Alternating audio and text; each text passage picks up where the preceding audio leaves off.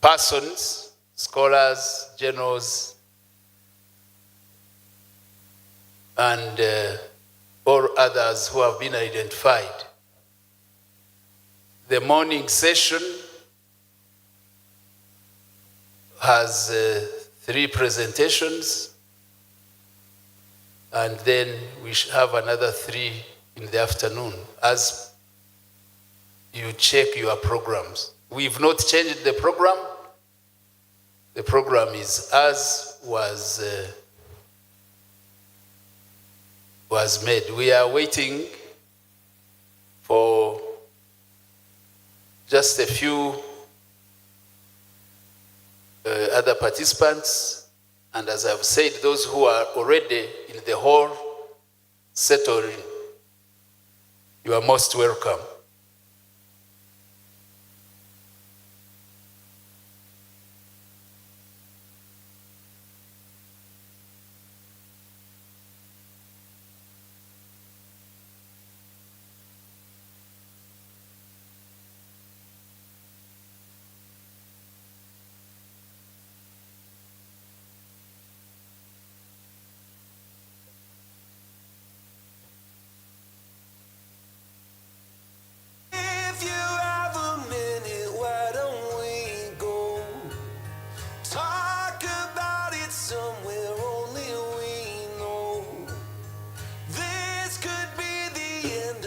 Let me, in a special way, welcome the family members of General Aronda. You are most welcome, Ma'am, and all your family members who have joined us for today's event.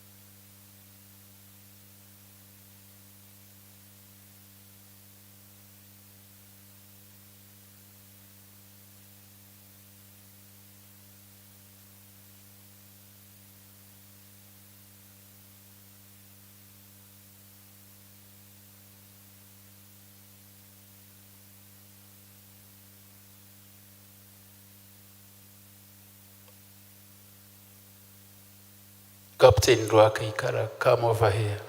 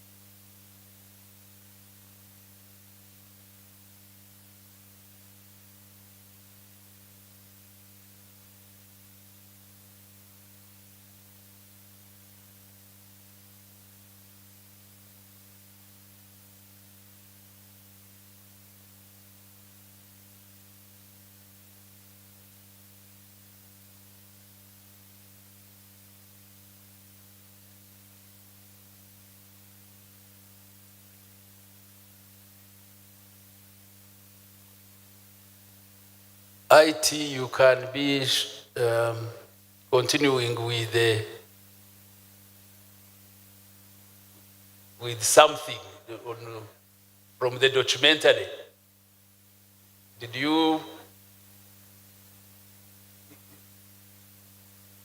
continue as we wait for just a few minutes to commence?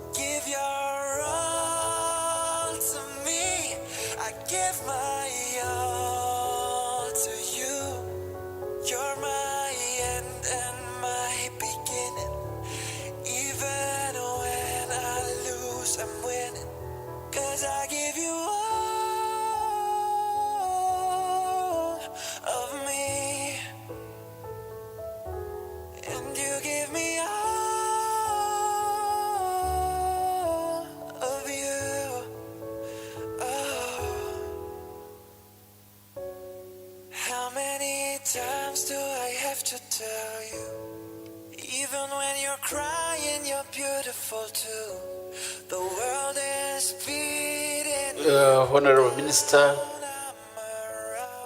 our distinguished guests, generals, ladies and gentlemen, we are going to be starting in a short while the panel of handling the first session is already constituted, and I want to take this opportunity to invite the Honorable Minister of State for Internal Affairs, General David Muhoozi, kindly take a seat in front on the platform. Another member of the panel is General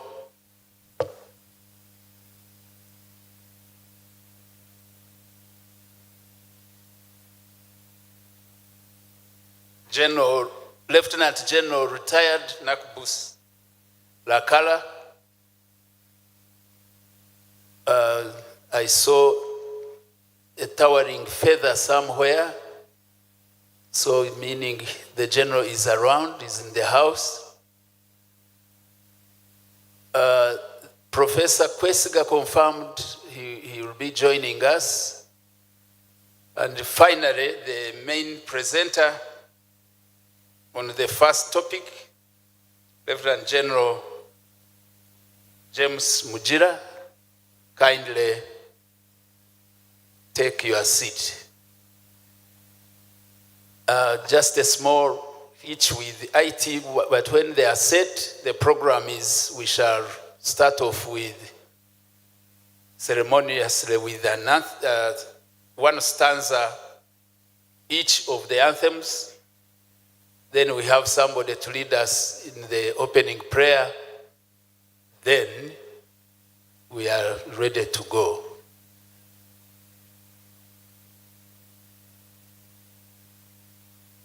IT, when you are ready, you signal me, we start, because you are the one playing the anthems.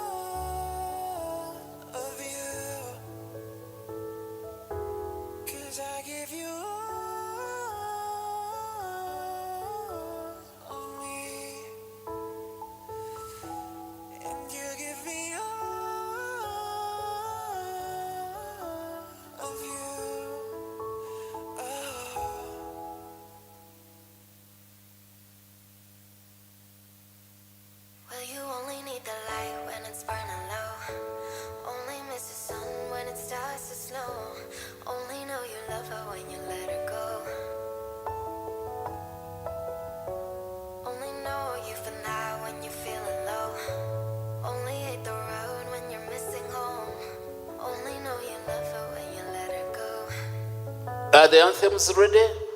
We are getting time bad. We want to start.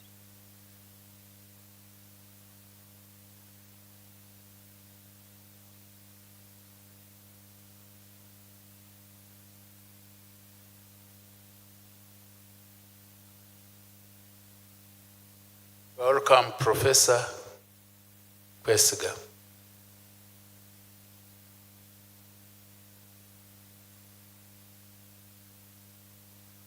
Our opening prayer will be led by Reverend Hon Aaron Nyakairima, who at the same time is a director in the Directorate of Ethics and Integrity, charge of religious affairs. If the anthem, the technology has failed, I want us to raise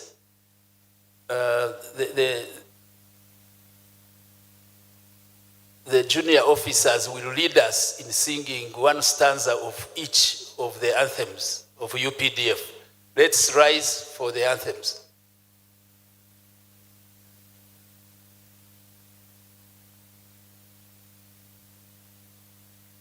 In Kiswahili, the Ugandan and the East African.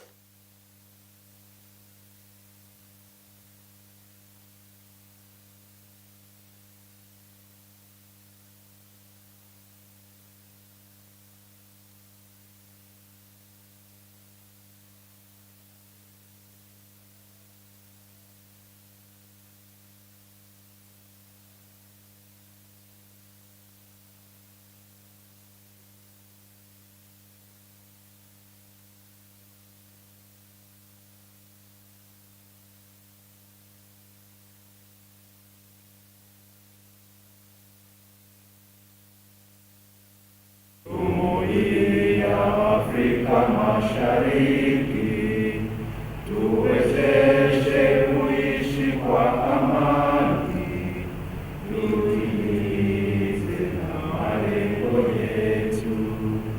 Jumuiya yetu sote tuilinde, tuwajibike, tuimarike, umoja wetu ni nguzo yetu, idumu jumuiya yetu. Thank you, Reverend Canon. I think you will resume our seats and it will be up to Reverend Canon to tell us what to do.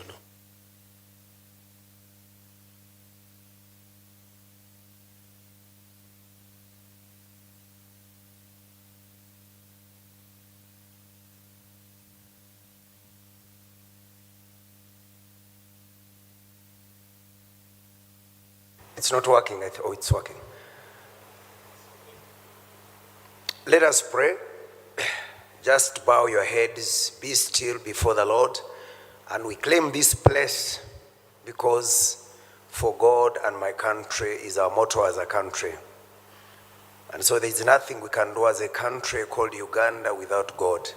Even our anthem qualifies that. So Father, we are here in your presence.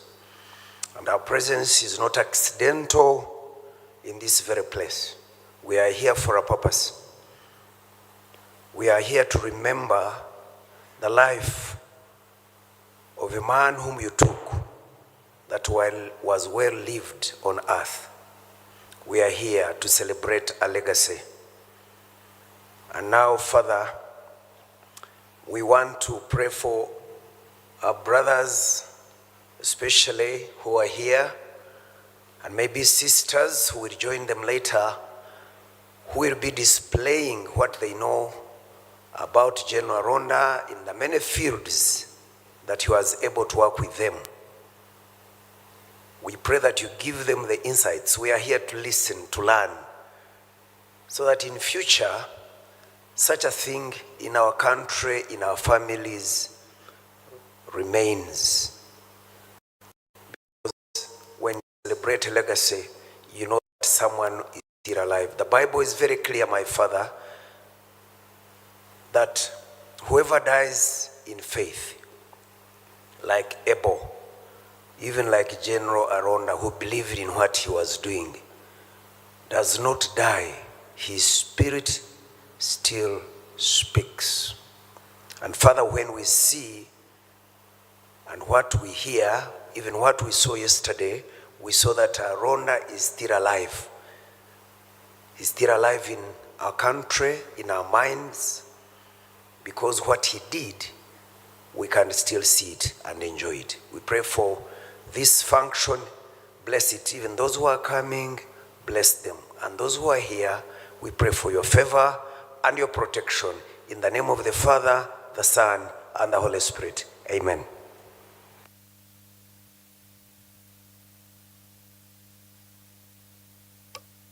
Thank you. Now that the day's events are blessed, we are going to start.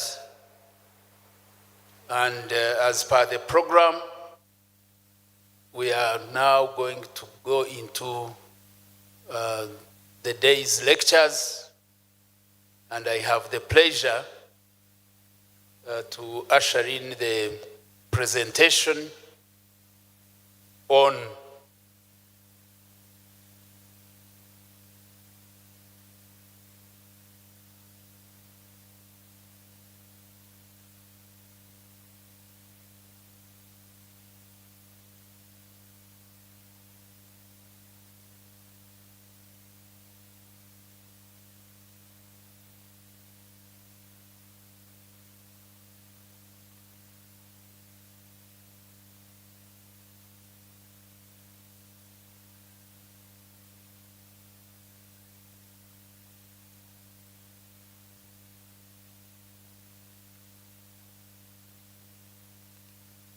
the importance of a viable defense industry for Uganda. And the presenter for us today is none other than Lieutenant General James Mugira, the current Managing Director, National Enterprises Corporation. General Mugira is a senior general, born way back in 1964. He's a family man. He joined the struggle as a freedom fighter, joining the National Resistance Army, October 1985. And he was commissioned in 1988. General Mugira is a legal guru.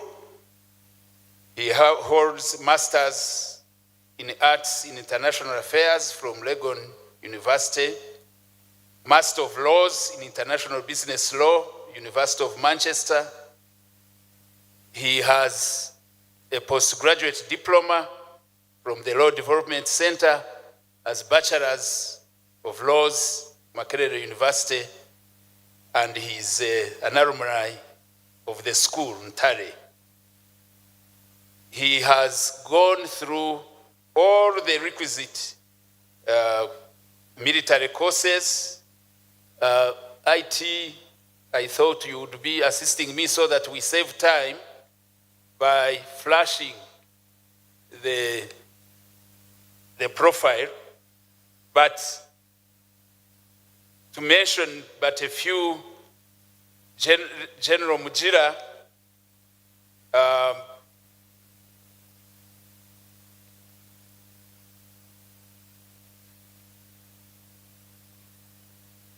did his senior command and staff in Accra 203. He had done the other courses, company commander, basic intelligence course, ideological course, internal management course, and many courses in intelligence.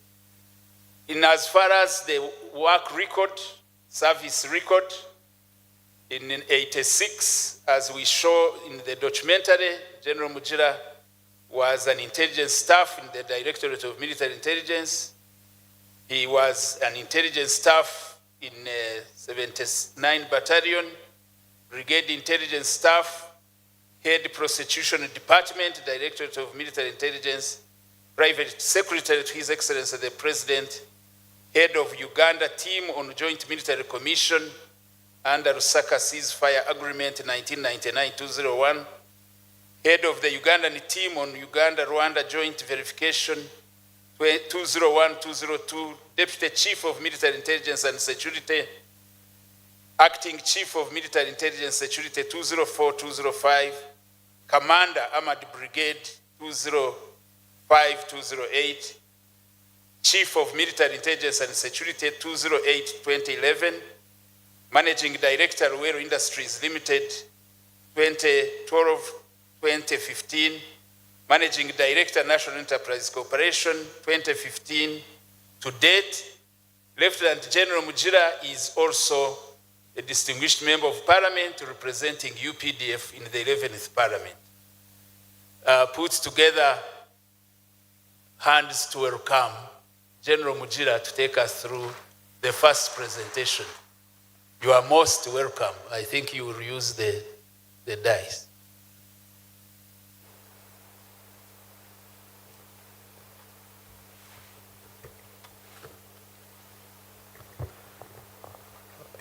Thank you, moderator, for the introduction.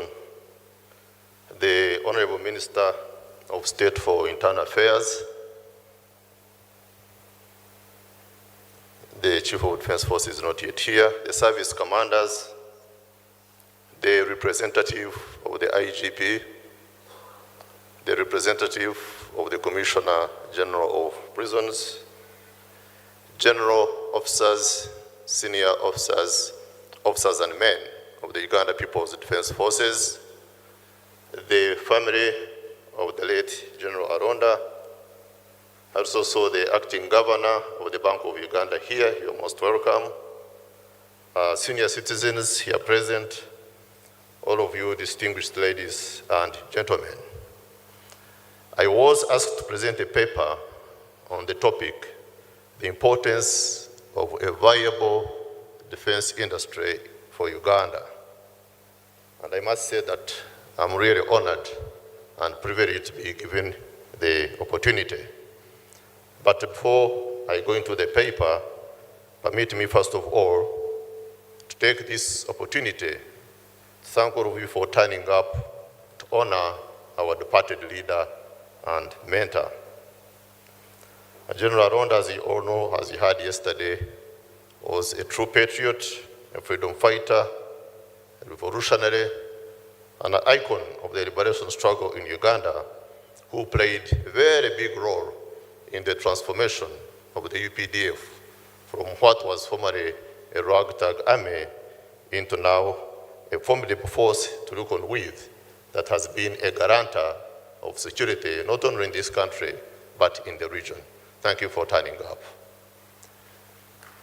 I do thank the strategic leadership also for the thought to organize this service in honor of this distinguished son of Uganda.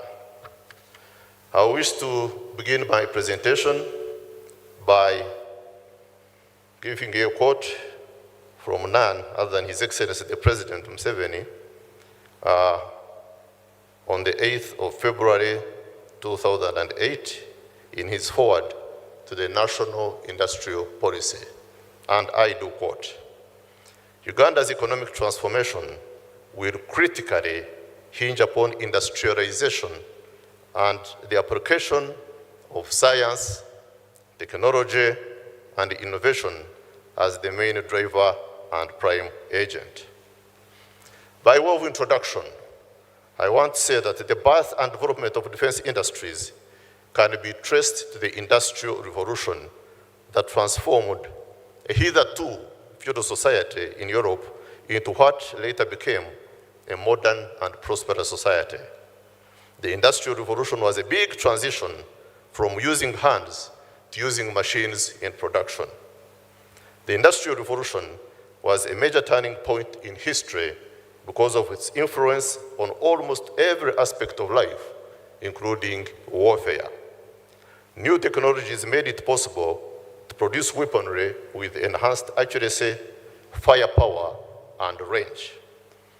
The development of a tank in 1915 by the British changed trench warfare in the same way the development of artillery and semi-automatic arms, which were all developed during the Industrial Revolution, hence the development of defense industries to manufacture equipment required in warfare.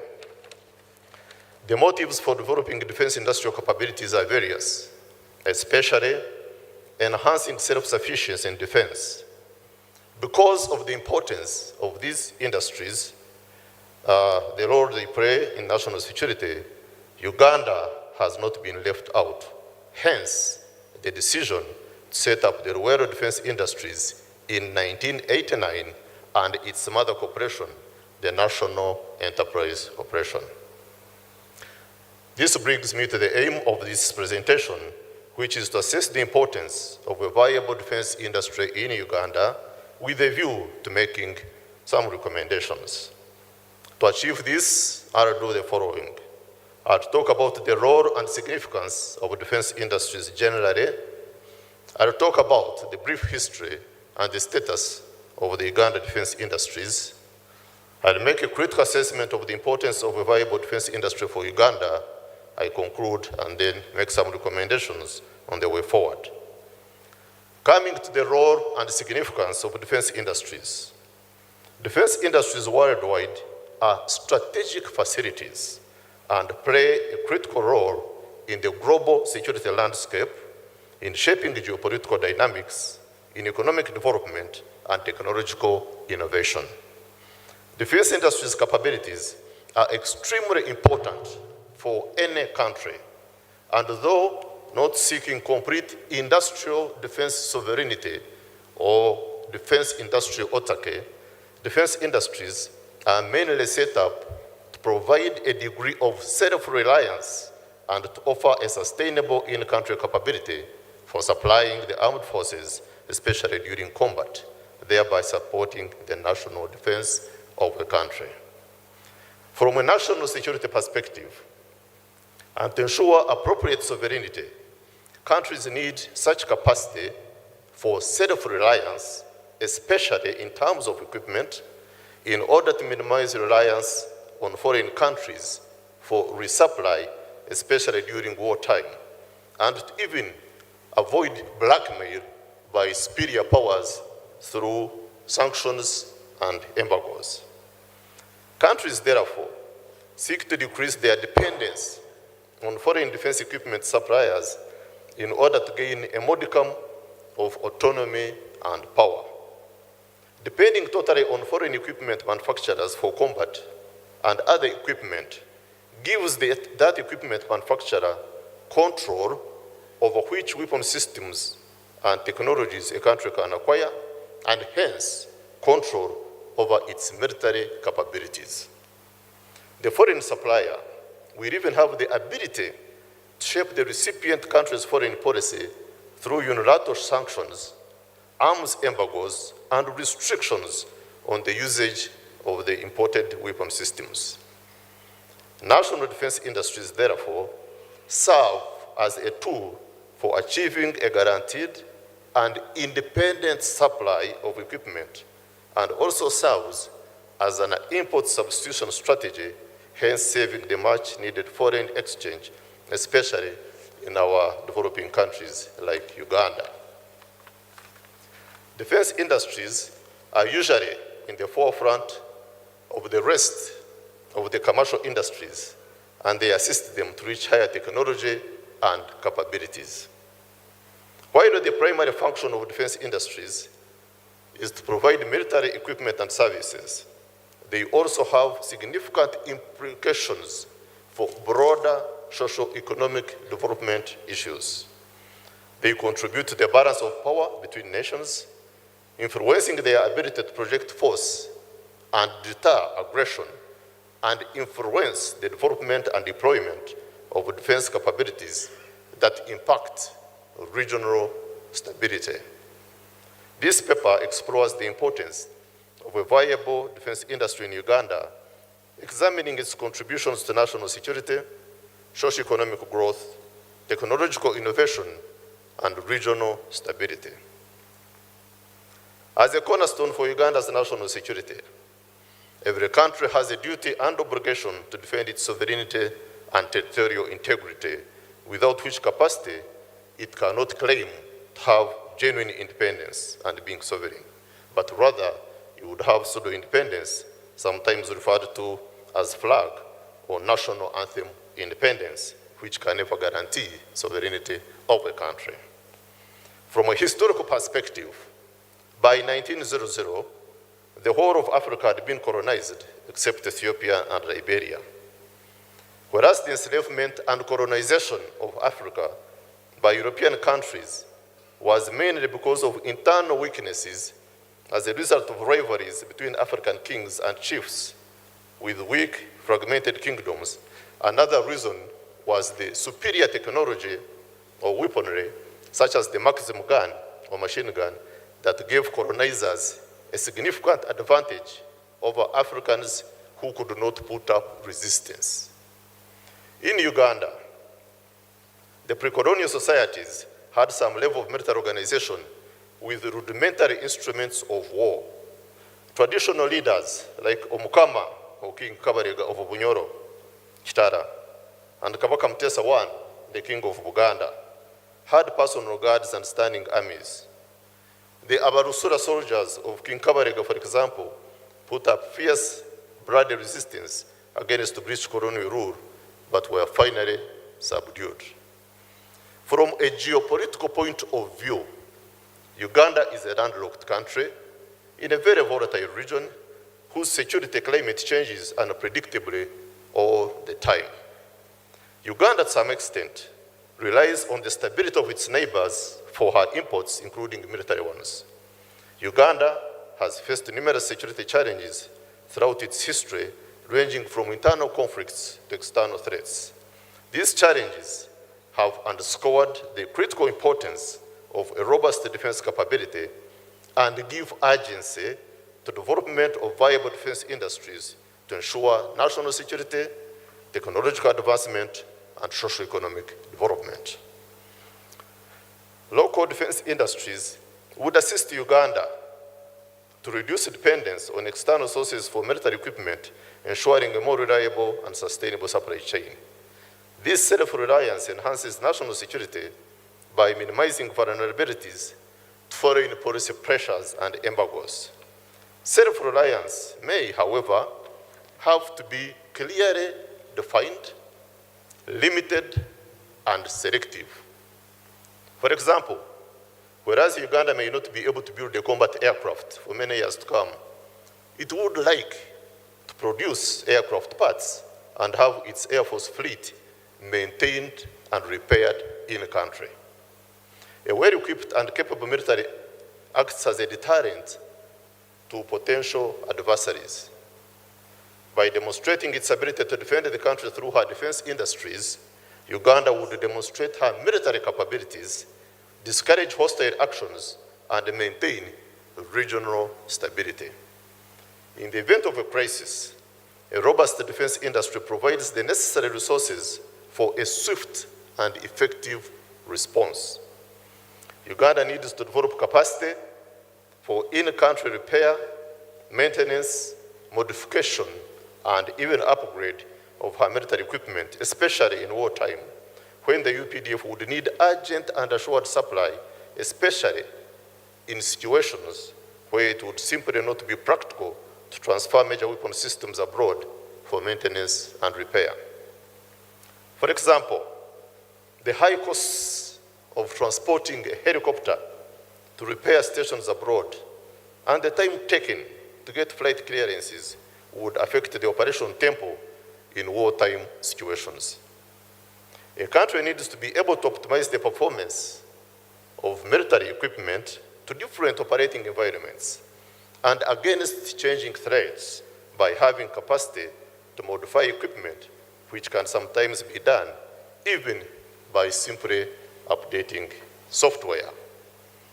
To improve the performance of weapon systems and avoid obsolescence, it is often necessary to build internal capacity to upgrade major components like aircraft engines, etc. As a catalyst for socio-economic development, national defense industries can serve as a locomotive for the whole economy. They help develop the state's technological base, modernize the overall economy, and enable economic growth. A viable defense industry contributes significantly to economic development through job creation, technology transfer, and increased exports. The defense industries create a wide range of high-quality jobs, from manufacturing and engineering to research and development. These jobs boost the economy and reduce unemployment rates, especially of the many unemployed youth, the Gen Zs of these days, who in a way also pose another security threat if not attended to. As far as technology transfer is concerned, a developing country like Uganda has not developed the requisite technology to support the development of defense industries. And many countries impose strict export controls on advanced technologies due to national security concerns. These restrictions, in a way, also limit the types of technology that can be transferred to Uganda, hindering its ability to develop a sophisticated defense industry. This can be addressed through collaboration with friendly foreign companies by, among others, entering into partnerships and joint ventures which facilitate the transfer of advanced technologies and expertise.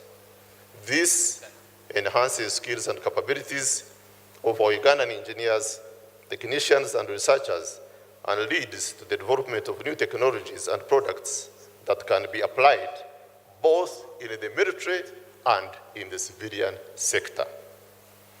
A viable defense industry can also generate revenue for the country through the export of military equipment and services. However, Uganda's local defense industries still have limited production capacity, which restricts the quantity and variety of equipment it can export. They may also face difficulties competing with more established defense industries already benefiting from economies of scale in terms of price and cost effectiveness. Another reason for acquiring self-sufficiency in production of defense equipment as a country is because of distrust of external suppliers who in most cases work through middlemen that are just interested in fat commissions, which ultimately also escalates the final product cost. So local defense industries also in a way support the national budget through savings as a result of eliminating these middlemen and commission agents who serve as agents of foreign or original equipment manufacturers. However, this can only be fully achieved if the local defense industries deal directly with the equipment manufacturers for equipment which they cannot produce locally. As a driving force for technological innovation, as you all know, science is the primer of change of societies. It is the detonator of change in all societies. The scientific and technological level of a nation and its industrial base gives a country the ability to decide the type of weapons and equipment to be developed locally or to match the level of technology of weapons developed or used by rival nations. In all wars, success in combat depends largely on the weapons used.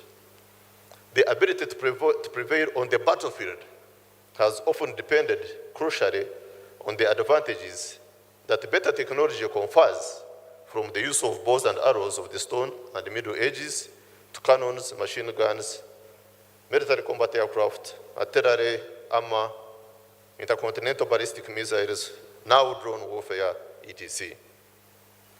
The evolving nature of warfare has no doubt necessitated innovations and inventions leading to deep engagement in research and development. Indeed, as you may know, many inventions currently with civilian application worldwide were military. For example, digital photography, the internet, satellite photography, satellite navigation, rather, night vision, to mention but a few. No wonder modern armies in the developed world are now investing heavily in research into future military technologies of artificial intelligence, advanced defense equipment, robotics and autonomous systems, Internet of Military Things, cyber warfare, big data, and analytics. Defense industries, therefore, serve as a catalyst for technological innovation, driving advancements in various fields such as science, such as research and development, dual-use technologies, etc. On research and development, the pursuit of military capabilities often necessitates cutting-edge research and development. Therefore, another area of strategic significance as far as the defense industries is concerned is research and development.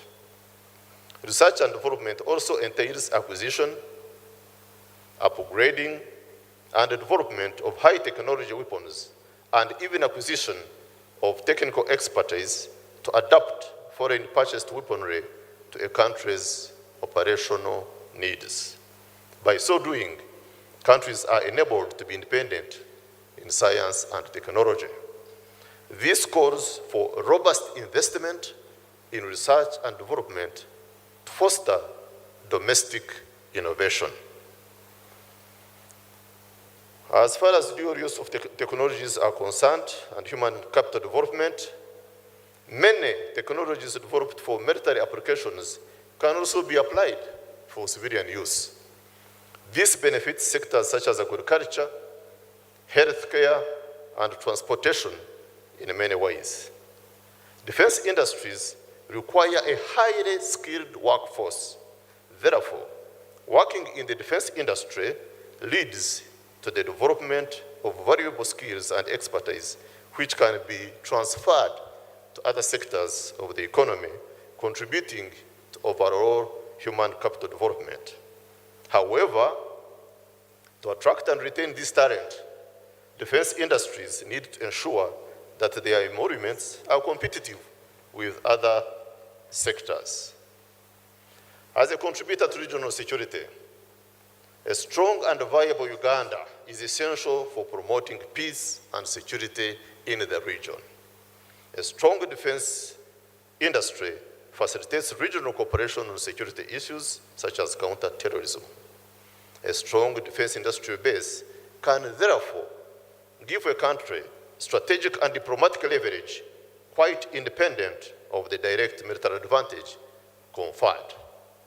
Let's now look at the brief history and the current status of the defense industries in Uganda. Uganda's defense industry has a relatively recent history. Prior to independence in 1962, during the colonial rule, the British colonial governments had no interest in capacity development, but rather in creating an economy that was reliant on the colonial powers. Post-independence leaders lacked clear vision on national strategic security, and this was aggravated by the country's political instability and economic challenges, which also hindered the development of local defense industries.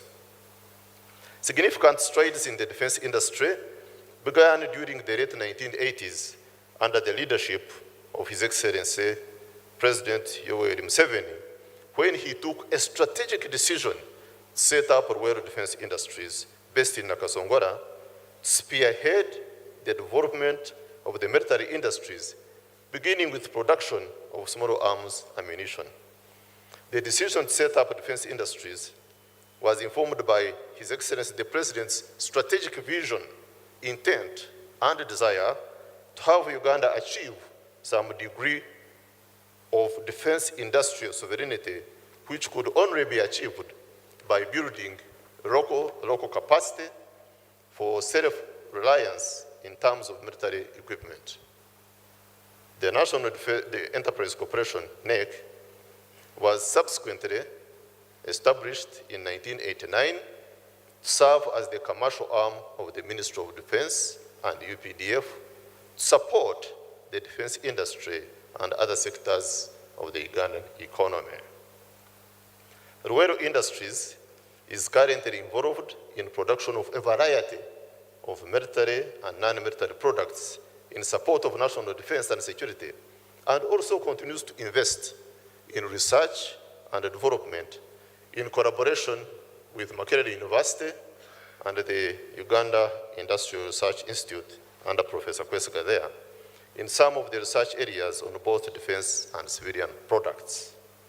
Ruero Industries is also partnering with Kira Motors Corporation in the manufacture of electric buses, thus supporting the mobility and e-mobility ecosystem and contributing to the national e-mobility strategy and national industrialization agenda.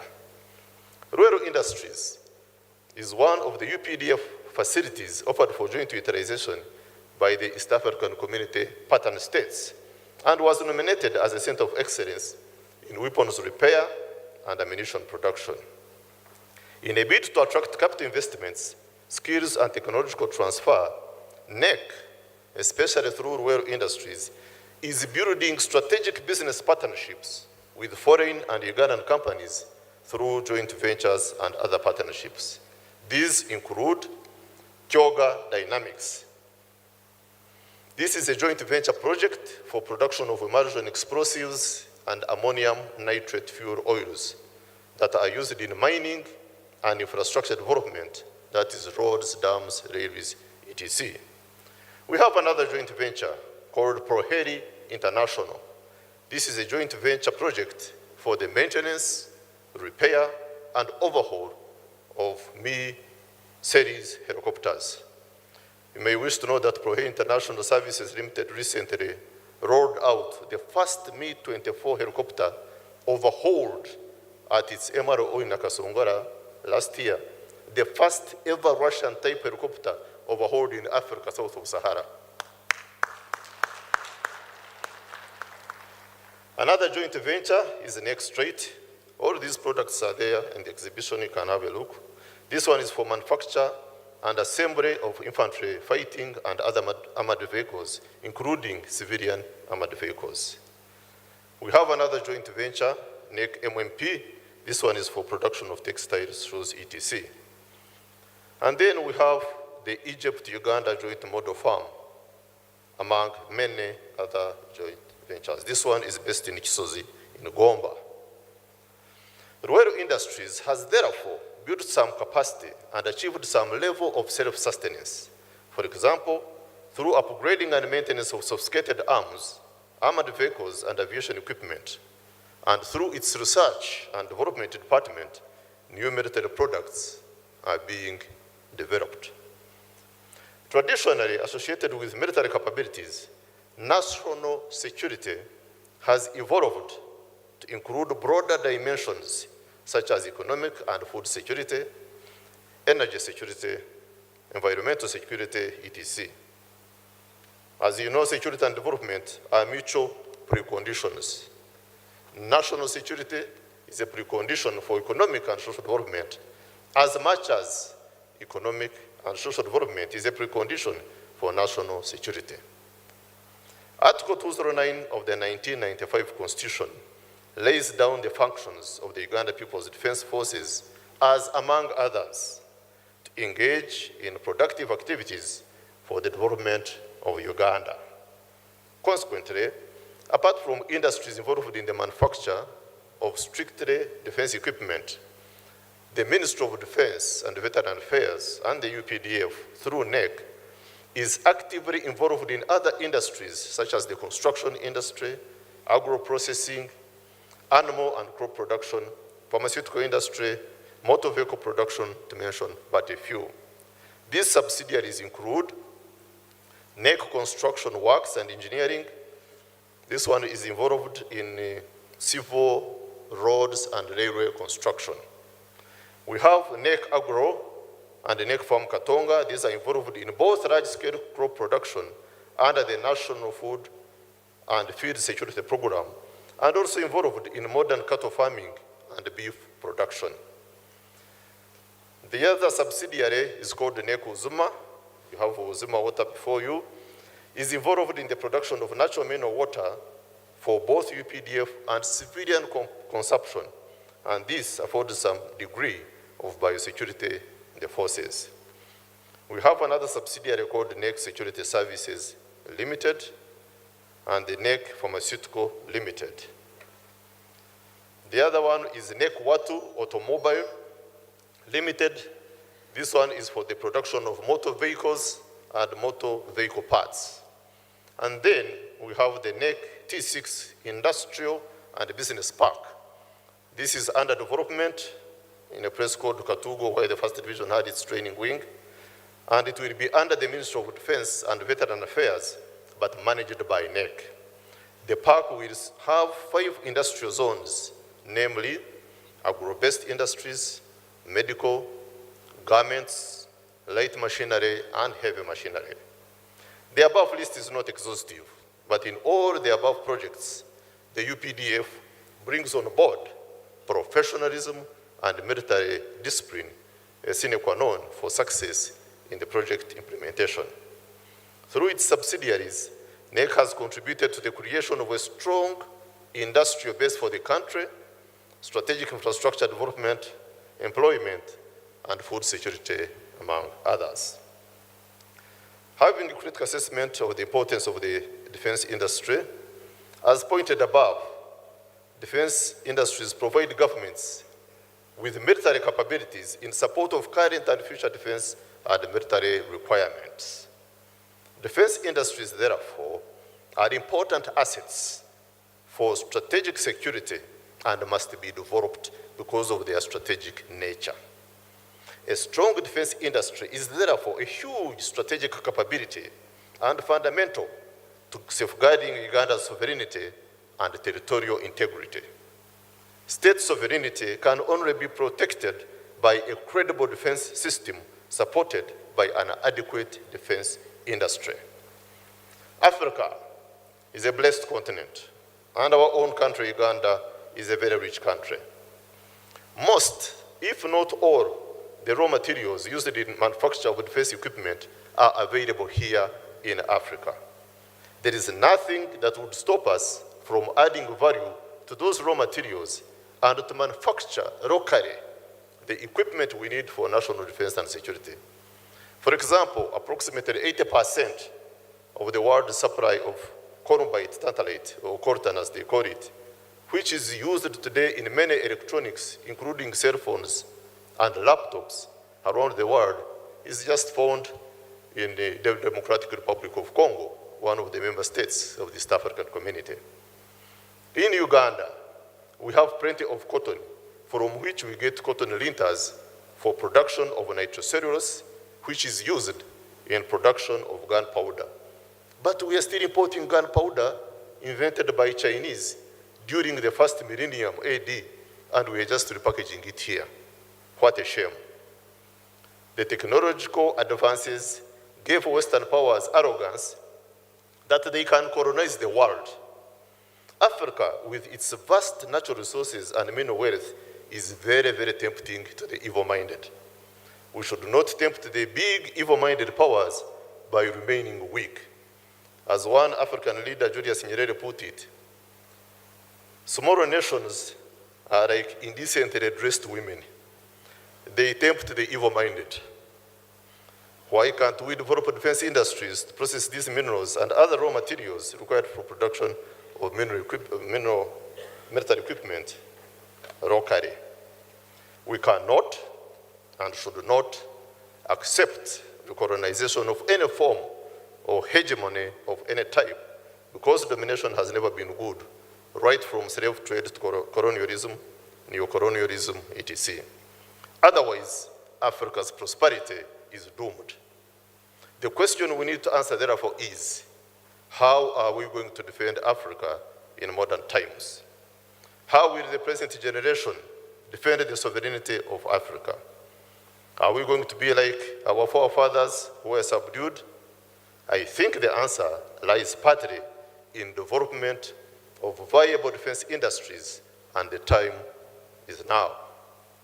When we lag behind, we risk becoming slaves or getting freedom with permission of others.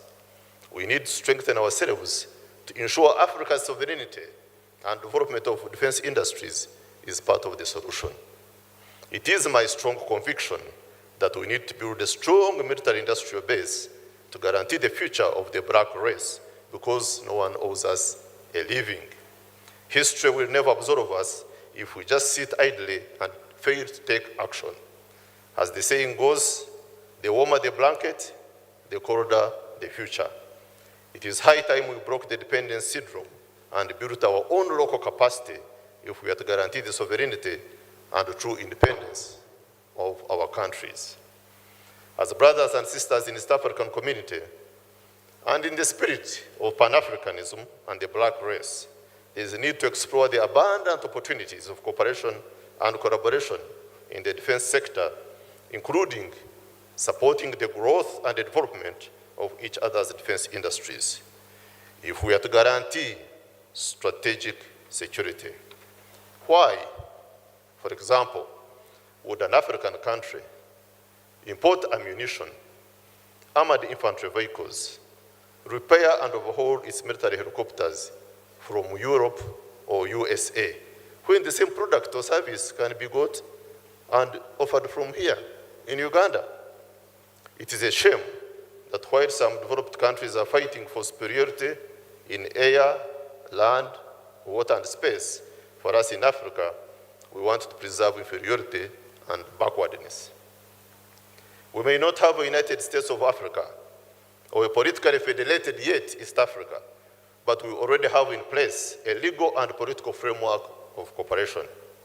We, for example, have the Forum of the Chief Executive Officers of the EAC Defense Technical Facilities for joint utilization.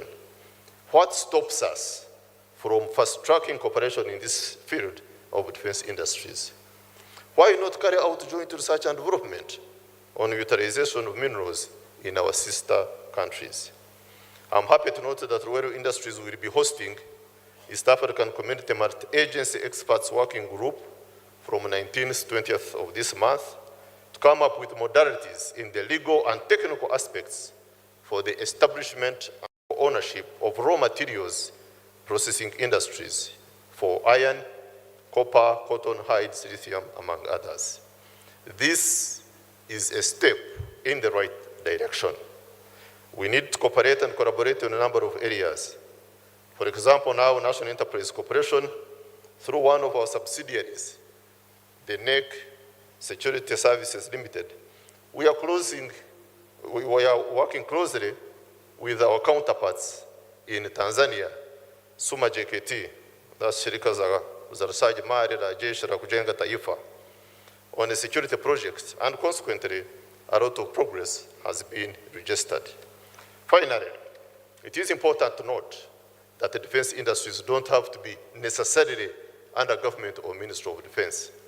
Indeed, the defense industrial-based sector in developed countries is not a monopoly of the military. It also consists of the private sector defense industry, where private industry manufactures and provides a majority of the equipment, materials, services, and weaponry used by a nation's armed forces. For I go forward as I conclude, a viable defense industry is a critical asset for Uganda, providing national security, economic benefits, technological advancements, and contribution to regional stability. A viable defense industry in Uganda is therefore crucial in countering national security challenges. By investing in this sector, Uganda can strengthen its sovereignty, promote economic growth, and play a positive role in the development of the region. On the part of NEC leadership, we pledge to transform and take the defense industries to greater heights and to positively contribute to the national defense, security, and socio-economic development. So what do I recommend as a way forward? One, the government should continue investing in the development of defense industries. Sovereign defense industrial capability necessitates strong research and development capacity. Uganda government should therefore dedicate funding to institutions involved in research and development, like Rural Industries and URI, the Uganda Industrial Research Institute. This, in turn, demands high-level human resource development. The government policy to pay enhanced salaries for scientists will help in retention of highly qualified scientists, crucial to the development of defense industries. Government should deliberately pursue policies aimed at fostering development of defense industries through initiatives like joint ventures, which will enable the country to, among others, get technology and skills transfer. Governments should provide support to defense industries, especially in infant stages, both in the form of capital and preferential treatment in the purchase of output products without subjecting the industry to competition with others, especially the foreign ones, whose products are likely to be cheaper as a result of more advanced production processes of equipment and, of course, the economies of scale. The private sector be encouraged and supported to play a very strategic role in investment in the manufacture of defense equipment, especially for dual use. In Australia, for example, they have adopted a couple of measures to support the private sector innovation through a body called the Center for Defense Industry Capability. Let us also continue holding periodic defense exhibitions for defense equipment and weapon systems, exploring potential defense technological exchanges and possible cooperation on capacity building, military technology, and human resource development. I thank you for your attention.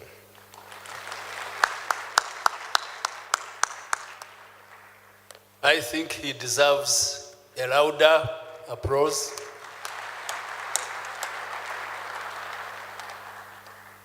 Thank you, General. The presentation very elaborate, but to note is that his presentation is well demonstrated because he's the key participant, is at the center of the first Kampala Defense and Security Expo that was inaugurated yesterday by none other than His Excellency the President. Let's put our hands together again and congratulate him on making this breakthrough. He's recommending the continuation of such exhibitions, and already he has hit the ground running. I want to congratulate also his team. I think those who are around maybe could stand so that the participants see you, members from the rural industries and all those affiliated. If you are here, stand up for recognition. Thank you. The MC is not here, but I note that a number of other distinguished guests have joined us as the presentation was ongoing. Right now, our honorary defense minister, Minister of Defense and Veteran Affairs, Honorable Both, has joined us. Let's welcome him. He's joined by another senior minister, Minister for Relief and Refugees and Disaster Preparedness, Honorable Hilary Onek is in the house. Earlier they had told you, we had cited the acting Governor, Bank of Uganda, my OB, his name, when I pronounce it, I bite my tongue, but he's my OB. Honorable members of the Defense and Internal Affairs Committee of Parliament have joined us. Please welcome them. The rest will be done by the Masters of Ceremony. Let me continue with moderation of this session. As I had introduced earlier, this session has a panel of distinguished personalities. On the panel specifically, we have a whole Minister of State for Internal Affairs, and once a CDF, and therefore who participated in the growth of this subject matter we are discussing, and that is none other than General David Muhoozi, our Minister of State for Internal Affairs. General Muhoozi is being the Chief of Defense Forces, as I have said. He's also a member of Parliament in his own right, representing the UPDF. General Muhoozi had a very, very, very rich service record. He was Commander Land Forces before he became the Chief of Defense Forces. He was Commander Air Defense Division. He was Commander Armored Brigade. He was Chief of Staff Air Force. He was the base commander in Tebe Air Base. He was a battalion commander in mission areas in Bunia. He was a sector commander in Beni. He held several staff duties in the military intelligence sector. General Mhozi is well educated both in the military area and academically. What I know is also a land friend. So to save time, that's a brief profile. I will also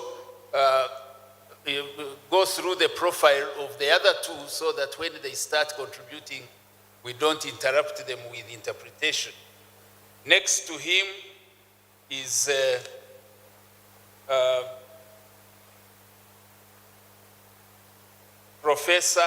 General, Lieutenant General retired Nakbus Lakara.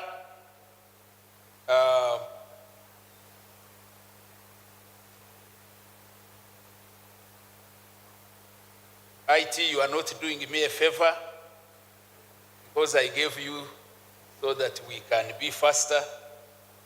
But the general is currently the MD Uganda Air Cargo, and it's real Uganda Air Cargo because he's now flying. General has a very long serving profile and associated closely with General Aronda in many of the operations. And General Lakara was one time a chief of staff of UPDF, and he was at the head of Operation Wealth Creation and many other important assignments. When his profile is finally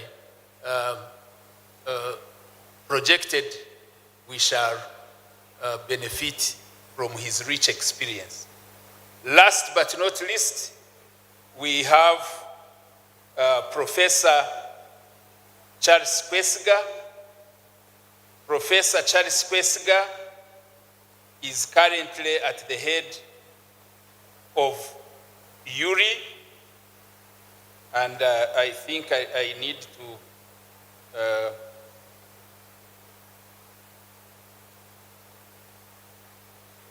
this is like a book, but I will summarize it.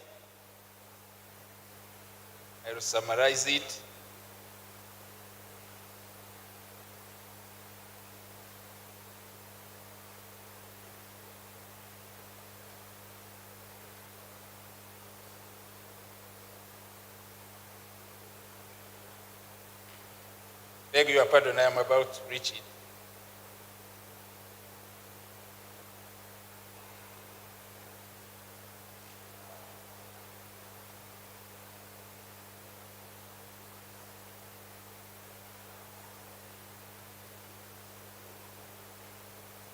IT, still, you are still letting me down, otherwise I would be.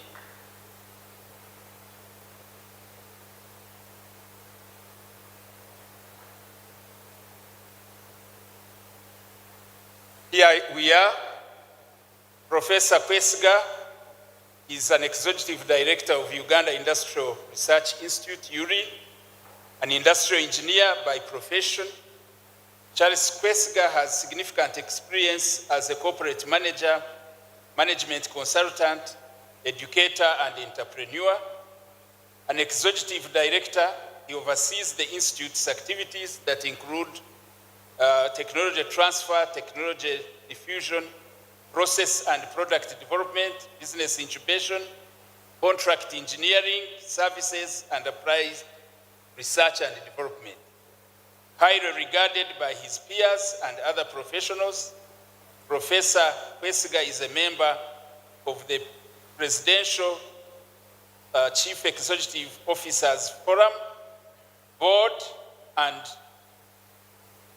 some notable positions he has served include member of UNECA Advisory Council on Africa Technology Transfer Networks, President Emeritus of World Association of Industrial Technology Research Organization. The book is so huge, so he will be here to share, and as you heard from the presentation, he closely works with NEC in the advancement of defense industries. So put our hands together to welcome this eminent panel that is going to, in a few minutes, add to what we have heard from General Mujira. And to kickstart us off is none other than the Minister of State for Internal Affairs, General David Muhoozi.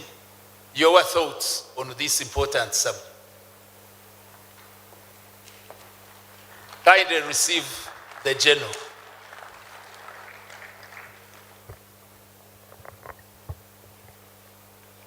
The Honorable Minister of Defense, Honorable Jacob Oboth,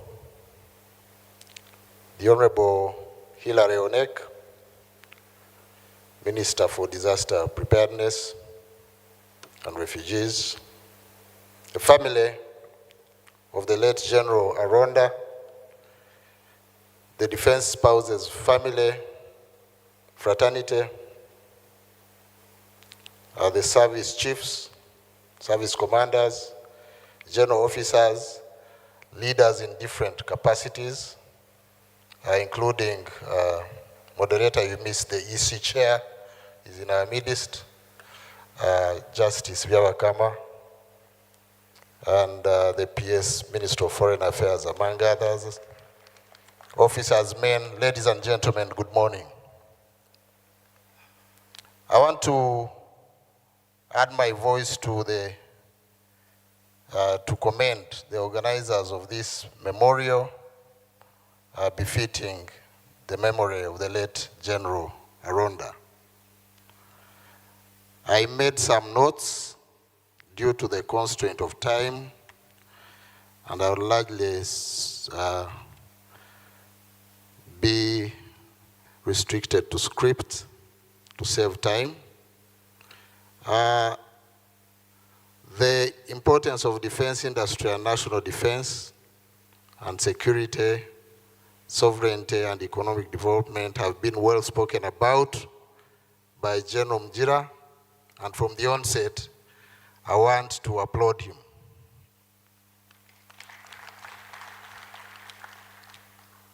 In sum, he talked about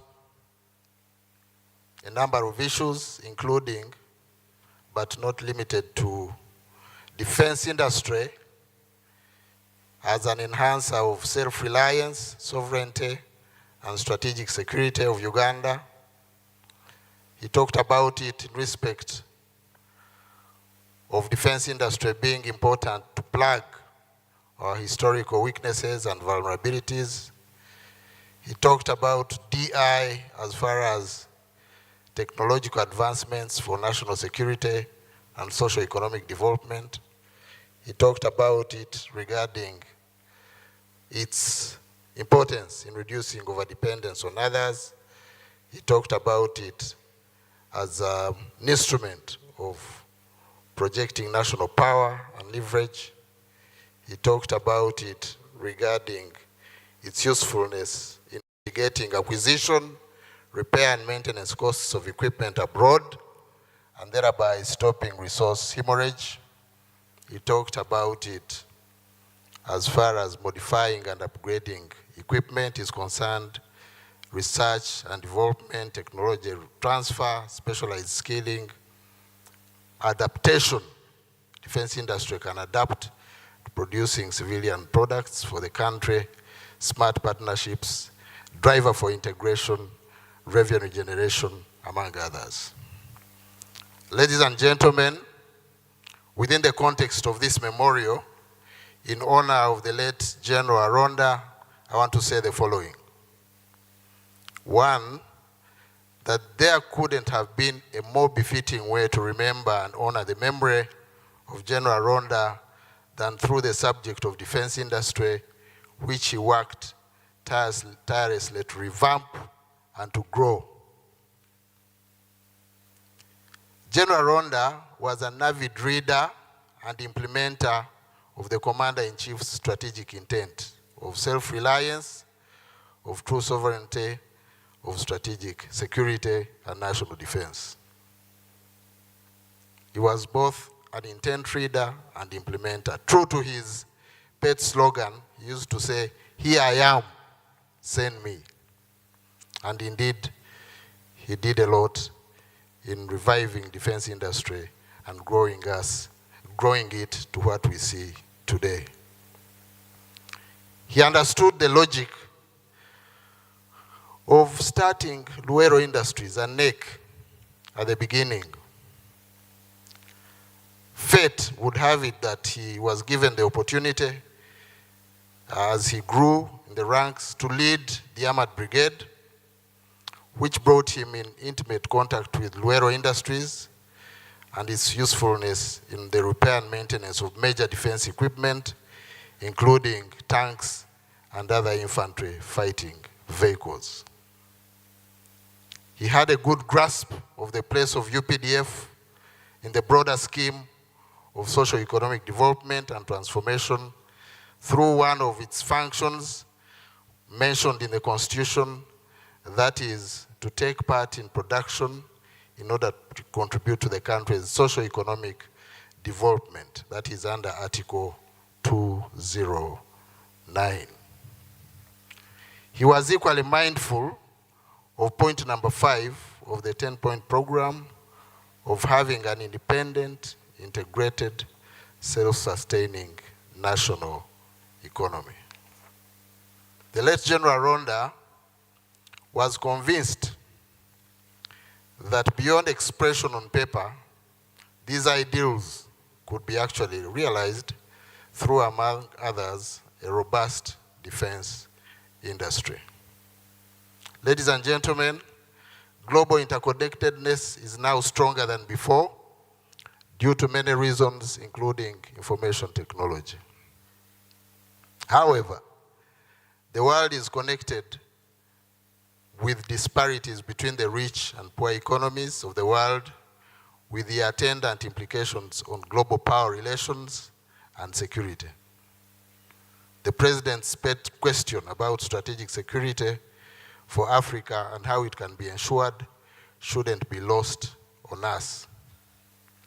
Apart from integration per se, we need to ensure that we integrate with value addition and not just misery and problems only.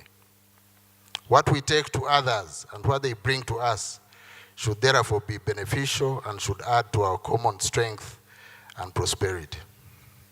Hence, the importance of defense industry. The relevance of residual self-reliance and autonomy was brought home most effectively through 2 global events: the COVID-19 pandemic and the current Russia-Ukraine war. COVID brought the world to a standstill. It also taught us some bitter lessons on self-reliance for survival. It showed us that in times of crisis, the inclination is to start with oneself. This is akin to the flight instructions we always get from flight crew before flight, that before you help a child, first help yourself by putting on the oxygen mask. Jihudumie kwanza kabla hujahudumia wengine, the Swahili say. So the first world countries exercised what came to be known as vaccine nationalism before attending to us. Their scientists and industries concentrated on their countries first. Fortunately, Africa largely survived the rigors of this epidemic and didn't lose as many people as some parts of the world. However, COVID shook us out of our slumber and we started to produce many of the critical products needed to address the effects of the pandemic, including drugs like Covidex, sanitizers, oxygen cylinders, masks, etc. Necessity, they say, drives invention. The lesson of self-reliance in crisis was therefore well registered. Luero Industries Limited was at hand to make some of these products, which I presume you all saw at the EXPO exhibition in the stores outside there. The Russia-Ukraine war, on the other hand, disrupted in an unprecedented way global supply chains. Prices of military equipment went through the roof. Many items ran out of stock, including, you can imagine, even rifles. Repair facilities for heavy military equipment like tanks and aircraft closed shop. Gladly, thanks to the vision of the president and the contribution of warriors like the late General Aronda, we now have a fallback for some of these critical items for national defense. We can repair and remodel guns, we can make ammunition, we have an aircraft overhaul, repair and maintenance facility here, among others. We are also able and flexible enough to convert and make civilian products when the need arises. Some of them including food and agricultural products, which also contribute to food security. Admittedly, we had some initial setbacks in our journey of building our defense industry, and it took the able hands of leaders like General Aronda to revive and grow our defense industry to what we have today. And therefore, what we need to do in his memory is to consolidate his efforts and to scale greater heights in this field in order to ensure our strategic security and survival. May the soul of the late General Aronda rest in eternal peace. I thank you. Thank you indeed, General David Mhozi. Very, very enriching, as I don't need to really dilute that input. You know, this setup, I understand we are supposed to remain where we are. So, so let's also copy the new .com way of doing things. So I will ask the next panelist, you just switch on your mic there and make your contribution. Let's welcome General Nakbus Lakara. You are welcome. Make your thoughts on this subject. Thank you, moderator. The Honorable Minister of Defense and Veteran Affairs, the Honorable Minister of Refugees and Disaster Preparedness, colleague panelist here, the Honorable Justice Vyabukama, the family of the late Aronda, service chiefs, representatives of the IGP, Commissioner General of Prisons, members of the Defense and Internal Affairs Committee of Parliament, generals, invited ladies and gentlemen. First and foremost, let me take this opportunity to thank the Ministry of Defense and Veteran Affairs and the UPDF strategic leadership for finding it fit for me to be a panelist. And with that, yes, yesterday, His Excellency the President set the pace for today's discussions. Talked about collective security, to which defense industries play a strategic role. But he also talked about the African Brotherhood, and that if we can develop our defense industries, then we should be able to utilize that capacity that Uganda has developed with other sister African countries. I am not sure if I am supposed to justify the importance of defense industries. I think that justification has already been made by Honorable Mugira and the Honorable Minister of State for Internal Affairs.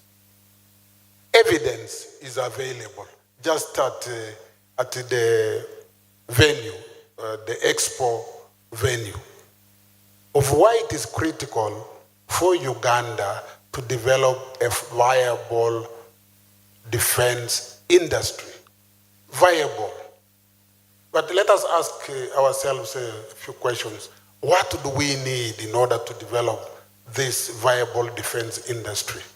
One, we require a skilled workforce, a prepared and trained human resource to be able to innovate. Secondly, would require technology, and modern technology does not come cheap.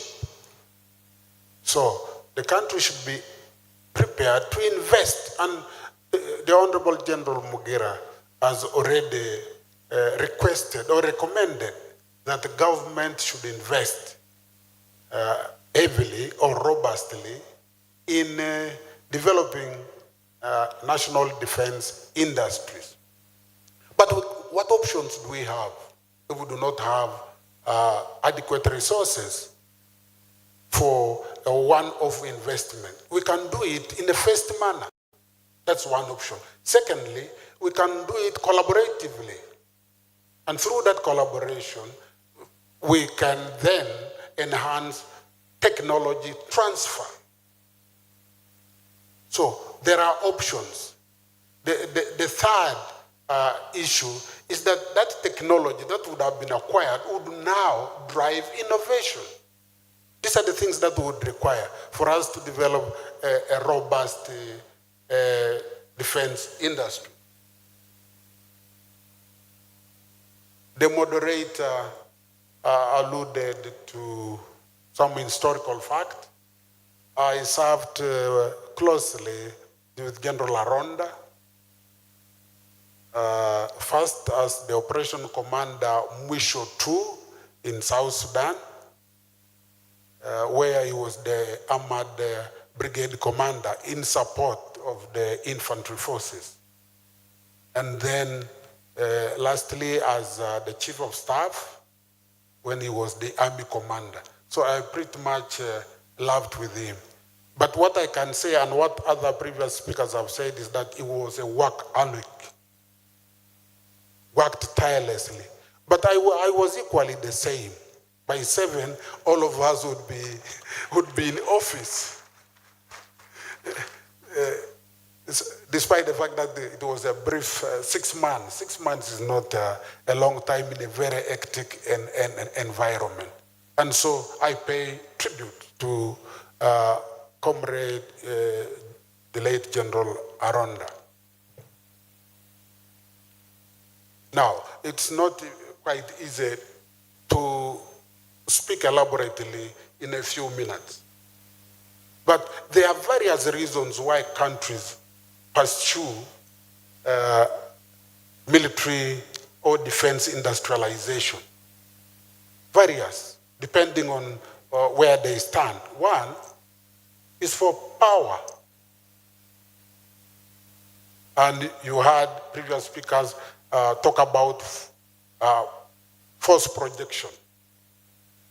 The other is wealth. You heard the presenter talk about export or import substitution. The third would be for prestige. that you will be seen to be at a certain level than other countries. But other scholars also give different arguments. One, independence, and the presenter, General Mugira, talked about independence. But that independence can only arise through self-sustainability. And others would be for purposes of control. If you are self-reliant, independent, then you have control. So you do not have these external suppliers controlling how you use the equipment that you have acquired from them or maintenance of that equipment. Because they can use that to twist you through embargo, through restrictions, export restrictions. And so there is all the reason why we should establish a viable defense industry for Uganda. But the other issue is really where we are located as Uganda in this volatile Great Lakes region. That volatility requires us to be on top of our game each time a situation arises in the neighborhood. So we need a robust defense force supported or sustained by indigenous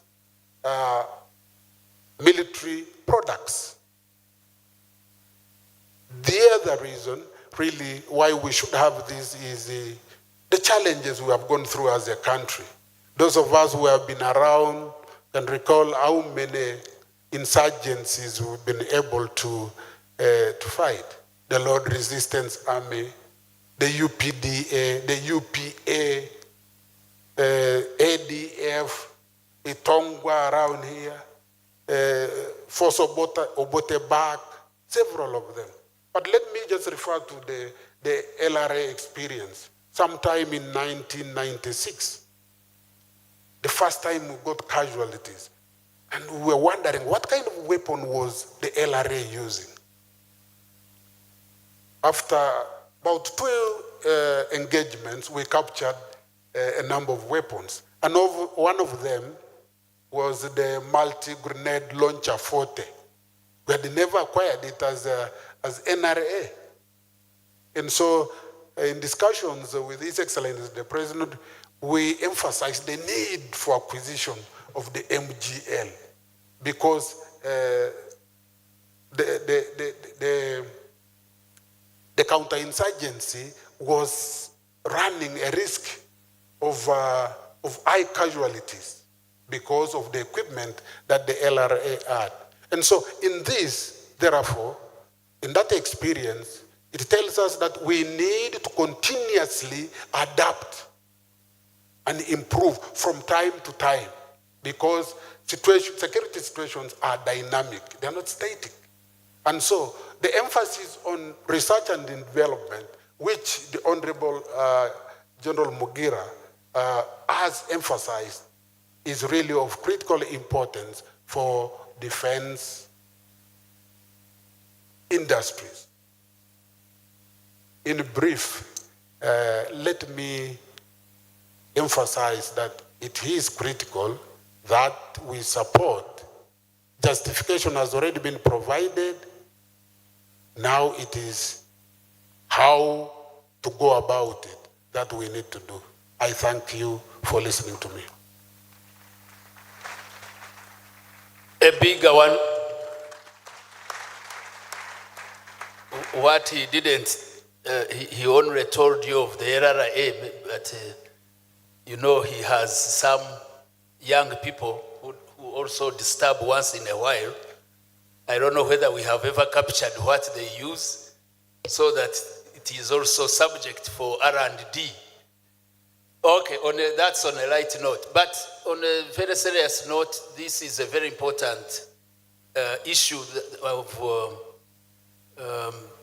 ensuring that whenever misfortune arises, like where we got such a weapon, which was in the hands of the enemy, the immediate place should be R&D. So I think that's a very, very instructive point that has come up. The role of General Aronda in that area of R&D, I was told one time when he was in one of the colleges, he did the rare thing. He came back with something ordinarily he wouldn't have been accessed by students on course. That shows you the importance he attached to developing our own defense industries. It's a story for another day, but I heard about it, how he did it, and from where I think I reserve it. Now let me go to our last panelist. We are running short of time. I know the professor would have loved to give us a wide experience, but he's limited by time. In 5 minutes, let's hear his thoughts about what he thinks about this subject. And IT, the professor had some slides that can help us to see the contribution he has. So you flash it. Thank you very much, moderator. 5 minutes for a professor or a politician can never be enough for even just tell them your name. However, I'll do the best I can. Glad to be here. Glad to be in the company of such luminary officers and men. Glad to be in front of a very impressive gathering of very important people. I met General Aronda about soon after I'd come back from my long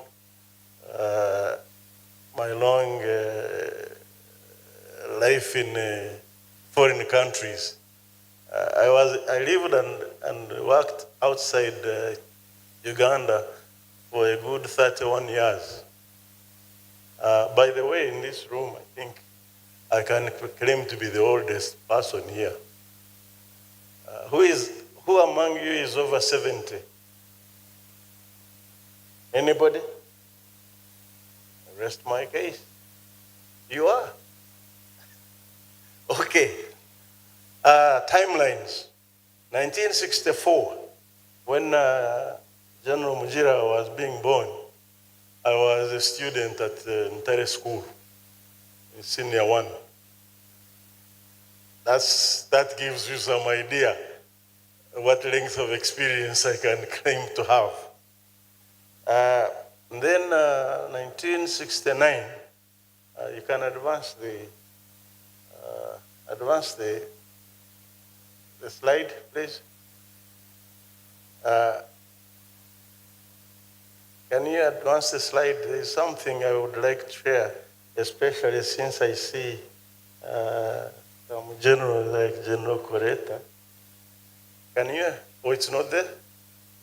Who is controlling the slides? You move the slide. It's not there? Okay, fine. 1969, I ended up, I found myself in Russia, and I had finished my senior 6, and Obote, president of the day, sent me along with a few other young people. And when I go to Russia, course 1 was organization of an infantry battalion. And I said, excuse me, am I in the wrong place? No, you are here to train as an infantry company commander. So I came back in Uganda in the mid-1970 and worked in the president's office. We were part of what should have been the equivalent of SFC now. But that excitement didn't last long, because on January 25th, 1971, the military coup happened. 10 days after that, I was in upper prison. Ruzira. So I turned 21. I turned 22 in Ruzira prison. Stayed in Ruzira for about 11 months. And after that, I was transferred to Mutukura prison, where I was supposed to be executed. And out of 625 detainees in Mutukura, I was one of the 64 that survived that massacre. And the 64 of us got out on the 9th of February, 1972. So you can understand why I had to work quickly to get out of Uganda. And by May 1972, I was an exile in Kenya, where I lived for about 5 years, worked with civil aviation. And in 1976, about June, some agents of Min regime came to Nairobi to look for some of us because they had to kill the story of Mutukura. And the only way they could do that was to dispose of some of us. So that I again had to run away from Kenya, and that's how I ended up in the United States of America in January 1977. Very apropos, very relevant to General Mujera's paper. In 1976, as I was settled, I was working for civil aviation. I got married to a Kenyan lady, and everything was okay. Then one day, I'm told I've been transferred to Entebbe Airport. And I said, hell no, I can't do that. The man is still on rampage. I cannot take myself to sure death. And so but then on July 4th, 1976, something happened at Entebbe. The Israeli raid, led by Netanyahu, whose brother is now the Prime Minister of Israel. That raid exposed, here you have a military regime led by somebody the rank of Field Marshal, and some commandos fly all the way from Israel, come to Entebbe, rescue their hostages, and go back to Israel with them. It was a big embarrassment, especially for a man of such a rank. So what did he do? Victimize the innocent. So I would have died in that time, because if I had accepted the transfer, that's something very bad would have happened. But my colleagues, Rui Jembe and the others, were taken off. And that's what it means to be dependent. An independent country that cannot safeguard its airport. But then, who had built the airport? The Israelis. When they were doing that commando raid, Idi Amin was on phone kneeling to Colonel Balev calling the shots all the way from Tel Aviv, because he had been his instructor when he got his paratrooper wings. And so he was very respectful of somebody of a junior rank. But that's what dependence means. You must learn to be independent, folks. There are other mistakes that opened us to shame and ridicule. When Obote was in Singapore talking about the geopolitics of the day, condemning the British and the Israelis for collaborating with the racist South Africa, he seemed to have forgotten that Israel was the one that had built his intelligence system, his air force, his all security organs of government. Israel had a hand in putting them together. And there he is mouthing off against the Israeli regime. I think the Prime Minister of the day from Britain said, some of you may not even have a country to go back to, much as you are here castigating us. dependence is a deadly thing. I'm glad to be here, to be in the presence of such a very sophisticated military brass of the UPDF. You have, when I read the paper that General Mujira wrote, and I was supposed to be a panelist to discuss it, but then I found myself underlining every statement, every detail. Say, wait a minute. I was in agreement with everything he was saying, and I'm glad he made references to my relationship with the Ruwer Industries and with the NEC. I'm glad to serve with you, General Mujira. And if Shakespeare was to come today to Uganda, he would have to follow his words about the legal profession. You know, Shakespeare had no kind words to say about lawyers. But here we have a lawyer who holds his own when talking about technology, talk about industrialization. Thank you, Mr. President, for appointing such brilliant officers. I have really, now, as I said, when I met General Aronda, I had started delivering courses at Chimaka. One of the courses was R&D. And thank you very much for Lieutenant General Coretta. I remember you for having introduced me, because the first course I had to offer, here I was. All the military that I knew was the military that really did me a lot of damage, that traumatized me as a young boy. And all of a sudden, I find myself in front of a room full of military people in uniform, and I'm supposed to give them a lecture on R&D. So you can see how intimidating this could be, because I still had bad memories of the military that we had before.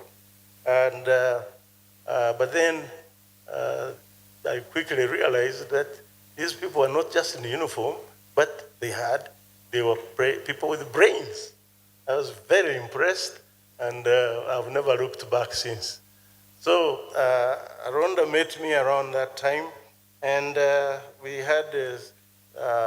we started a very, very good working relationship. And he always wondered how, because he visited me at URI, and we had already started turning around a dead institution. And he was quite impressed. So he said, how did you prepare yourself to be able to do this, to accomplish this in such a short time? And that's when we got into the details of my life and gave him those timelines I've just alluded to. Talked about how I fled from Kenya and went to America in January 77, started coursework as an industrial engineer. By 1982, I got a job as an industrial engineer working for a company in America. By 1986, I was promoted to Director of Corporate Performance. I was now in executive ranks, a boy from Mutukura, being able to leapfrog all those hierarchical promotions and really making it good. Many years later, my president would come to America and invite me back. Say, how can you practice as an engineer in a country that's already gone to the moon when your people cannot even get access to clean water? I thought that was a very strong argument. I tried to come back, but every time I tried, I would be disappointed by some of the people I met. And but then when I started getting in touch with the likes of Aronda, I felt the prospects were good, that I could actually make an impact. I'm glad that it has happened that way, and we must keep working together, move together, develop our country industrially. There's no other way around it. I have had, there's a time I was addressing a retreat of the cabinet ministers, and I was supposed to talk about the status of industry in Uganda. And I went in the conference hall like this, and I indulged them in something very simple, a simple exercise. Let's look around and see what products we are enjoying in this room that are made in Uganda. It was a rude awakening for some of our cabinet members. We must do better, and through the military initiatives, through rural industries, through NEC, through R&D institutions like mine, we can make it happen. Let's just stay focused and realize that it is critically important to overcome this dependency on foreign technologies, dependency on foreign expertise. We must do a better job. If we can go to America and do wonders like I did, why can't we do the same thing in my own country? What does it take? Indeed, we can do it. Thank you very much for listening to me. Thank you, Professor. I think you've not done him justice. He has taken you through a quick wrap of what we've gone through, but linked it to the subject matter. I want to thank all the panelists. I want to thank General Mujira for this important subject matter, very dear to the future of this nation, of the future of Africa.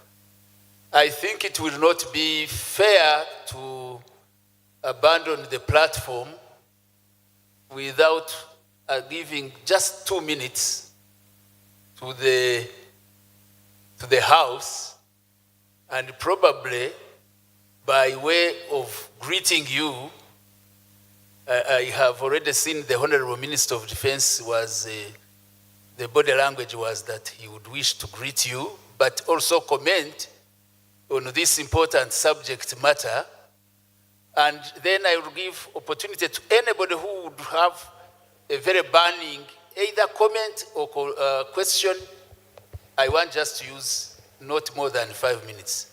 So the Honorable Minister, we know how we communicate. I saw he looked at me, and he will greet you and make a small comment on how he's steering the ministry in this direction of defense industries. You are welcome, Honorable Minister. A round of applause to the Minister as he greets us. Thank you, General, the moderator. I didn't know that you are an expert in body language reading, but well, I want to thank the presenter and the panelists. I missed General Mujira's, but on day-to-day interaction with him, I believe that he has gotten the vision as a ministry. This is the way to go. And I want to thank the organizers of this first Honorable General Aronda Nyakairima's memorial event, the first Kampala Defense and Security Expo 2024. We look forward to many of these events to highlight where we need to go. You will agree with me that what Professor Charles stated, that we can't continue depending. And we thank the Commander-in-Chief, President Yoweri Museveni, for the strategic guidance and leadership in this area. We are doing very well, but we are not yet where we ought to be. And I think we are on our way. I wish members here could take time to go to Luwero next headquarters. Did you show them the shell, the R&D? We were doing everything, but we're missing out on research and development. And I think now we've gotten it well. Things are going to change. Our tomorrow is going to be better than yesterday. The Gen Aronda, I knew I should have said it here yesterday, that I was with him on 6th of September, the last public event in my constituency. And then you can imagine how I felt when he passed on. I never knew that God would bring me to attend and organize events in his memory in this ministry. We need more of you. We need more of the Gen Arondas in this ministry and in this country. Thank you very much for your kind attention.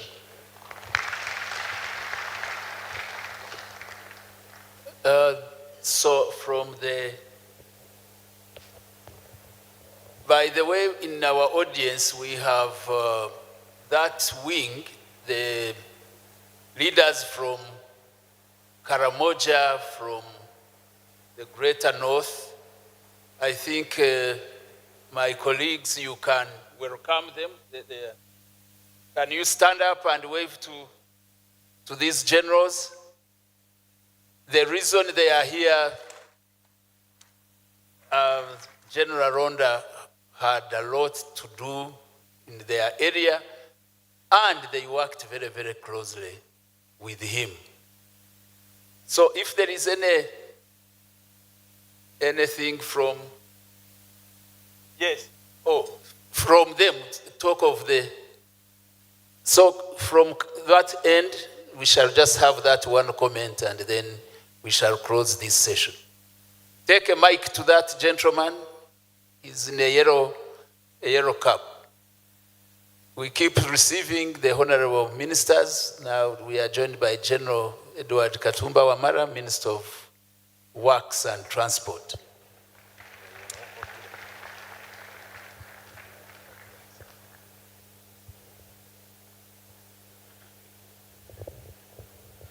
I greet and salute all the distinguished men and women in uniform and all the members in attendance. My name is Lotte Paul Komol, son of a peasant, Asola 001, popularly known as Kacheri Boy, and also the spokesperson of PLOU, Uganda Karamoja region, district chairperson Kotido. Today, we are here to celebrate a life of a great man. The time Aronda was the army commander, I was a young man. I was not yet even, I think, yes, I was in school around P6, P7. And I remember late General Kankirio was the 3rd Infantry Division commander. Why I decided to try to say something about General Aronda, it is because of his effort that also convinced my father to take me to school. Is the reason I went to school. And all other, those who share the same age group with me, Aronda could come to Kotido, the mobilization tour for disarmament exercise. And the peace that now is Karamoja has gone through is as a result of the contribution of General Aronda, that is the disarmament program, because he's the one who brought the disarmament exercise, and he told us, the Karamoja, look here, my people, Uganda is for all of us. And as a result, let us surrender these guns to the UPDF so that Karamoja can reach where other regions, in Uganda I have reached. And today, Karamoja is peaceful. Our people have embraced disarmament. The spirit that, the God that made General Aronda to come up with the idea of disarming the Karamoja.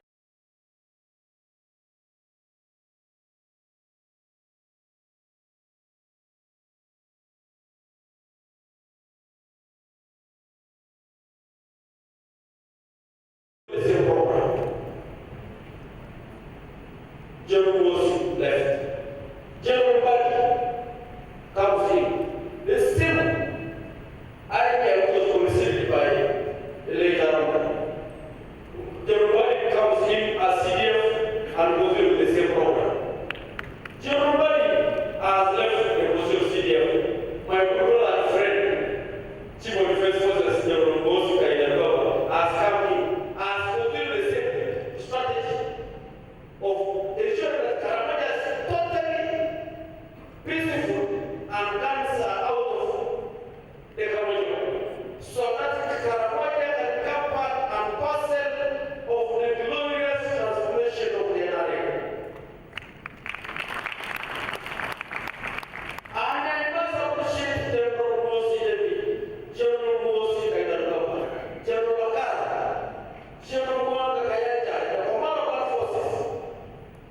Is the one when you secure the area of Karamoja.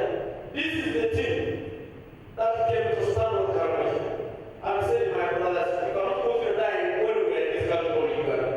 Museveni came to Uganda to liberate Karamoja and for Karamoja to become peaceful.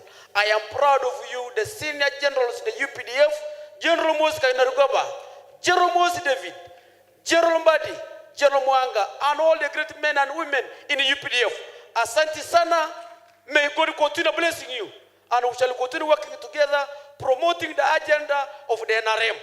And we shall stand with the NRM, and when we say, tell us, move left, we move left. Move right, we shall move right. But for now, we are together.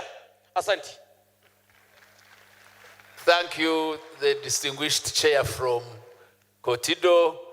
Indeed, I think he's implying that for him, the swords are going to be turned into plows so that Karamoja can prosper. Thank you. I really want to thank the panel. I think they've set the ball rolling. We see that the memory of our hero is to evoke a spirit of ensuring that as Africa, we move into the future with dignity. I think with those remarks, I don't know, General Mujira, people agreed with you. Maybe there could have been a small thing which came by as they commented. You say the last word, and then we vacate the platform. Thank you very much, the moderator. I thank the panelists who have added value to my presentation and shared the experiences. I salute those who have made contributions from the audience, and I think I've made a case and justified why we need a viable defense industry in this country. If we are to achieve genuine independence, if we are to achieve sovereignty or to guarantee the sovereignty of our country, if we are to guarantee strategic security for Africa and the black race, we need to build that self-sufficiency. We need to build capacity. We need to improve on our technology. We need to invest in research and development. And that's only when we can be able to say that, yes, we are independent and sovereign as a country. I thank you very much for the opportunity you gave me to make a presentation this morning. Thank you.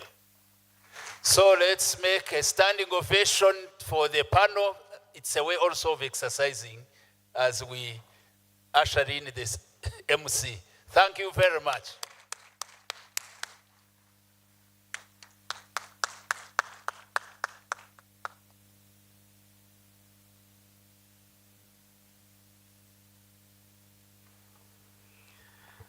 Thank you very much. I think the moderator also deserves an applause for leading this discussion. Honorable ministers, diplomats, generals, ladies and gentlemen, I think remain standing and we proceed for a cup of tea where we had it yesterday, so that we come back quickly and we go for the next session. We'd like to thank you so much for loving us and for the patience you have exercised. Please proceed for the tea, and we quickly come back for the next session where the CDF will be presenting a paper. The panelists are already in the house. Thank you.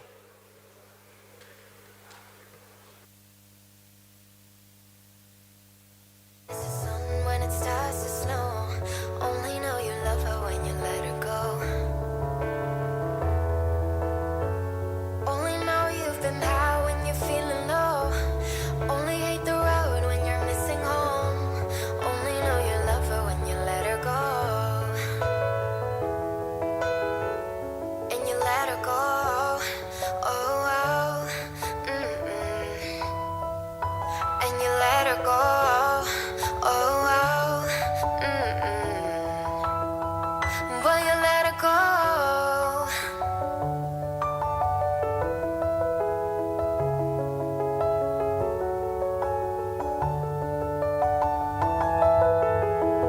'Cause you only need the light when it's burning low. Only miss the sun when it starts to snow. Only know you love her when you let her go. Only know you've been high when you're feeling low. Only hate the road when you're missing home. Only know you love her when you let her go. Well, you only need the light when it's burning low. Only miss the sun when it starts to snow. Only know you love her when you let her go. If all the kings have their queens on the throne, we would pop champagne and raise a toast to all of the queens who are fighting alone. Baby, you're not dancing on your own. Can't live without me, you wanna, but you can't. No, no, no. Think it's funny, but honey, can't run the show on your own. I can feel my body shake. There's only so much I can take. I'll show you how a real queen behaves. Protocol, I'm giving you only 20 minutes for the break tea, and we return. Please mark time, 20 minutes. Thank you.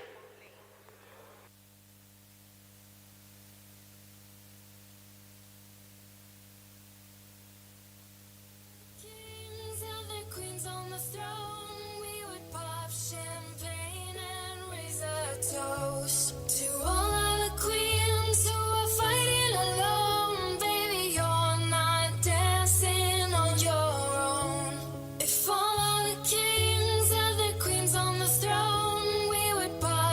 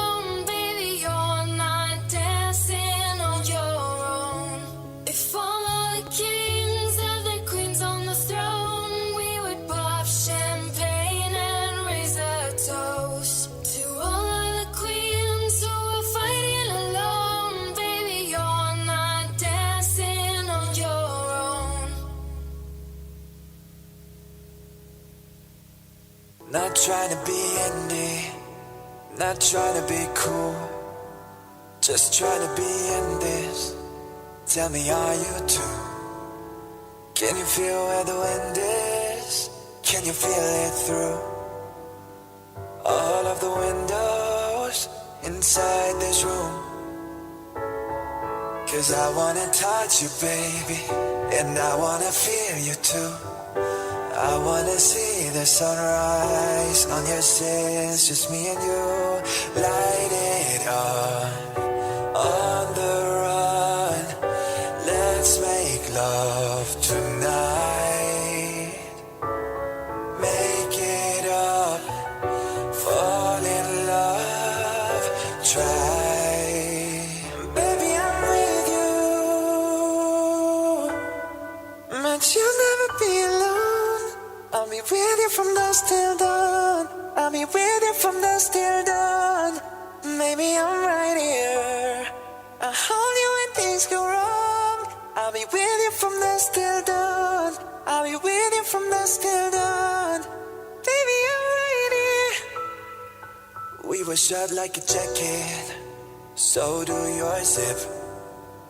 We would roll down the rapids to find a wave that fits.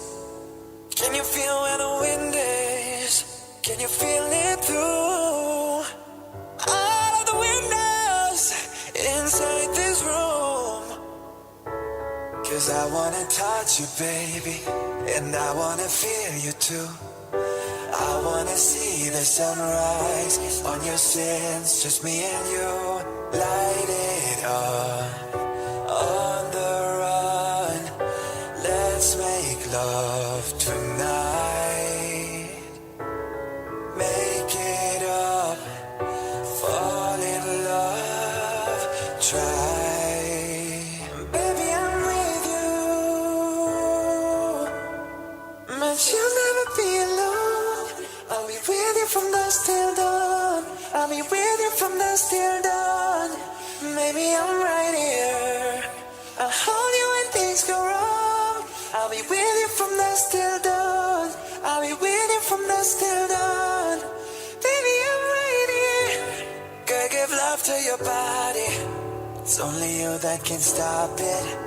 Gotta give love to your body. It's only you that can stop it. Gotta give love to your body. It's only you that can stop it. Gotta give love to your body. Gotta give love to your body. But you'll never be alone. I'll be with you from dusk till dawn. I'll be with you from dusk till dawn. And baby, I'm right here. I'll hold you when things go wrong. I'll be with you from dusk till dawn. I'll be with you from dusk.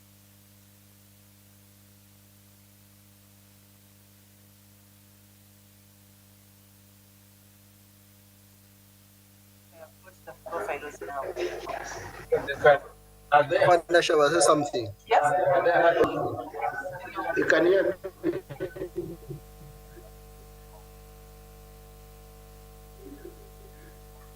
Hello.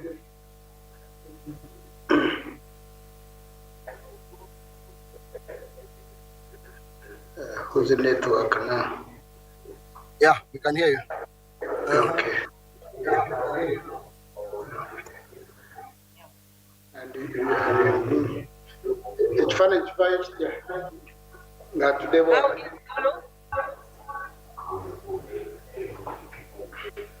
How is Gulu? Gulu is fine.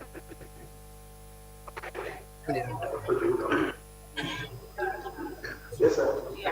You are terrible,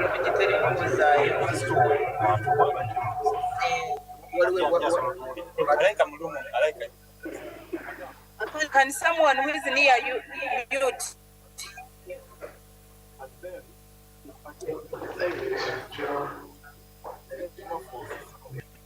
Your microphone is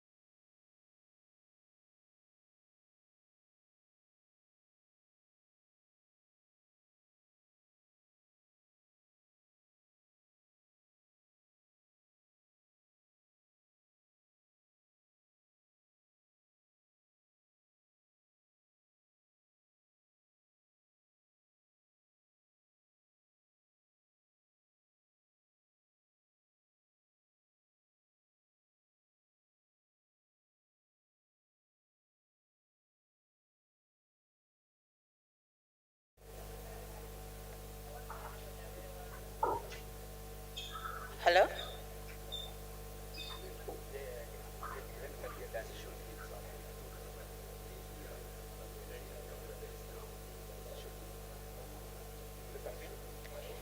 Afande, can you hear me?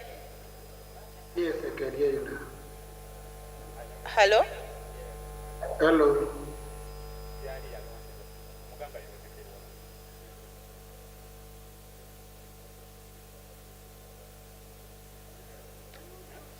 Hello? Yes, please. Hello? I can hear you. Hello. Afande, can you hear me well? Yes, I can hear you now. Okay. Can you speak a bit louder than that? Audible? Hello. I can hear you well. Is it okay to remove the mask such that we can be able to hear you well? Thank you. Yes, please. Can you hear me now? But can you increase your volume? You are solo. Oh. But I see my volume is right there. Or do you have headsets? No, I think we may not use it. But the volume is so low. You can't hear me well. Hmm? You can't hear me Afande, well. you need to get the headsets. If the laptop is not so good, the volume is not going to favor us. We shall not be able to hear very well. Yet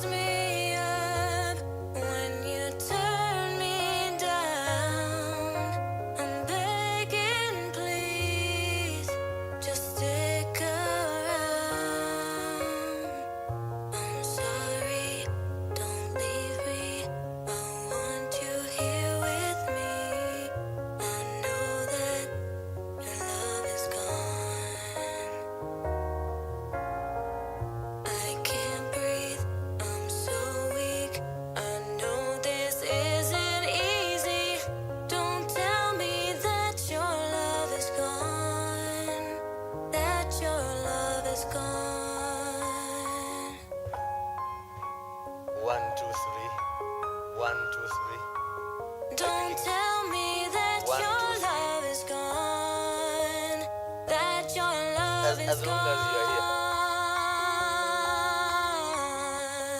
Ladies and gentlemen, I request we get back to the hall.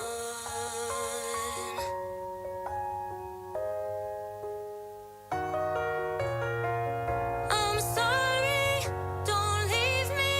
I want you here with me. I know that your love is gone. I can't breathe, I'm so weak. I know this isn't easy. Don't tell me that your love is gone. That your love is gone.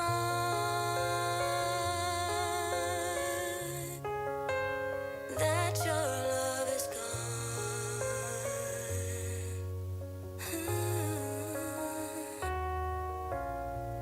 I can't breathe, I'm so weak. I know this isn't easy. Don't tell me that your love is gone. That your love is gone. I still hear your voice when you sleep next to me. I still feel your touch in my dream. Forgive me my weakness, but I don't know why. Without you, it's hard to survive. 'Cause every time we touch, I get this feeling, and every time we kiss, I swear I could fly. Can't you feel my heartbeat fast? I want this to last. Need you by my side. 'Cause every time we touch, I feel the static, and every time we kiss, I reach for the sky. Can't you hear my heartbeat? So I can't let you go. Want you in my life. 'Cause every time we touch, I get this feeling, and every time we kiss, I swear I could fly. Can't you feel my heartbeat fast? I want this to last. Need you by my side. Your arms are my castle. Your heart is my sky. They wipe away tears that I cry. The good and the bad times, we've been through them all. You make me rise when I fall. 'Cause every time we touch, I get this feeling, and every time we kiss, I swear I could fly. Can't you feel my heartbeat fast? I want this to last. Need you by my side. 'Cause every time we touch, I feel the static, and every time we kiss, I reach for the sky. Distinguished guests, you are requested to get back into the hall. We are late for the next session. The presenter is already in the house, who is none other than the Chief of Defense Forces and the Senior Presidential Advisor on Special Operations. Let's get back to the hall.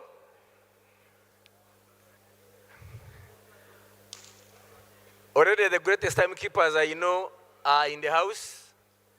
And that's Honorable General Katumba Amara and General Ivan Koreta. They are the greatest timekeepers I have known. And they're already in the house. I can see Honorable here, Onek is already here. PS Foreign Affairs, please let's get back to the house. Let's get back to the room and we resume. Kindly, let's get back and continue with this noble discussion.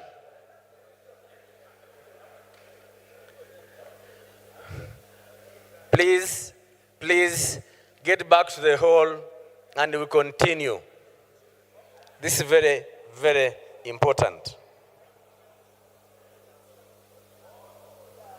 Thank you.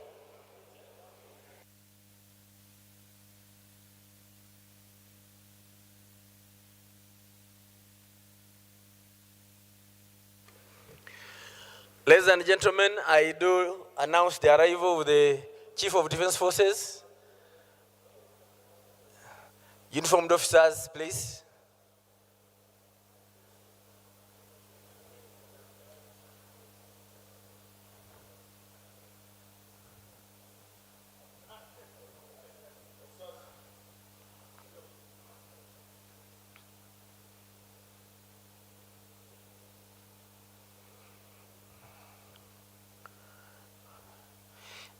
You are most welcome for this session, sir.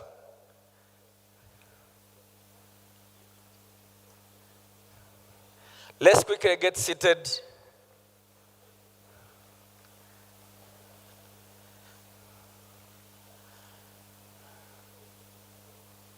The chair for the next session is no less a man known to everybody in this room and throughout the country. He is the Inspector General of Police Emeritus, Chief Political Commissar of the UPDF Emeritus, the midwife of Wazalendo Circle, as we were told yesterday. Let us welcome General Kale Kayihura to chair the next session.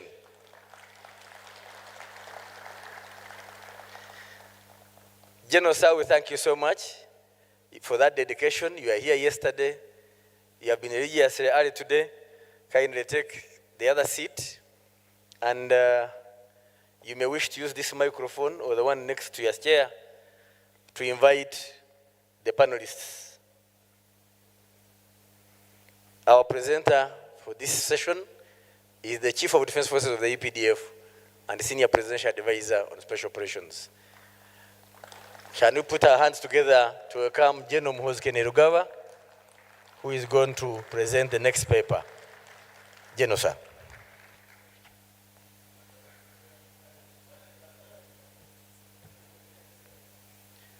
I request the panelists to move forward. They are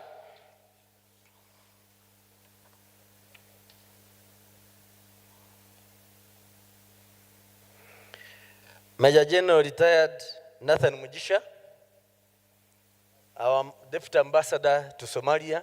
He's there coming. Hands together for him, put hands together for him. Professor Philip Kasaija. Yeah, he's there, he's coming. Our hands together for him. And Honorable Wanyoto, member of SEC, a good ally of the UPDF, and deputy representative of the chairman of the African Union in AMISOM. You're most welcome, Honorable. With those, I now hand over to the moderator to invite the presenter, General Kalesa. Thank you, Comrade Kuraije. I should start with a complaint that I was ambushed. If I wasn't a disciplined officer, I think I would have staged a protest. But anyway, it's a pleasant duty to perform. However, I seek your indulgence if I fall short of being a chairman of this session. Please forgive me. I was not mentally prepared. With that, I shouldn't waste time because obviously we are time bound. First, let me recognize our honorable ministers, my comrade Minister Onek. He was my Minister of Internal Affairs. Honorable Katumba Wamala, comrade, in many respects, our CDF and Madam, most welcome. Other dignitaries, in the interest of time, I will not mention you. Our lovely family of General Aronda, they are not here, but they are coming. Comrade generals comrade UPDF officers, our guests, most welcome. The next topic, as you have been informed, is the impact of a multipolar world on Africa's security posture.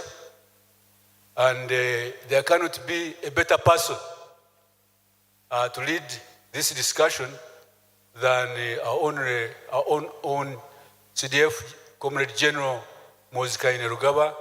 It's my privilege and honor to invite you to make your presentation.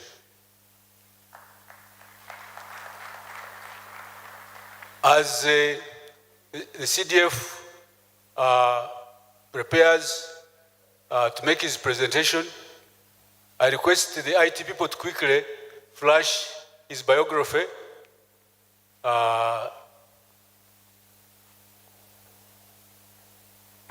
I hope you are following on the screen. Because if I now go through it, it will take time and waste his time. I request that it's put on the screen and for all of you to see as we listen to the CDF. CDF, sir.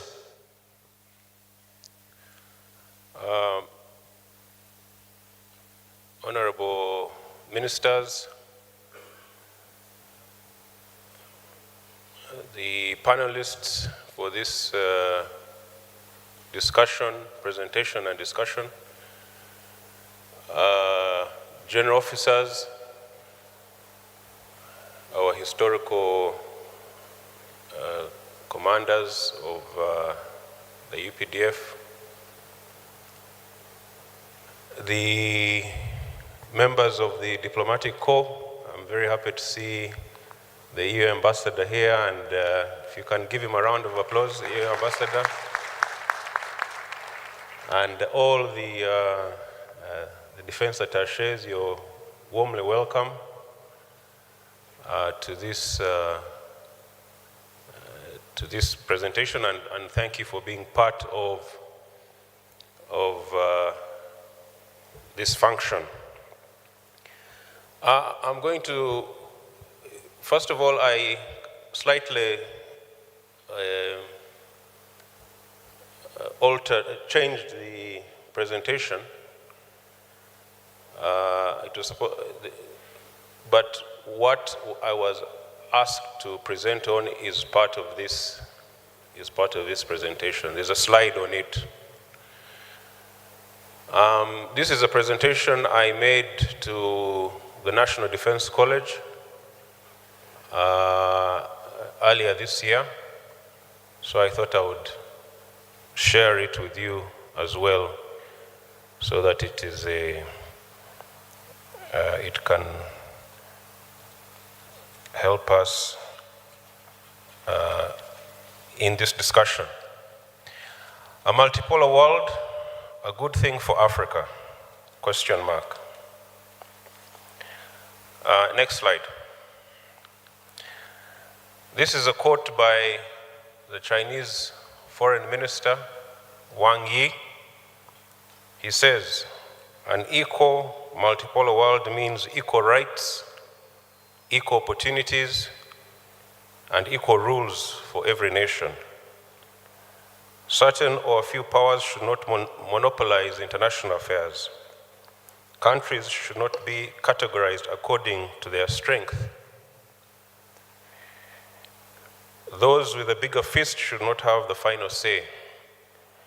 And it is definitely unacceptable that certain countries must be at the table while some others can only be on the menu. This is the whole problem. Africa has been on the menu for the last 500 years, and we're trying to move from the menu to the table, to the dining table.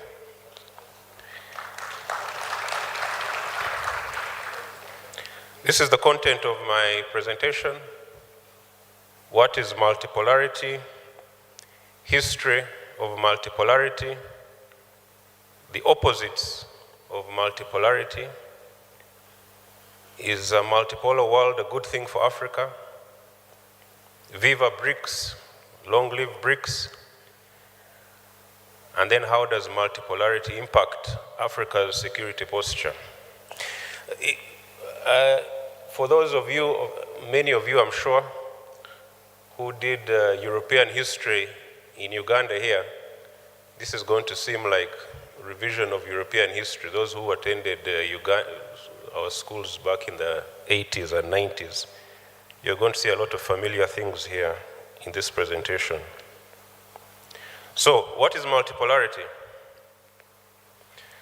Simply put, multipolarity is the distribution of international power among multiple global actors. In a multipolar world, more than 2 states have similar amounts of power.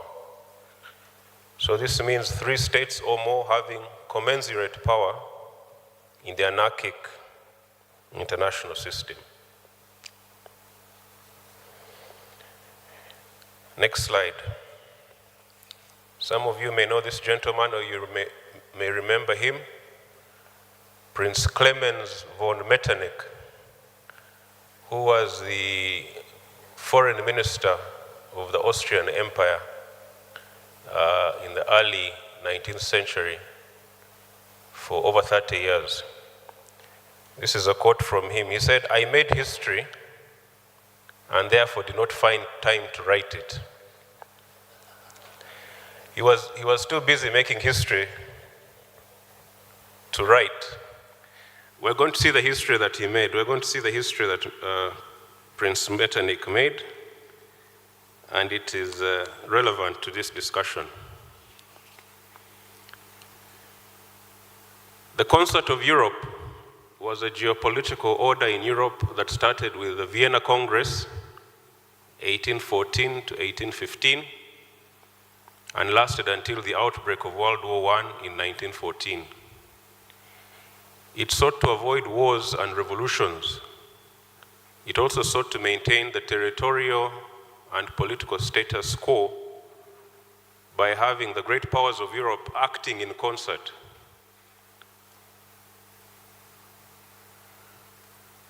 By acting in concert, they mean being coordinated. The great powers of Europe realized that when they're not coordinated, they end up in conflict. So they decided to have a system where they regularly meet, consult, and avoid conflict. Through regular congresses or meetings, disputes were resolved and contingencies were handled. The Concert of Europe is sometimes called the Vienna system or the Congress system. There were essentially 6 participants in this system: Austria, Prussia, Russia, Great Britain, France, and later the Ottoman Empire. The main reason this Concert of Europe had emerged was to check and defeat revolutionary and then Napoleonic France. All the other powers of Europe ganged up together to defeat France because France was threatening them. First, when it was after the removal of the monarchy, when it was under the Jacobins, and then later under Napoleon.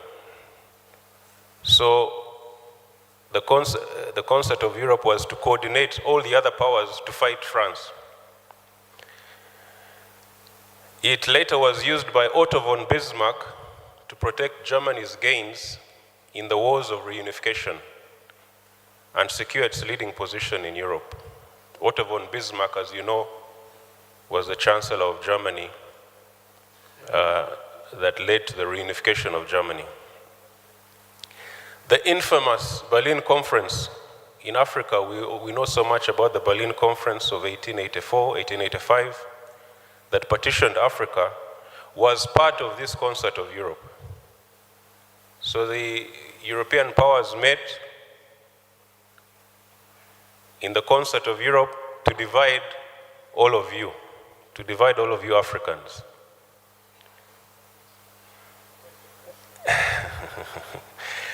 And then I was asking the NDC officers, the students, I said, what is a modern example of the concert of Europe today? Maybe I can ask this meeting that, what is a modern example of the concert of Europe? Well, one of them was sharp enough, and he told me the United Nations. So United Nations is a good example of this system still existing in the modern world. History of multipolarity. One could argue that World War I and World War II were periods of multipolarity in the world. Prior to both world wars, there were a number of powerful countries spread out throughout the globe in Europe, Asia, and America. World War II was a consequence of the resentments and grievances of the end of World War I. People like our friend Winston Churchill. Winston Churchill is a good friend of Uganda because he's the one who named you the Pearl of Africa. People like Winston Churchill attempted to preserve the exclusively European multipolarity. Winston Churchill wanted to maintain the old system of the great powers in Europe ruling the world, but were compelled by the demands of World War II to acknowledge the end of the golden age of imperialism and the emergence of two superpowers after World War II. Next slide. So what are the opposites of multipolarity? There are primarily two conditions that stand in contrast to a multipolar world. One is unipolarity, and two is bipolarity. In a unipolar world, one state enjoys a preponderance of power within the international system.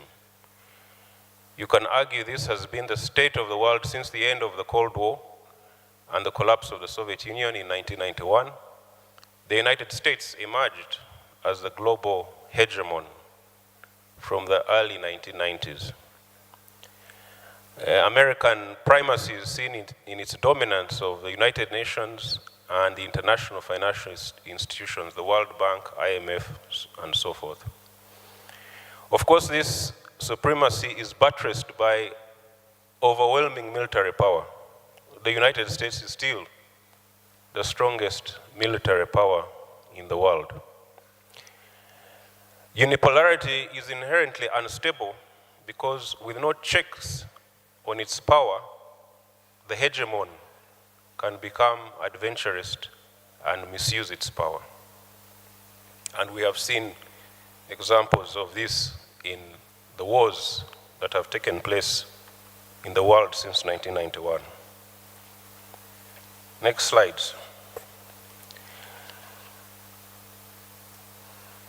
The other condition that is opposite to multipolarity is a bipolar world. In a bipolar world, two states have a preponderance of power. This was definitely the case from 1945 to 1991, when the world was dominated by the United States and the Soviet Union. Western or capitalist countries were led by the United States, whereas the communist world was led by the Soviet Union.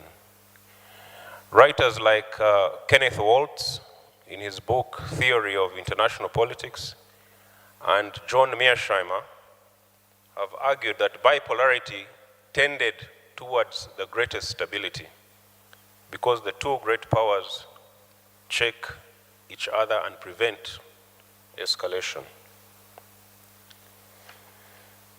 So, is a multipolar world a good thing for Africa?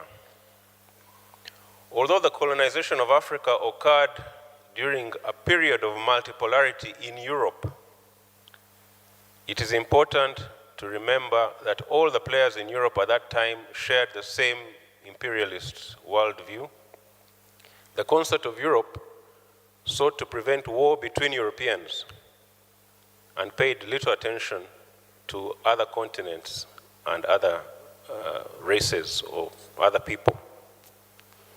Importantly, decolonization took place in a bipolar world.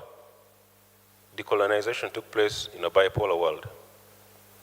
In fact, without the rise of the Soviet Union and China, in the early and mid-20th century, Africa would have had greater difficulty unshackling herself from colonialism. So having international power dispersed amongst non-Western or non-European countries is definitely an advantage for Africa. Africa's problems, colonization, slavery, so forth, occurred when global power was concentrated in only one part of the world. So historically, a bipolar or multipolar world with power being held by Asian, Euro-Asian, and maybe one day even African powers was a very good thing for Africa. One result was our independence. Next slide. Viva BRICS, or long live BRICS. BRICS represents not only the new multipolar world, but the rise of the global south. Both are very good things for Africa. Some people describe this present-day situation as the West versus the rest. If so, the rest are becoming more powerful. The solidarity of the global south is once again the key to our goals of political and economic empowerment. BRICS can be said to be the G7. You know, the Western world has the G7, which sets the agenda for the Western world, but also for the world. BRICS could be said to be our G7. It sets the economic priorities for the rest and champions our causes.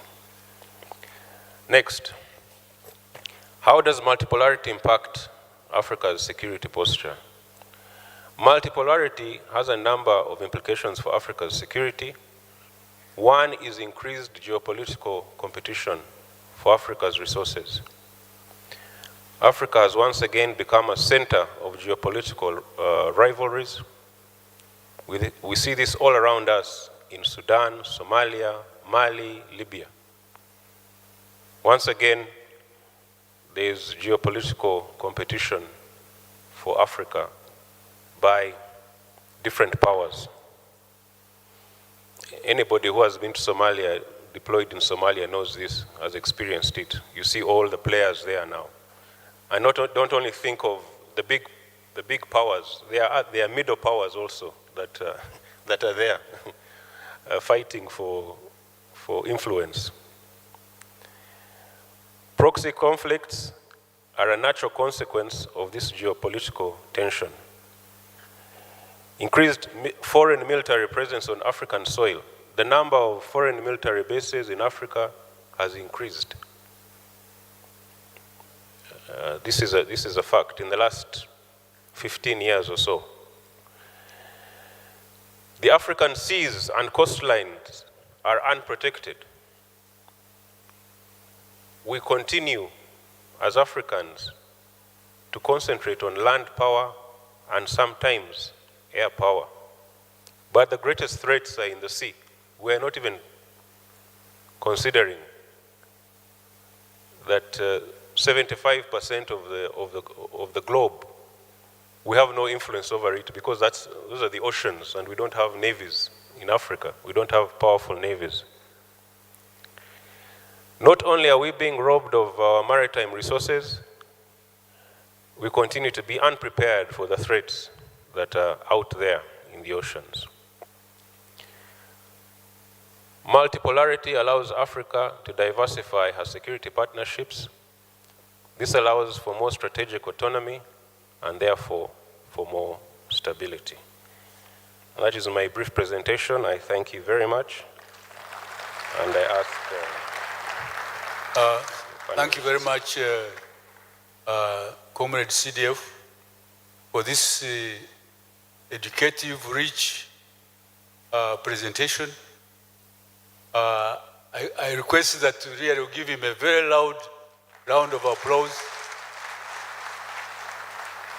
And really this testifies to the quality, high quality caliber of leadership of UPDF. Those of us who are in retirement, we really feel very proud of what really the UPDF has become.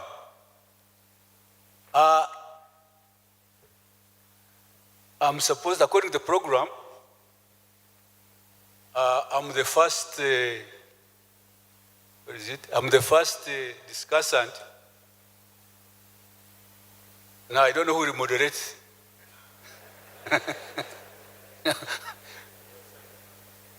I remove one hat and put on another one. But anyway, I'm told I have 10 minutes, but I think being the chair, the organizers will allow me to give myself even more time. First of all, before really to claim that I can even discuss this, such a rich, informative paper would be pretentious. And I will not waste time, especially that we have got very eminent panelists who have a lot more to say. You know, in the law, the lawyers say that I agree with whatever has been said and I have nothing useful to add. However, the only thing I can add here is really take this opportunity to appreciate the CDF and UPDF leadership, obviously under the guidance of both the Commander-in-Chief and our Minister of Defense, for this groundbreaking initiative of remembering and honoring our heroes. And some of us who were in retirement now feel we are now alive, we are becoming alive again. Without a doubt, in remembering and celebrating our great comrade General Aronda's life and his patriotic and outstanding service to his country, we remember, celebrate and draw inspiration from the other heroic patriots, especially those who fought and fell in the war of resistance earlier in the Fronasa struggle, which was the precursor to the NRA. You remember the great comrades who fell in Maluku Estate, and the president survived narrowly, as well as, of course, those who fell in earlier struggles, especially the anti-colonial struggles. The president yesterday educated us on it. So it's a great opportunity, and we must really pay tribute to you for having come up with this initiative. And I'm sure this is introducing a new culture and obviously a building block for the UPDF, because there is no organization, even a society, that can progress and prosper without taking into account its history, lessons learned, and also getting inspiration from those like General Aronda, who were really exemplary, and a lot of us have bore testimony to this. Indeed, it's because of the bravery and the indomitable spirits and sacrifices of the NRA commanders and militants under the leadership of our Commander-in-Chief, and against incredible odds. Imagine starting with 27 guns, and in 5 years, you have built an army that was being supported, by the way, by both the East and the West, talking about multipolarity. In this case, they were being supported, Obote was being supported by both the British and the North Koreans, I remember. And really, to have removed such a government without any support from anywhere is not a mean achievement. And there is every reason to celebrate our history. More importantly, this history should inspire and develop a new generation of patriots to continue the fight, obviously building on the gains of our struggle, as well as the lessons learned from in the process, including taking advantage of opportunities, especially scientific and technological innovations, which in the first presentation we saw General Mujira in his presentation, the incredible advancements that have been made under the National Enterprise Corporation. We want to congratulate the leadership again of UPDF and the Minister of Defense and the management of General Mujira for this incredible development of the defense industries of Uganda. Now, coming specifically to the only thing really I can say, just so that I don't feel useless,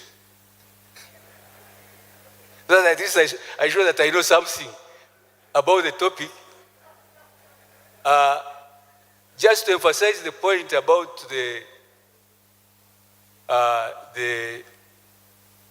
point I think that the CDF made in the presentation about that unipolarity, I think you're quoting some scholars,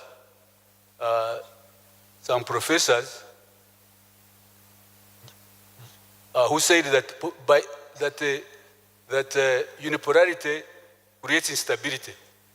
I was discussing with General Ivan Koreta. He was actually not discussing, he was educating me, giving me information that during this period of unipolarity, after the collapse of the Soviet Union, and until now where we are seeing this multipolar world coming up, when the US, which was the only superpower, the only power in the world, literally could do anything. In fact, somebody says that during this period from 1991 to recently, the US could do anything in the world, and indeed they tried to do it. You remember President George Bush saying that in the war on terror, that you are either with us or against us. So, in other words, giving an ultimatum to whoever does not do whatever they are abiding. So he was telling General Koreta, you were saying that during this period, how many wars that United States has sponsored? How many? 121 conflicts in the world. And in fact, when you look at what is happening in Ukraine and the Middle East, you get worried. In fact, I really feel a bit worried about the new generation of African leaders especially, and the burden that you have to carry. Comrade CDF. You see what's happening in Ukraine, the talk of the use of tactical nuclear weapons that they can use, that actually nuclear weapons can be used. And remember during the bipolar, the time of when the world was, the balance of powers between the US and the Soviet Union, the stability of the world was based on this mutual assured destruction, the fear of using nuclear weapons. Now there is talk because of the pressure on Russia. You remember at the time that the Soviet Union was collapsing, from what I read, I hope it is correct, that there was an agreement between Gorbachev and at that time the president of America was Bush, that NATO would not go beyond where they were. But of course, once America got this unchallenged power, they kept on encroaching on the former Soviet Union, the territory that they had, until now they start encroaching on the borders, and they have even gone into Russia. As a consequence, there's now you hear talk of that Russia may resort to. They feel an existential threat. So, while we celebrate that there is now move away from this unchallenged hegemony of the United States, thanks to the rise of China, which has always been a friend of Africa, I think now, Comrade CDF, I'm retired. I think I'm free to say what I want. That will not really be attributed to the UPDF or government. I'm now a free agent. Yes, China has always stood by Africa. The socialist camp has, you said it actually again in your presentation, CDF. A disclaimer. You said it here, that had it not been for the socialist camp, Africa would not have been free. Even today, you can see the difference. I was reading somewhere that when Christopher Columbus was sailing to find a route to India through the America, what came to be America, that there was a Chinese admiral called Zhu Ke or something, that he had a bigger armada of ships and sailed up to Mombasa. But because the Chinese dynasty at the time was not expansionist, was not imperialist, they just docked on the port of, I think, Mombasa or somewhere. I think one of the ships got wrecked, and some of the crew, I'm told, some who survived, settled in Pemba somewhere, because their descendants are still the Chinese descendants. No, even in Pemba, not Pemba, Lamu, somewhere like that. Now, the point is, had they been as imperialist, if their designs were imperialistic, they could easily have done what Europe did in Africa. But because, and they have demonstrated, even today, and you have quoted, sir, in your presentation, what the Chinese, you can see they are looking for equality in the world, not dominance. So, we should celebrate this, and of course, the resurgence of Russia militarily. We should celebrate this emerging multipolar world. However, what I was saying is, while we celebrate it, my worry is now these threats, these existential threats. How do you deal with now? Because once you have nuclear weapons, I don't know how we shall, how do we deal with it? We poor African countries. I think something that you have to think about. Then yesterday, President talked about that African countries are gone. He said it here, and it's true. I could not imagine how Sudan could be in this state, and the Sahel, whatever. So this anarchy, almost uncontrolled anarchy.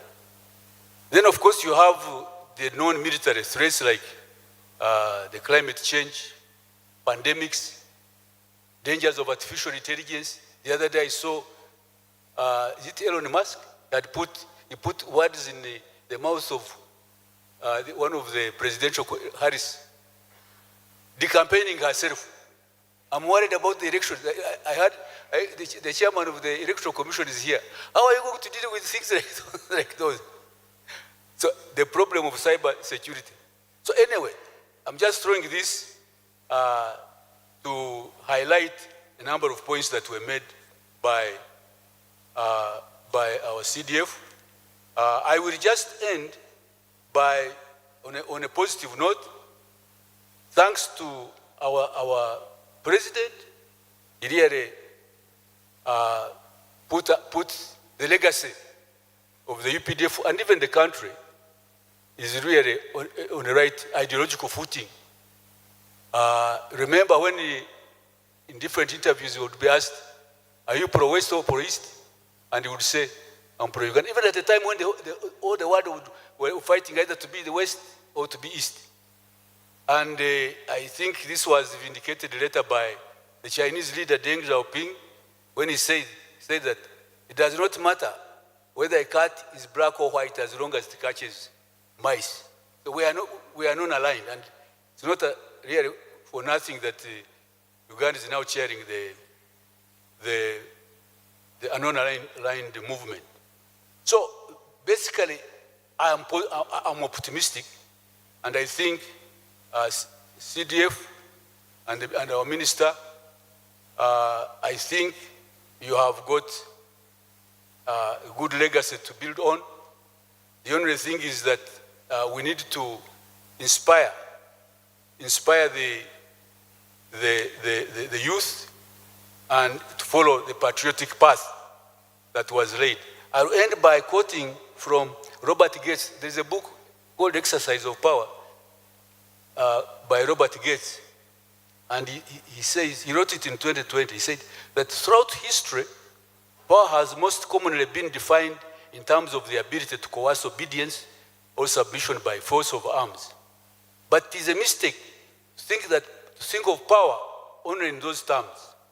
Think of the power of patriotism to inspire military service, of ideology and faith to evoke sacrifice, of government to protect the weak and disadvantaged, of a military to provide relief after natural disaster, of peaceful resistance to oppression. From ancient times, there have been no coercive intangible forms of power that have there have been coercive intangible forms of power that have changed history, such as the idea of democracy and so on. Marxism, nationalism, and so on. Robert Gates was the Secretary of Defense of both President Bush and President Obama. So he's somebody to take seriously when he speaks. I think I've talked too much. I hope I have added something to the paper, and I hope I have sounded also intellectual. I have not degenerated. With that, let me put on my other hat and invite retired Major General Nathan Mugisha, whose profile, before I speak, I would need to show his profile. I will not read it for the save time, but IT should show his profile as he prepares to make more useful contribution than myself. Thank you very much.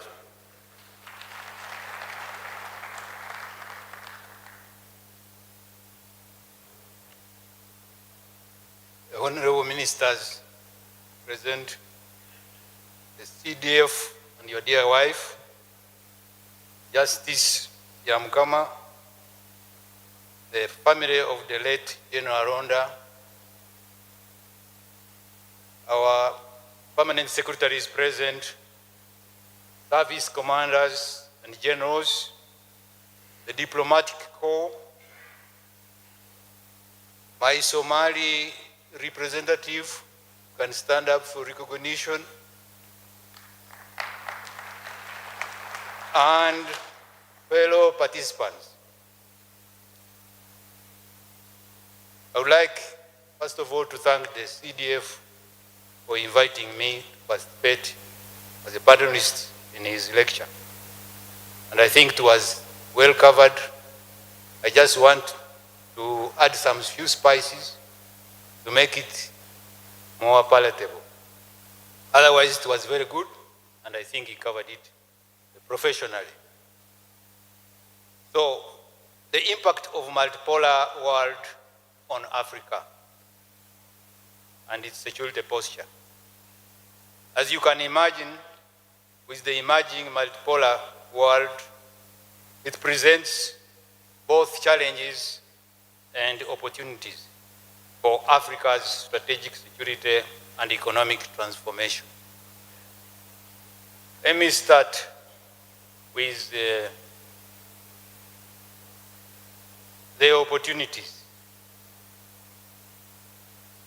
Africa, when collectively we are addressing our issues, it adds more weight.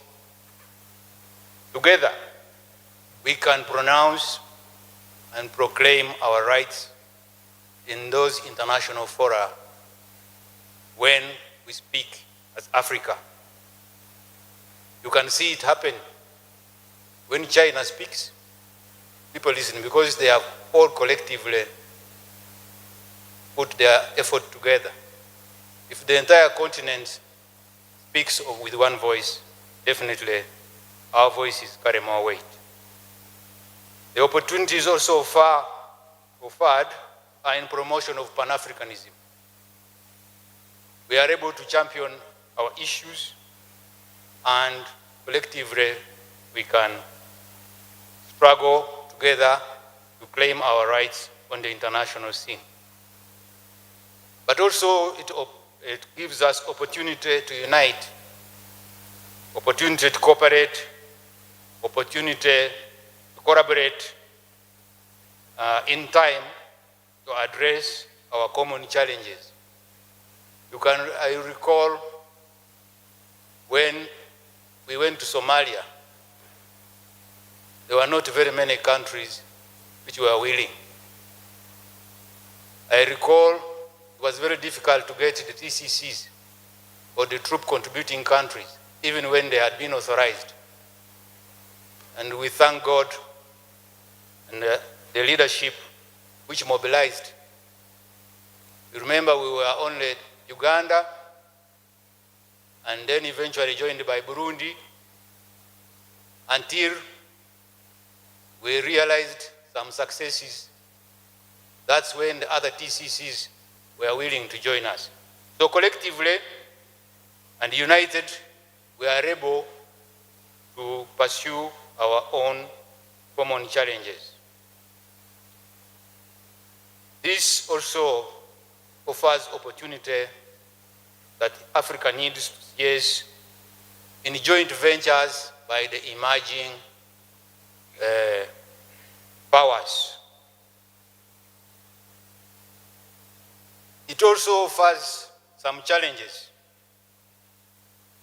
Challenges due to geopolitical competition for resources and influence, as articulated by the CDF. There are national interests.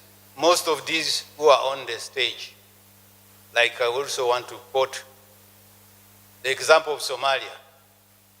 There are many interested parties on stage because of their national interests.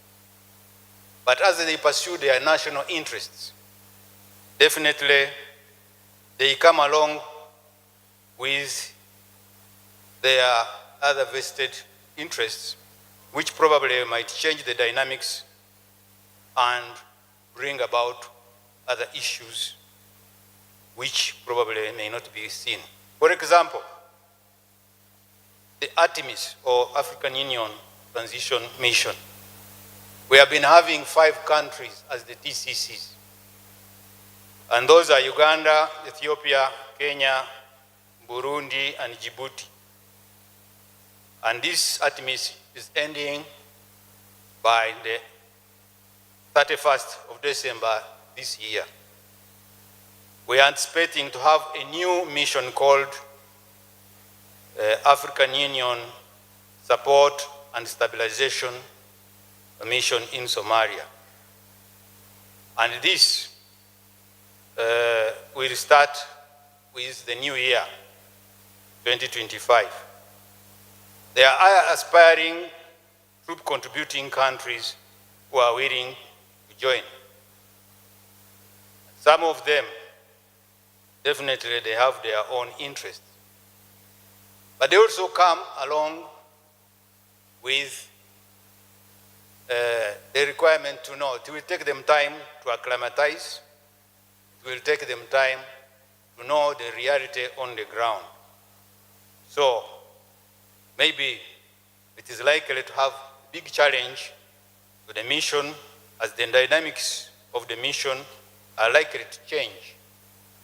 And they may change positive, they might change negative. Probably we might realize issues like proxy wars and arms race. In addition, probably this will hamper the collective effort of combating transnational threats like terrorism and organized crime, increased environmental degradation, jeopardize regional stability.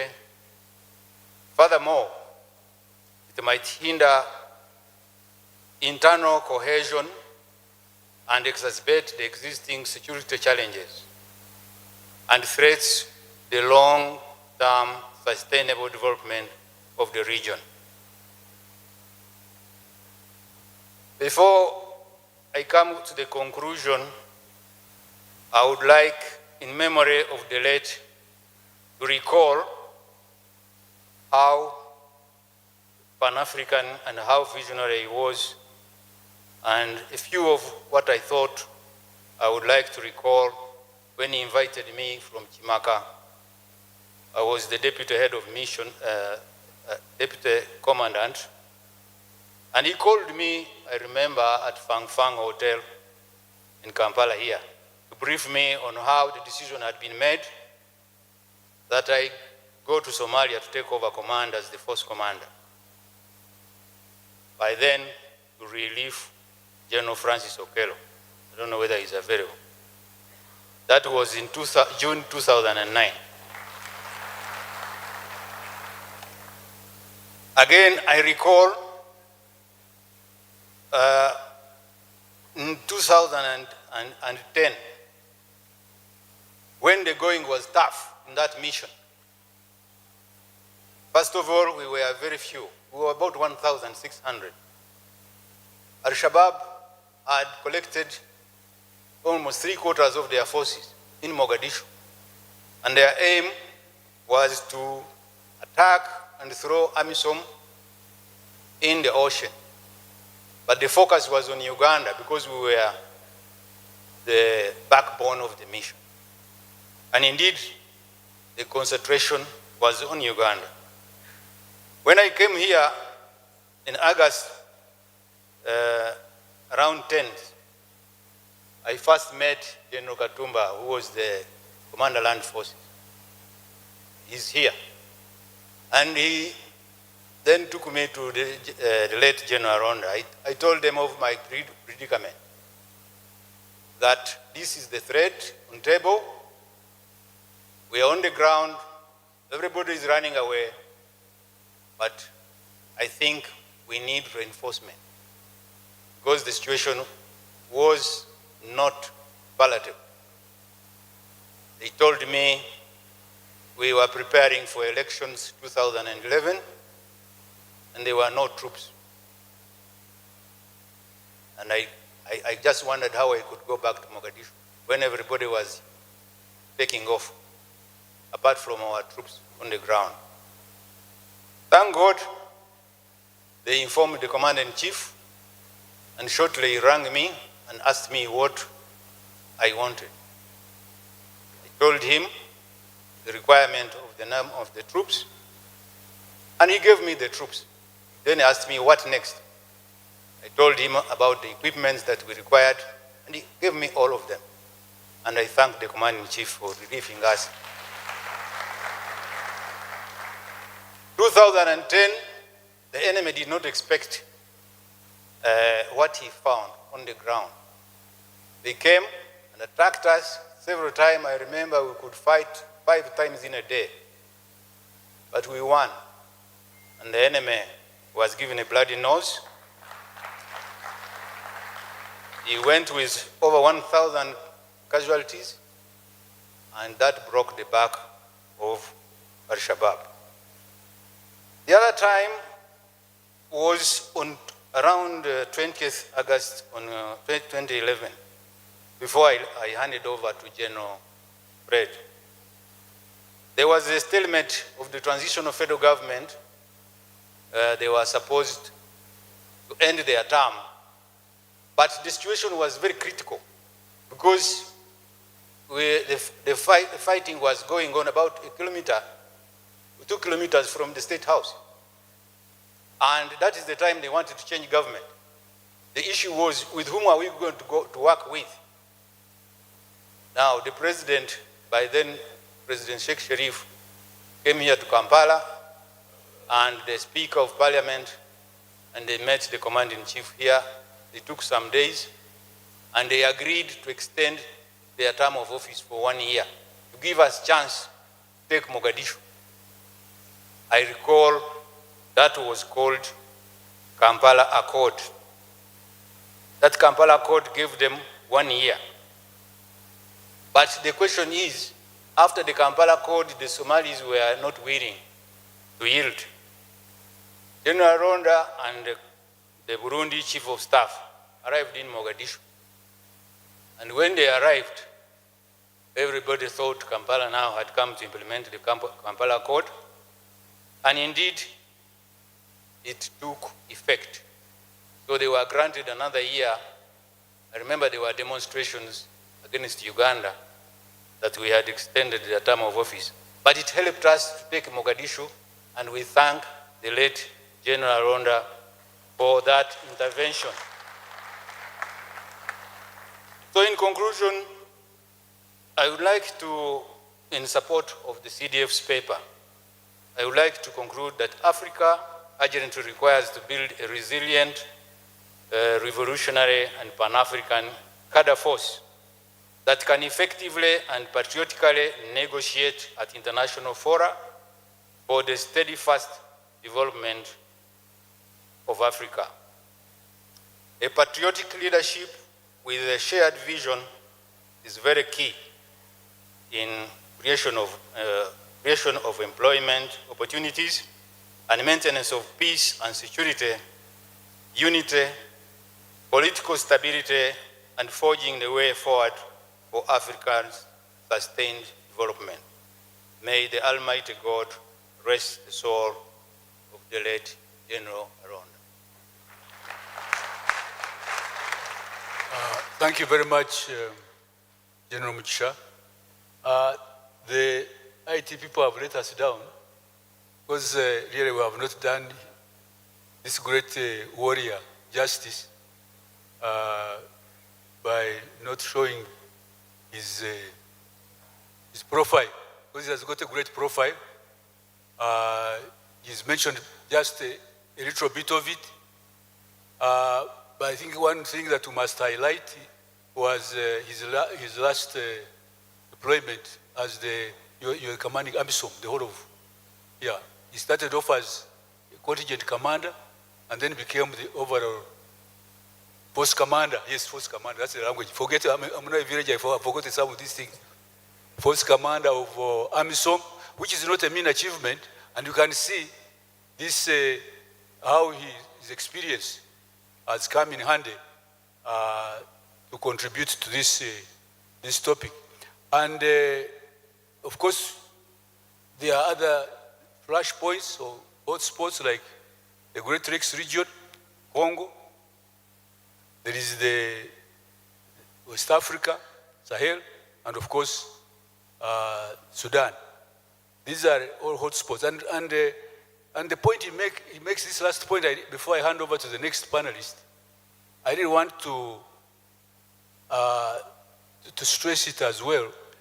And really that's the historic task that, well, I shouldn't say unfortunately, I think it's fortunate that your leadership, Comrade CDF, you must build this vanguard force That's what it has done.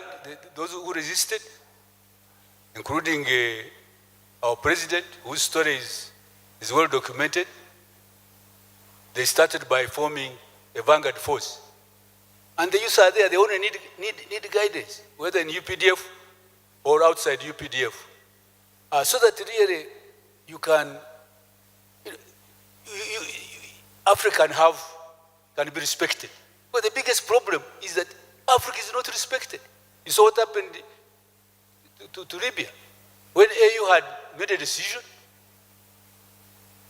then to help sort out the problem of Libya, they were refused by the powers that be. And eventually, comrade, our great leader, sorry if I use that word, great leader, but that's my personal opinion. Gaddafi was brutally murdered, and Libya has never been the same again. Now, your historical task, now I'm talking as an elder, veteran elder. Your historical task is to really create a force, not just Ugandan, Pan-African force that gives us, so that we can be respected. And the good thing, we have got a multipolar world. We shall not be blackmailed. We shall not be blackmailed. Those who attempt to blackmail us will not succeed because they themselves have their own problems. Let me not talk too much. At this stage, let me invite no less a person than Professor Philip Kasaija. You'll forgive me. I don't have your profile, and these people have let me down. But I think in the course of the presentation, they can flash it. You're most welcome. Okay, so thank you very much, moderator.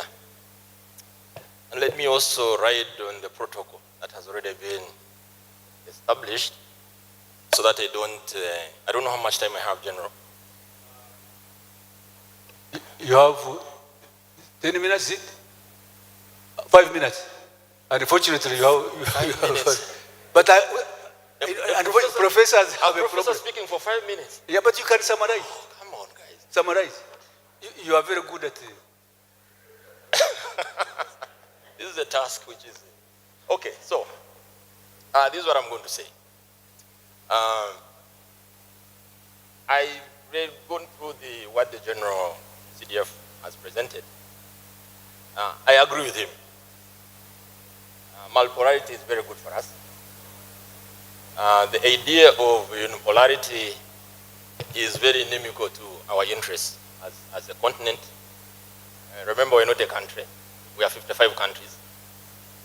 But equally, the bipolarity is also not very helpful. And it wasn't helpful. If you see, from 1947, when the Cold War was declared, up to 1991, when the Cold War ends, everything that happened on the continent, and it's good that the CDF actually has amplified the things that we discuss at the senior command in Kimaka and the NDC. I teach in both colleges.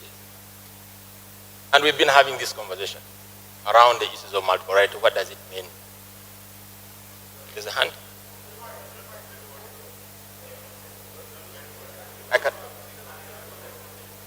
The microphone. This one is better.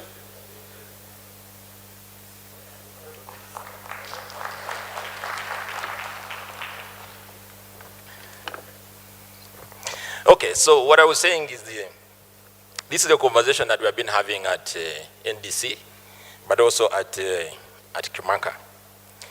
Is multipolarity good for us as a continent? And my argument simply is, yes, the more centers of power that we have, which we can go to, the better for us. Now, having looked through what the General CDF has presented, I also wanted to add some few bits. The General talks about BRICS. BRICS, now it's BRICS Plus. The idea of BRICS started around 2001 when Jim O'Neill, who used to be the chief economist at Goldman Sachs, presented a paper on the emerging economies. What are those emerging economies? And he identified 4 economies: Brazil, Russia, India, and China. And his argument simply was that it was useless to talk about development without involving these 4 emerging economies. And eventually in 2009, South Africa joined, and now we have 10 BRICS countries with the entry of the last 5 at the beginning of this year. Now, what does that mean for us as a continent? If you look at the combined BRICS today, BRICS Plus, it's about 30. What that means is what it means for us as a continent. The issue of establishing a BRICS bank to be the alternative to the World Bank and IMF. But also now with the new formations, and the CDF didn't mention the other formations in terms of, we have IBSA, the India, Brazil, and South Africa. But also we have MINT, Mexico, Indonesia, Nigeria, and Turkey. These are new formations which we can go to as a continent, and I think this also fits into this whole construction, because in my estimation, the international system is constructed. So in this construction, simply, the more actors we have, the more actors we can go to as a continent, the better for us.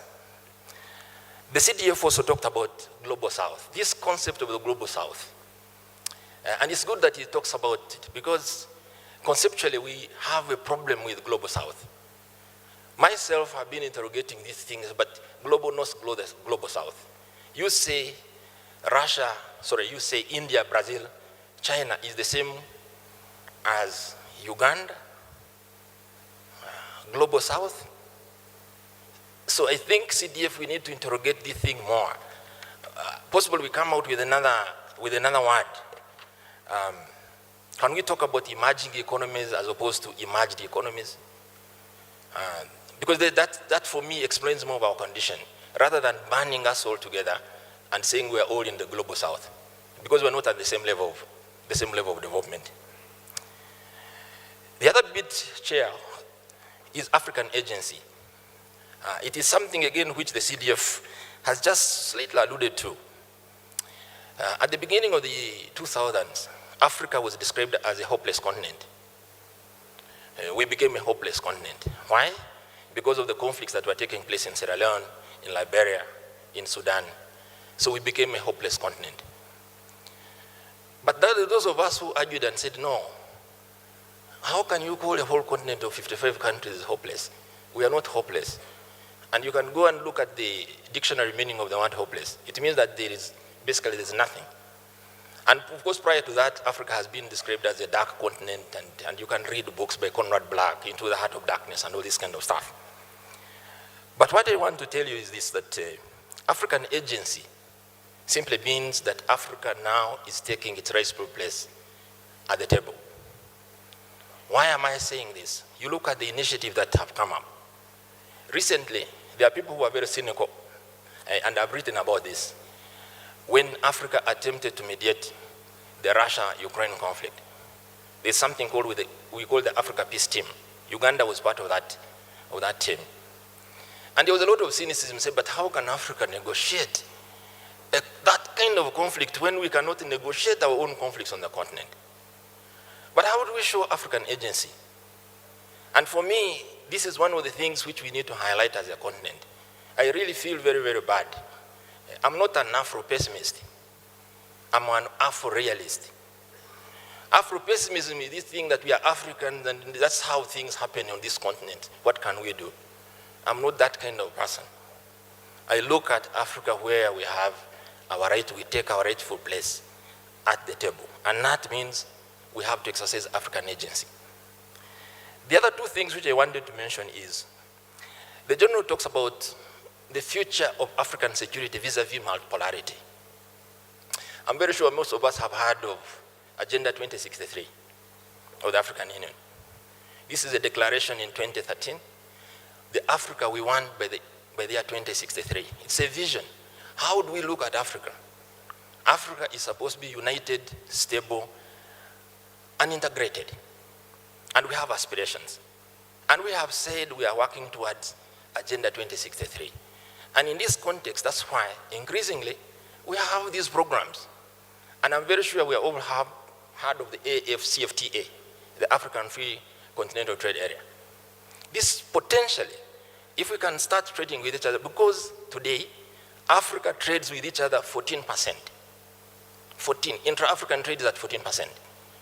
The European trade is at 64%. So potentially, and the figures are known, because I believe in figures. Figures don't lie. If we can create an economy of $3.2 trillion through this AFCFTA, this is the same GDP as the wealth of the UK. Today, the combined GDP of Africa is about 2 trillion. This is the size of the economy of Russia. We have 55 African countries, for heaven's sake. So there are certain things which are being done. Agenda 2063 for me is a roadmap. And once you have a roadmap, then you know where you are going. The last 2 points are also about what General Mugisha has said. We need to leverage the thing that we have on the continent. We have a very young continent. In fact, in the next 50 years, in fact, that's not even 50 years, in the next 26 years to be very exact, the youth population in Africa will be about 2.5 billion youth. We need to leverage this. How do we ensure that our youth are able to talk about the thing that we want, the Africa we want that in 2063? Of course, there will be challenges, certainly, and the challenges which General Mugisha has highlighted. The issues of erosion of sovereignty, the issues to do with competition. For the last 3 years, I've been involved in this project to do with RESGA, the Red Sea and the Gulf of Eden. The Red Sea and the Gulf of Eden, when I first went for this meeting, I was even looked at and said, but what are you doing here? Because Uganda has nothing to do with the Red Sea. And I said, no. As a non-littoral state, Uganda has everything to do with the Red Sea and the Gulf of Eden. Why? Just look at the geography of the River Nile. We are part and parcel of this region. And hence we have to have a conversation. 10% of the world oil go through the Red Sea. 80% of the world trade go through the Red Sea. These are anchored figures. So we have to have a say as a non-littoral state. So these will be the challenges. But finally, and because the General has talked about something which is also very, very important to me, which is access to the sea. As a country, we are landlocked. Now, the law which has been established, and he talks about the Concert of Europe, with the new incarnation or reincarnation of the Concert of Europe being the UN came out with the United Nations Convention on the Law of the Sea. That convention establishes the right of access to the sea by landlocked countries. For those who don't know, out of 55 African countries, 33 are coastal, 16 are landlocked, and 6 are island. We belong to that group of landlocked countries. We have to have access to the sea. And this should be even our #1 security priority. If we don't have access to the sea, you can see what is happening in Ethiopia. This is a population, Ethiopia is a country with a population of 120 million. Ethiopia used to be a coastal state when Eritrea was part of it.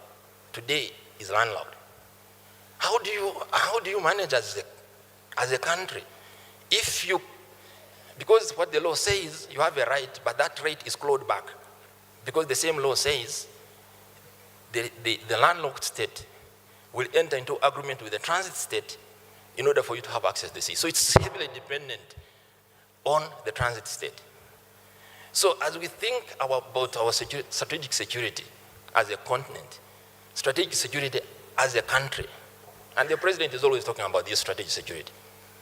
General Mugisha was Prof, 1 minute. Just 1 minute, and I'm ending really. The president talks about strategic security for Africa. The Americans will defend themselves. The Chinese will defend themselves. Who is going to defend Africa?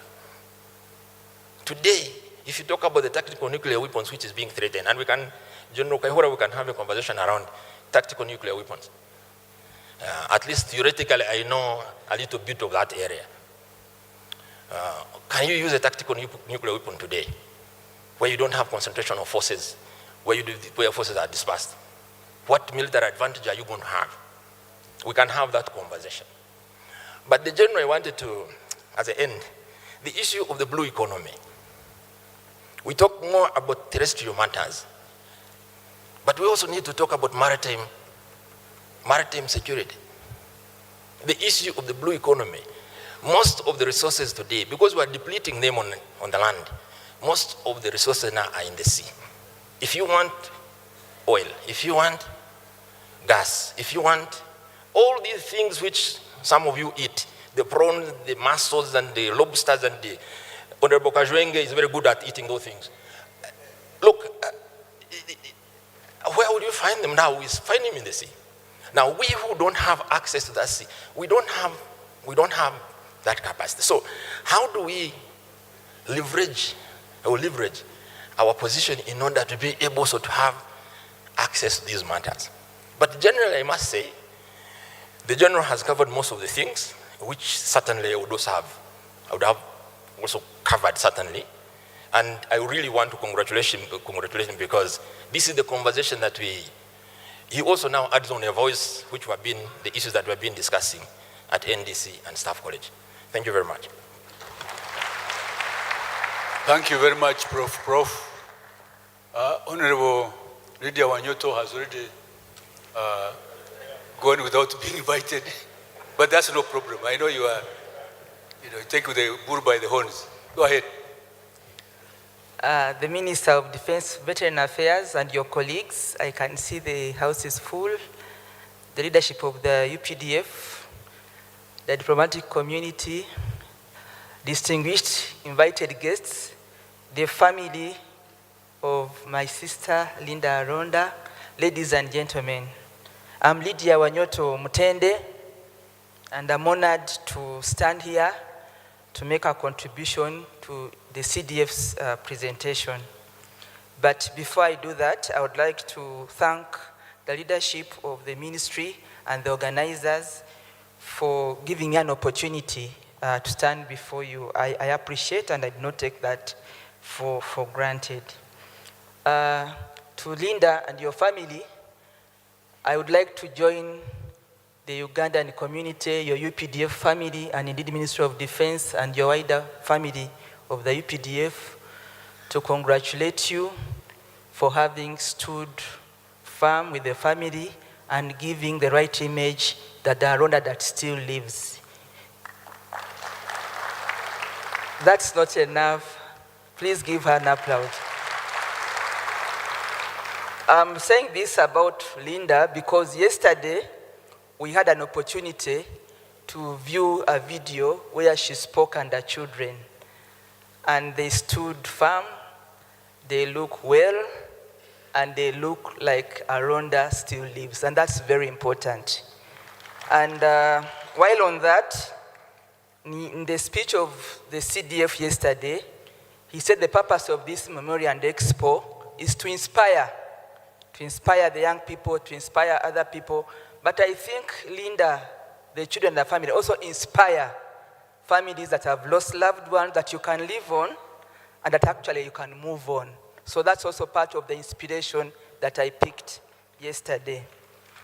I would like to also share the same witness to what Honorable Oboth said. General Aronda's last visit actually was in eastern Uganda, and between Tororo, he also visited Mbali. That was his last assignment.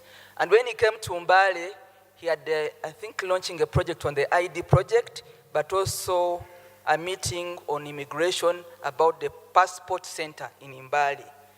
And on the visit to Mbali that day, he was hosted by my late husband, the late Honorable James Mutende, who was a Minister of State then of Industry and Trade, and they were friends.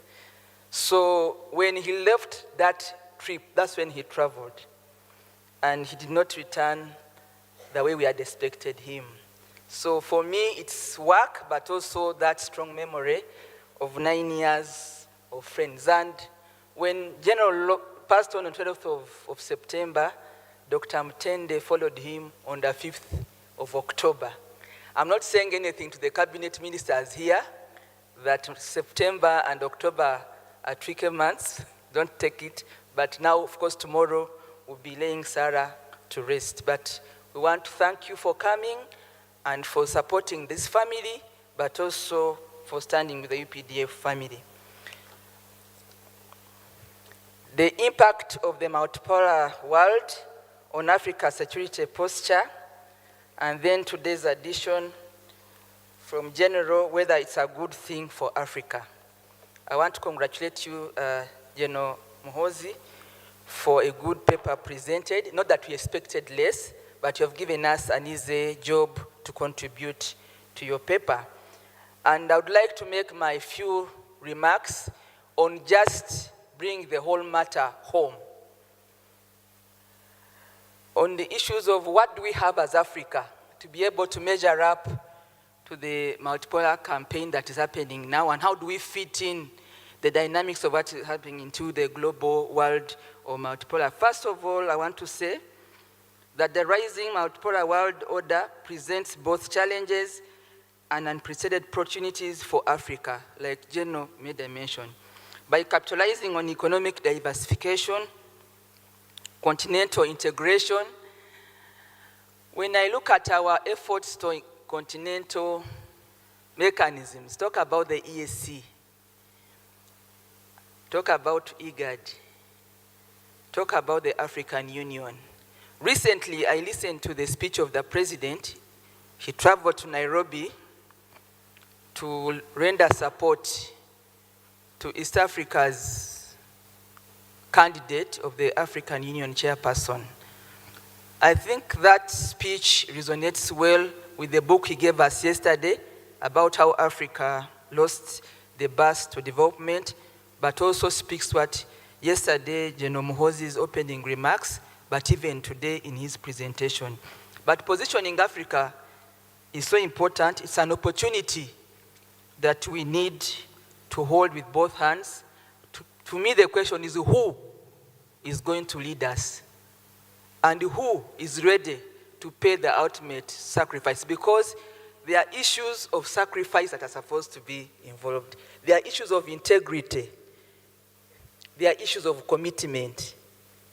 There are issues of standing out of the crowd, standing up there out of the crowd. And who is ready to take that step?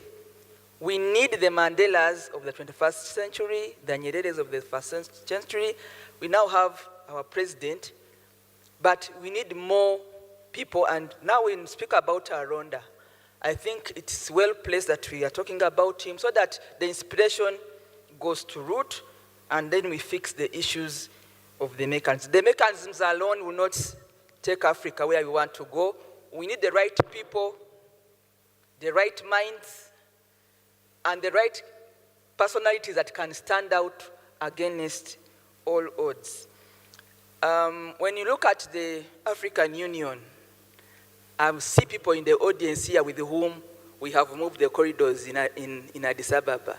And when you're moving in the corridors, you come across Francophone, Anglophone. You hardly hear Swahili phone or Africa phone. Do you hear them? So I think that we have work to do, but it requires a lot of effort, and it requires sacrifice and commitment. Because if we are talking about African Union or the African continent as one of the mechanisms that is going to take us to have one voice, then where is the Africa phone or the Swahili phone? In the headquarters in Addis? Or even look at Arusha now, where we are. How are we in mind, in intent, and in commitment driving towards positioning Africa the way we speak about in our books? So Africa can achieve sustainable development and economic prosperity if we wish to have it done. The resources we have are enormous, and we have leverage against all these powers that we have been talking about under the big dynamics. The population of Uganda, and indeed the population of Africa, is the youngest in the world, and so big. We have the energy, we have the skills, We need the stamina and the commitment and the value system to drive Africa and position her where she ought to be. So the strengthening African institute architecture, promoting good governance. I think my comments are actually beginning from good governance. And speaking with a unified voice on the global stage will ensure African security and influence. Influence encompasses everything. And if I had Ambassador Mugisha talking about Africa being despised. 2 minutes, Honorable. I think I have to campaign and petition for 1 more minute extra, because you laid a bad example, sorry to say. Through strategic engagement with major powers, Africa can avoid becoming a pawn in the rivalry and leverage competition in her own benefit. Investing in education and youth development will ensure a generation of informed leaders equipped to navigate the complexities of the multipolar world and secure a thriving future for Africa. By seizing these opportunities and addressing the challenges with unity and foresight, Africa can emerge as powerful and prosperous force in the 21st century. Remember, these are just recommendations, and specific strategies will need to be tailored to unique circumstances for each African nation. However, by embracing the spirit of collaboration, innovation, and good governance, Africa can write its own success story with rising through what General CDF has talked about. In 1 minute, as I conclude, I think it's very, very important for us to focus on our human development competencies that is going to drive. The natural resources are there. The oil and gas, for example, is there. The opportunities are there. What we need is to focus and commit ourselves to the value systems that will deliver us to the world that we all need to live in and exist. I thank you. Oh, thank you very much, Honorable Wanyoto, for those insights. And with that, we come to the end of our vibrant session. I would like to once again thank the Comrade CDF for a very excellent, educative, and deep insight and that you have presented.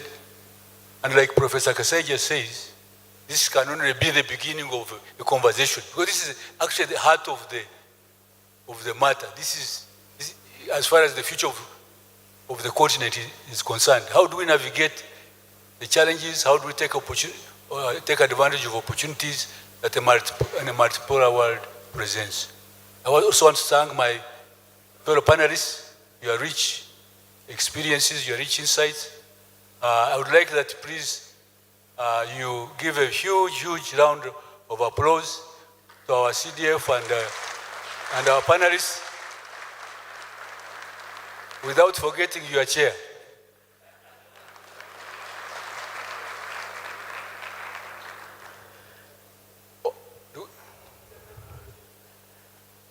Is there time for questions? I'm afraid no, sir. I'm afraid no. Professor Kasaija, you are itching for a minute. Please bear with me. Yeah, so let me, you have usurped, I had to present back then. And with that, I hand over back the program to the program director.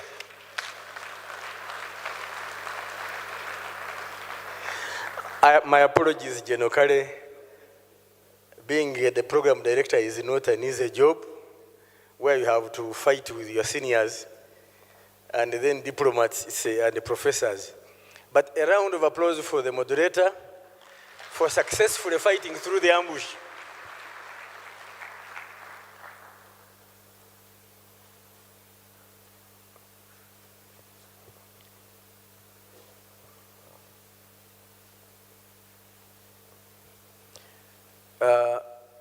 Can I ask the technical people to put back the document in the meantime? You have denied today's guests. bit of the documentary. A few minutes, then I announce what is next. Thank you.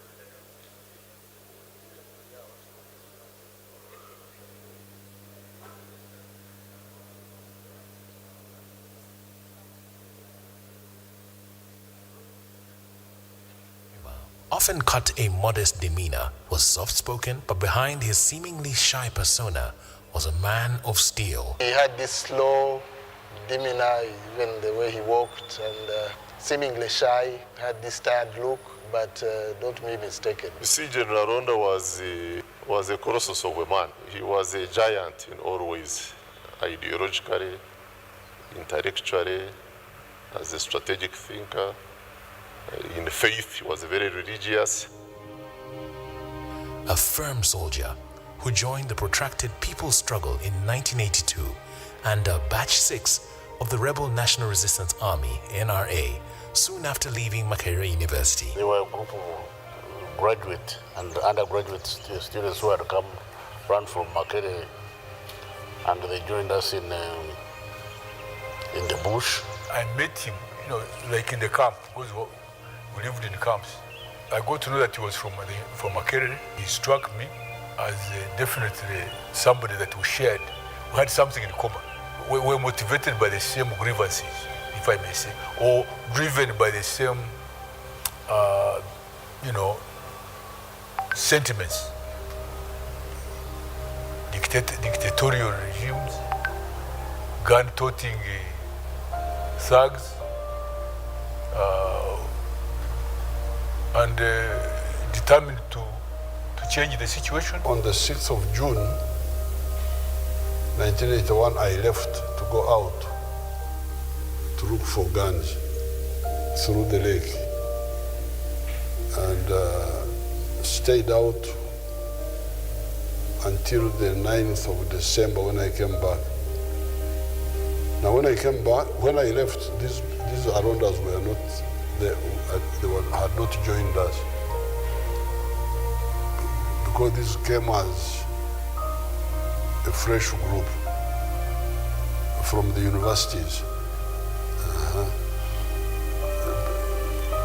Before I left, we had the people who had gone to the bush from the army, the old army, from UNLA, UA, and then we were also recruiting the villagers. Now, when I came back, I found that there was quite a big group of young people who had come from the universities.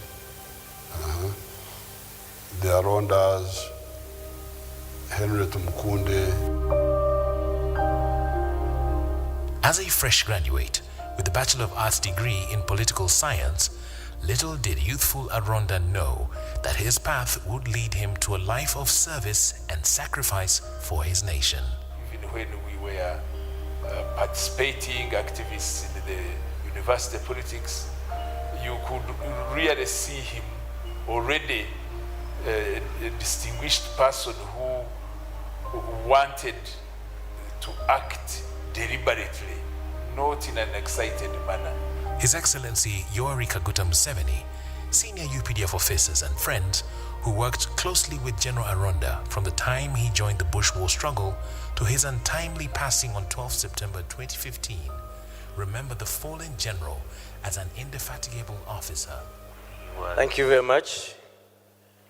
How I wish we had the time for the discussion, because it was going to be very interesting. This is a subject that is near and dear to many patriots and Pan-Africanists. Unfortunately, time is a resource that is scarce. I hope the IT people are ready. We are moving to the next presentation. The presenter is none other than retired General Salim Saye, officially Akandwanaho. That's his name. And his presentation, which was supposed to be, by the way, earlier than now, is about the role of the military in the socio-economic transformation of Uganda, a case of the UPDF in Operation Wealth Creation. To chair the session is another veteran of Uganda's struggle for emancipation, a man well known for timekeeping, and the only person who could have managed us at this time when we need time is no less a person. Please welcome General Ivan Koreta, retired, Member of Parliament Emeritus. We who have followed the struggle history, you know, he's a veteran of it. General sir, allow me hand over to you so that you are not inviting the presenter because it's going to be by Zoom, but you invite the panelists. My pleasure, sir. Thank you very much, Director of Ceremonies, our leaders, both civilian and military, the family of the late General Aronda, all of you in your respective capacities, good afternoon. I'm taking the pleasure of chairing this presentation by General Saleh, and at the same time, I'm supposed also to be a panelist, but I will do both roles at the same time. I would like now to invite the other colleague panelists, General Katumba, Wamala, and who else is on the program. I don't have a copy of the program. Who is going to help us, join us as a panelist?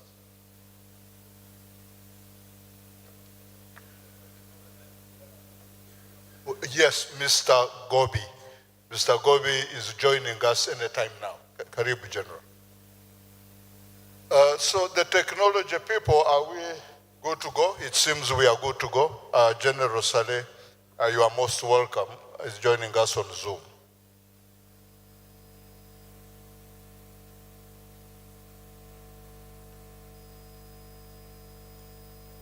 Technology, are we hooked up?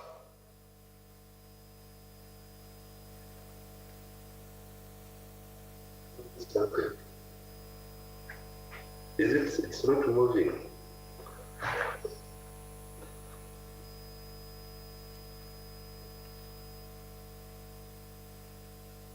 Yes, General, we are good to go. Good afternoon, sir. We are good to go.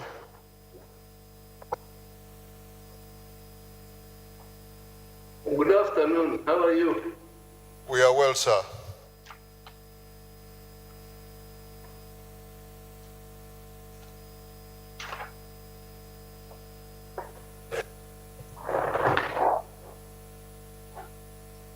So you can see me? can see you, sir, and you are loud and clear. Thank you. Now, I have to, all protocol observed, the ministers, the generals, the participants, and everybody. I feared to come to that audience because of the panel which was given to discuss my position, my paper. Because I have to go through all of them. The panelists whom they chose for me, I thought it was an ambush and I wouldn't manage them when we are in the same room. Why? Because the chair of the session, General Ivan Koreta, is the one who supervised my college paper when General Aronda and the team they had us and they pushed us to Kimaka. We fell into the hands of that man who is the chair right now. So he's the one who supervised my college papers and he gave me a B+.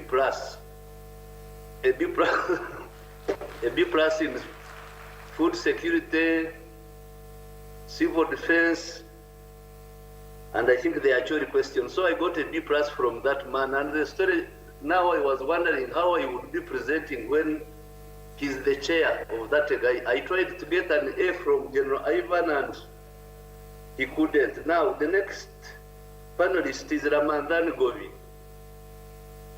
Ramandan Govi is the teacher of the economics that works. He's the one who has the plan for the tenfold growth of the economy of Uganda. Then General Katumba Wamala is the biggest job and wealth creator that is seated on that panel, who is supposed on me. I'm going to be presenting about beans and then matoke and coffee. But for him, he will be presenting about infrastructure, road, rail, ports, and so on. So then there is Dr. Pamela Mbawaz. Dr. Pamela Mbawaz now is the one who is working on NDP4. We work together on NDP3, and now we are working together on NDP4. So I tried to convince the panel that really they are the ones who should be,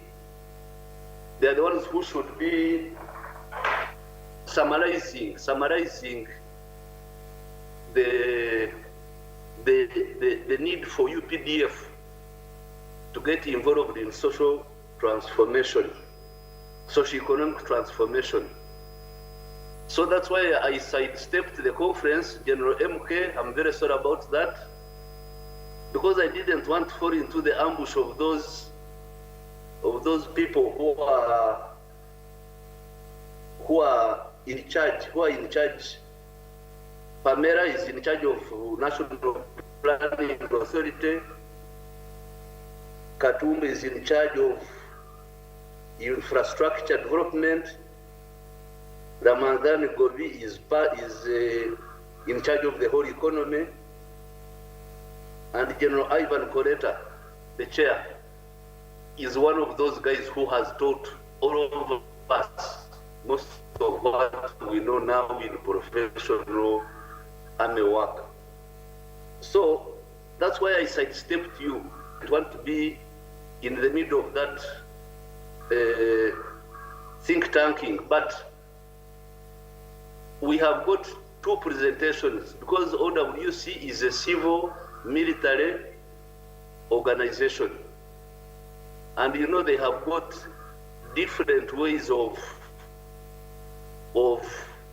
writing. So our acting DCC, assisted by Engineer Wambogo, are the ones who are going to present. And once they have finished presentation, I will be on Zoom. Then maybe I can add in. But for now, allow me to use those guys who are in the battlefield there in the conference hall. At box now, I want to be an observer. With those few words, I wish my presenters the best of luck. I'll be observing from here. Thank you, General. Thank you, General.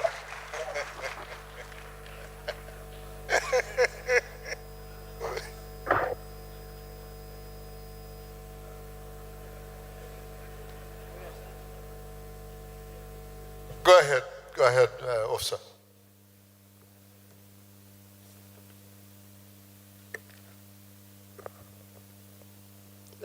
Honorable Minister, sir, the CDF, and our chair, sir, permit me to build on the protocol. As introduced, I'm Brigadier General G.K. Mwanguzi, who is the acting Deputy Chief Coordinator.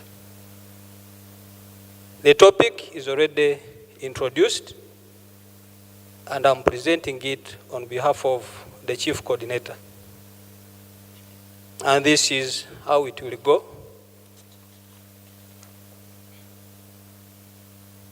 I will give a background,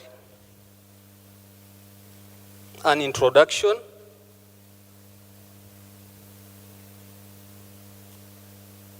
the role of the military in socio-economic transformation, the achievements of Operation Wealth Creation, challenges and conclusion. This being a civil military operation, I will handle the introduction, the background, and why the UPDF was deployed. Engineer Wekesa Wambogo will elaborate on the achievements of Operation Wealth Creation, the challenges, and I will conclude. And as the Chief Coordinator has introduced it, along the way, the teacher of economics will tease this presentation from the economic perspective. The background, as I was made to understand this morning, the Commander-in-Chief highlighted the historical background, and I will skip that in the interest of time, go to the introduction bit of this presentation. After the 5 years of the people's protracted war,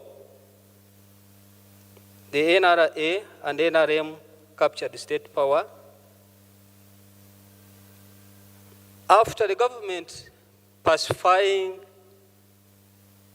and unifying the country, there came several interventions that were introduced by the government. And to name but a few, we had the Northern Uganda construction program, which transited into NUSAF 1, 2, 3, and as the PSST Professor Gobi will elaborate on the financial aspect, and NUSAF 4 is in the offing. We had the poverty alleviation in Tandikwa project, the Poverty Action Fund, Youth Livelihood Fund, the Women Empowerment, Myoga, not forgetting Operation Wealth Creation, which transited into the current parish development model. The aim of discussing this paper is to tackle the role of the military in the socio-economic transformation of Uganda using a study case of Operation Wealth Creation. I will move on to as to why the UPDF was deployed in Operation Wealth Creation. This was derived from the mandate of the UPDF, as the first presenter this morning indicated. Among the many tasks, the military is supposed to be involved in production during peaceful moments, but not forgetting the military discipline that all of us, the majority of us who are in this hall know. We have the superstructure of the command, control, coordination, and communication. Having realized the challenges that were in the structures of government, the President deemed it necessary, and in 2013, hearing from the war veterans in the Rural Triangle, a pioneer team of 50 officers, I inclusive, were deployed in the war zone of Rwenzori, Fronasa, and the Rural Triangle.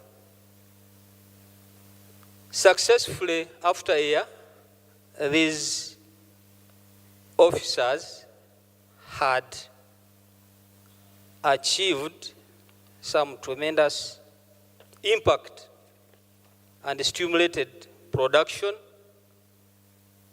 So building on that, in 2014, directed that at each and every constituency of Uganda, a coordinator to coordinate government activities using the 4-acre model be deployed.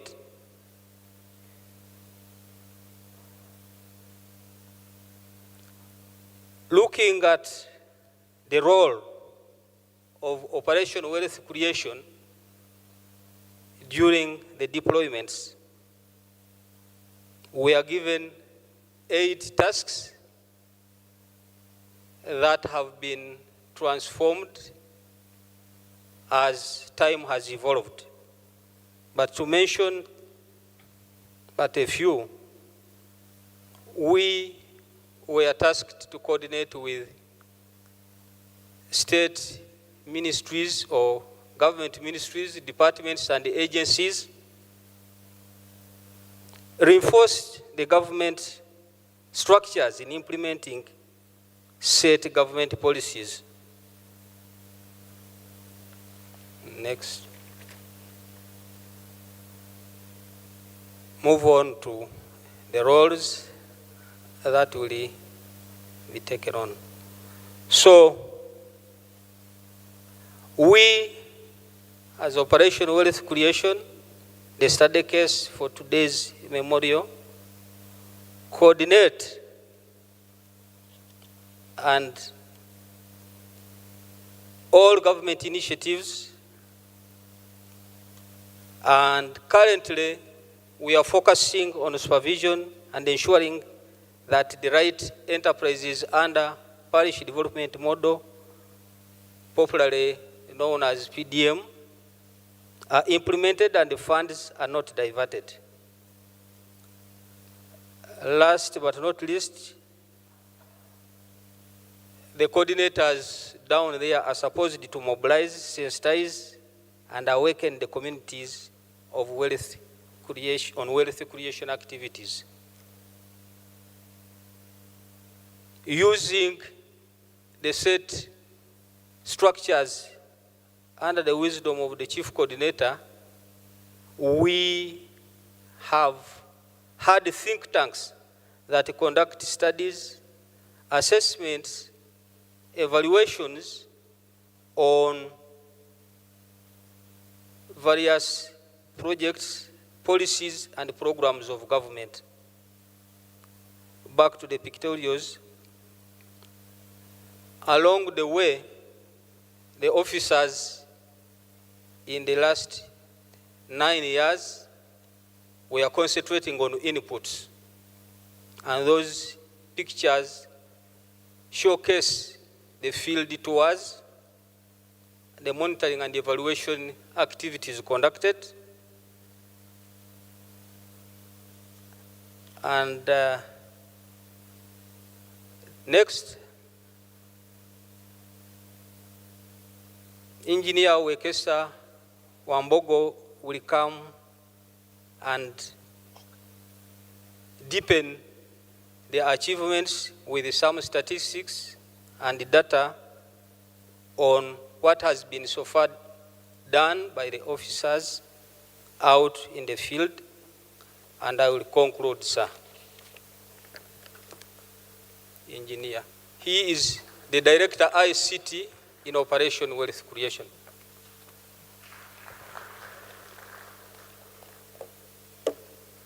Thank you, General Mwanguzi,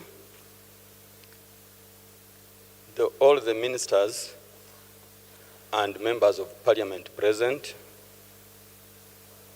the CDF and your dear loving wife, members of the diplomatic corps, permanent secretaries and other accounting officers present, service commanders, distinguished ladies and gentlemen.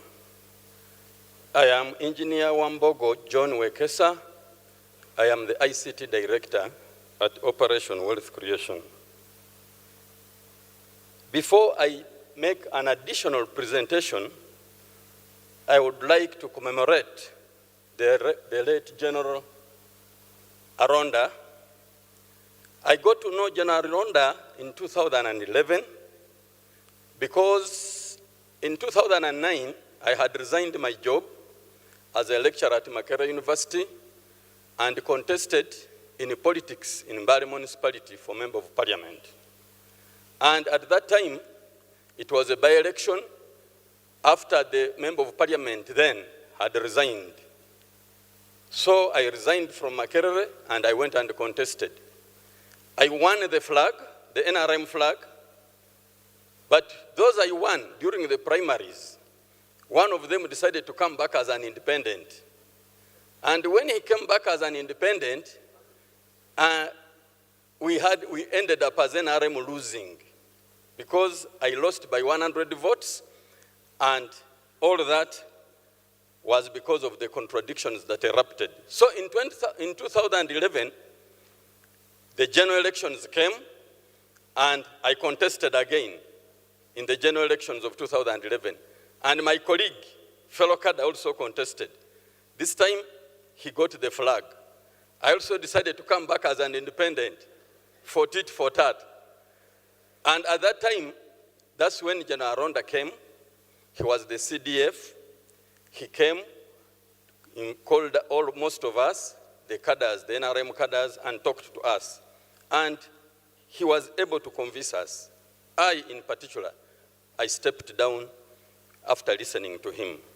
So, the late General Aronda was a great peacemaker. And from then, we continued as very good friends. Ladies and gentlemen, I'm here to supplement on what has already been presented. And I will begin at why the UPDF was deployed in Operation Wealth Creation. The President's decision to deploy the UPDF was informed by the following number of factors. One, the Constitution of the Republic of Uganda empowers the President of Uganda to deploy the UPDF to reinforce existing government structures for national development. So it's within the law. Two, the strict military UPDF Code of Conduct provides an enabling environment to enforce discipline and hard work for results. The strict Code of Conduct is not like it is in the civil service. You know, in the civil service, orders, people decide to take orders or not. Whereas in the military, the rules are clear. Then the military's superstructure and doctrine of command, control, coordination, and communication, the 4 C's, qualifies the military as one of the most appropriate to lead the war on poverty. Command, control, coordination, and communication, very clear in the military. Then the other reason why the president deployed the UPDF is that the traditional role of security and defense, which was previously restricted to guarding the national territorial integrity of Uganda, is no more under the current social setting and world order. In other words, it's no longer about the country being peaceful.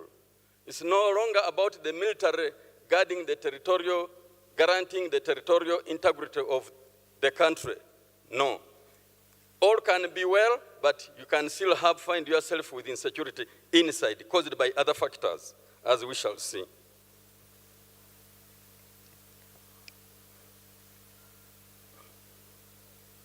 Because several academicians have alluded to the same, and one of them is General retired Kalibak and Wanaho Salim Saleh.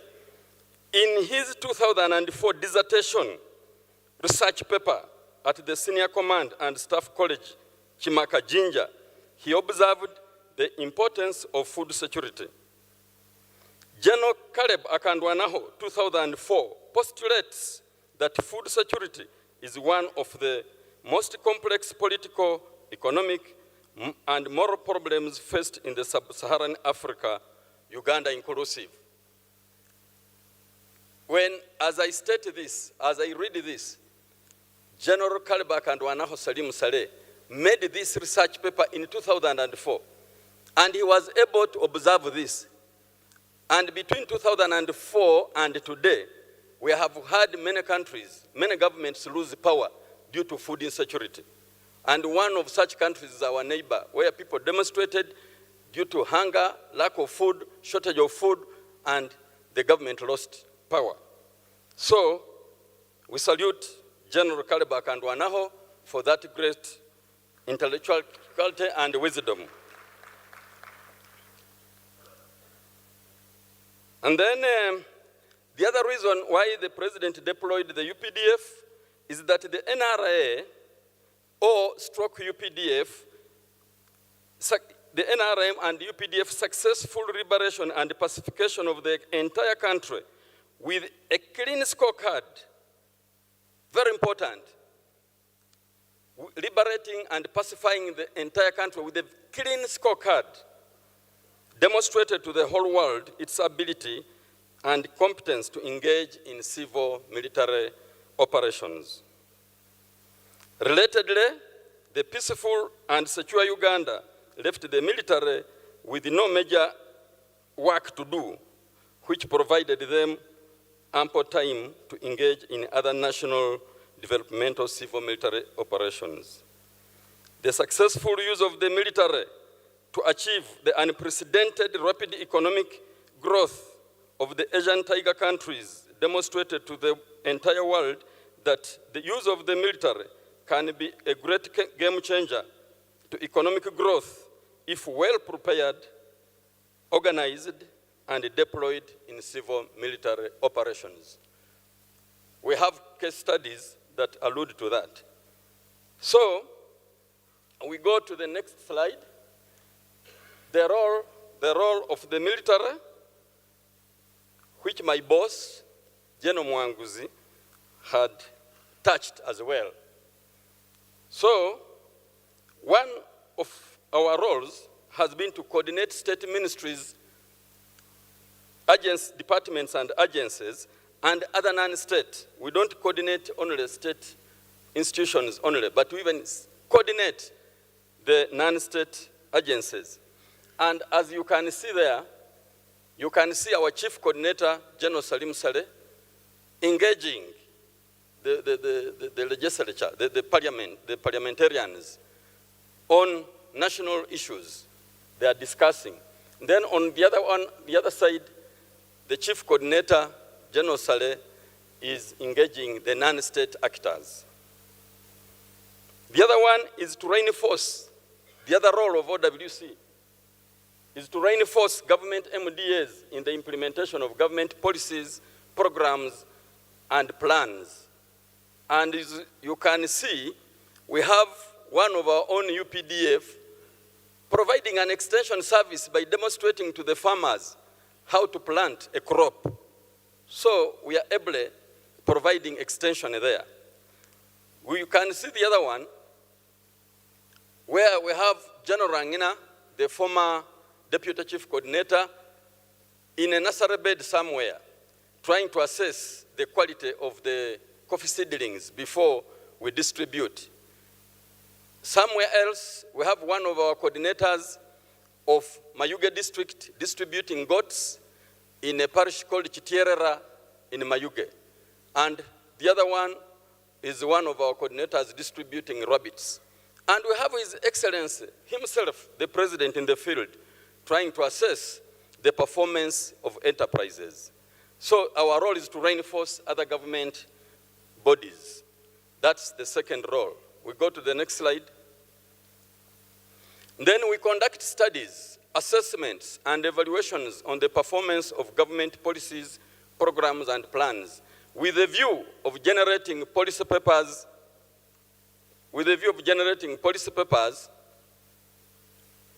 that inform government strategic decision-making based on proven facts and sound evidence. Our studies are very important because with us we are real and honest in disseminating facts. We disseminate nothing but facts. So those are some of our research teams. The first picture is the research team was in Rubirizi, a parish called Dangaro, and the president has used that parish as a model parish. So we went there to assess the poverty levels at that time. So the first one is in Dangaro, Rubirizi. The second picture in the middle is a study was being conducted in another model parish called Chitierera in Mayuge. That's also a presidential model parish. And we had gone there to study the poverty levels. Summarize on the statistics. The last picture is a study that was being conducted on assessing the survival rates of coffee in 2006. Next slide. We also supervise the PDM to ensure that right enterprises are purchased and PDM funds are not diverted across all the PDM pillars. That's one of our findings. After we have normally, as we assess, we have systems and softwares that do the tabulations and analysis, and that's one of them. Next slide. The other role we do, which indeed we have done very well, is we mobilize, sensitize, and awaken communities for wealth creation. We are evangelists for wealth creation. We preach wealth creation. Morning, afternoon, evening, and night, we preach nothing but wealth creation. There, our chief coordinator is engaging the communities. The next slide. Achievements of Operation Wealth Creation. The first achievement is that we successfully distributed farm inputs to the farmers or to the communities. That alone was a success because that was our first requirement. What the first required of us was to distribute farm inputs to the beneficiaries.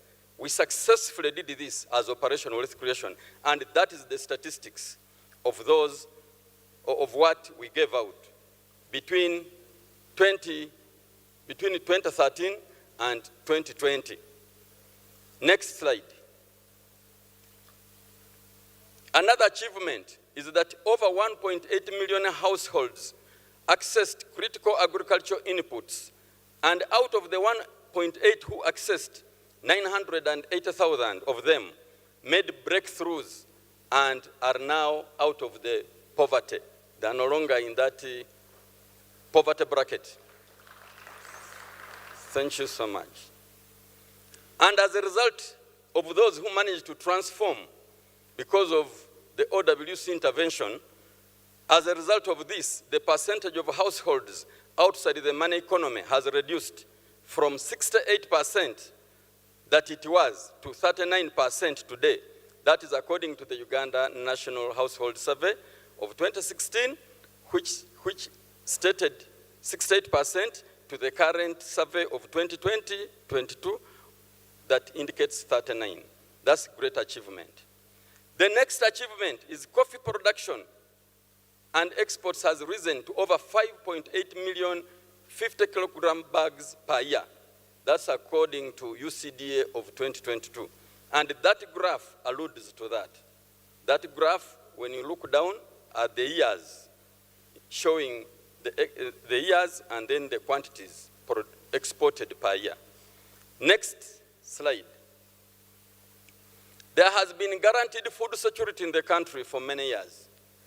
Uganda, as most of us know, is the cheapest city to live in. We have all the food we need. And the president deployed the UPDF because the UPDF understands security. The UPDF understands the importance, the importance of security and the worst that can come if we have insecurity.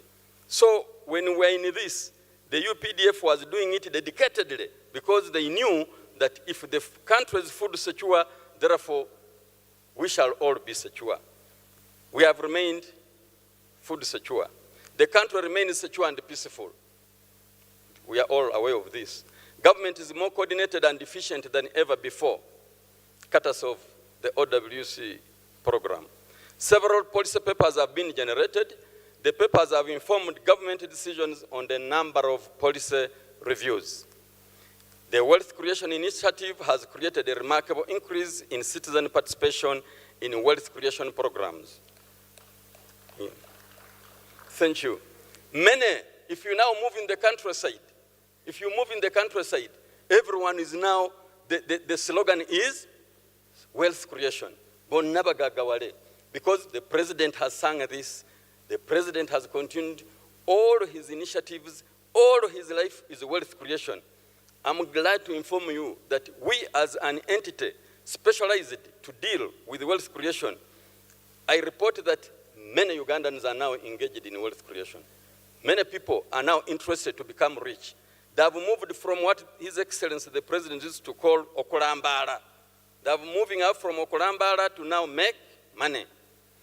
As you move, this, before I leave this slide, just briefly, the faith preachers, ababulizi b'enjiri, will always tell their followers that lucky are those who believe without seeing.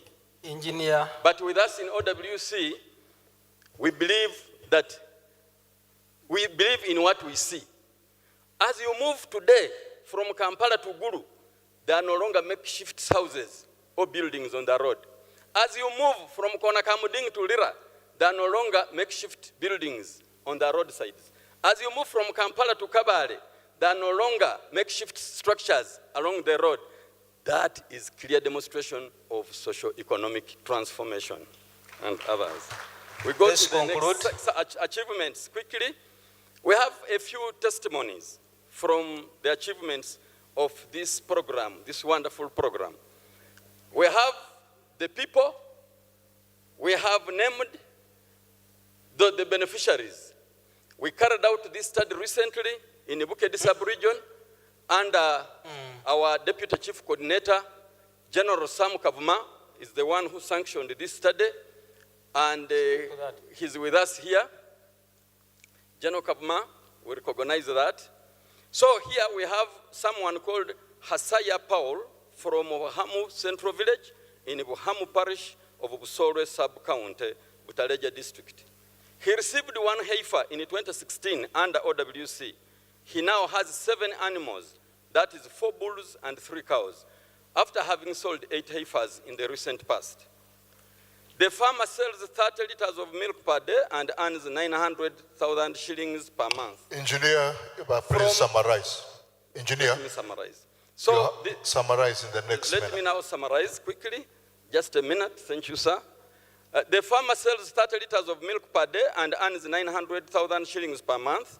From the proceeds, he purchased a shaffer cutter, installed a solar pump system, and has bought a plot. He employs 2 people to work on his farm.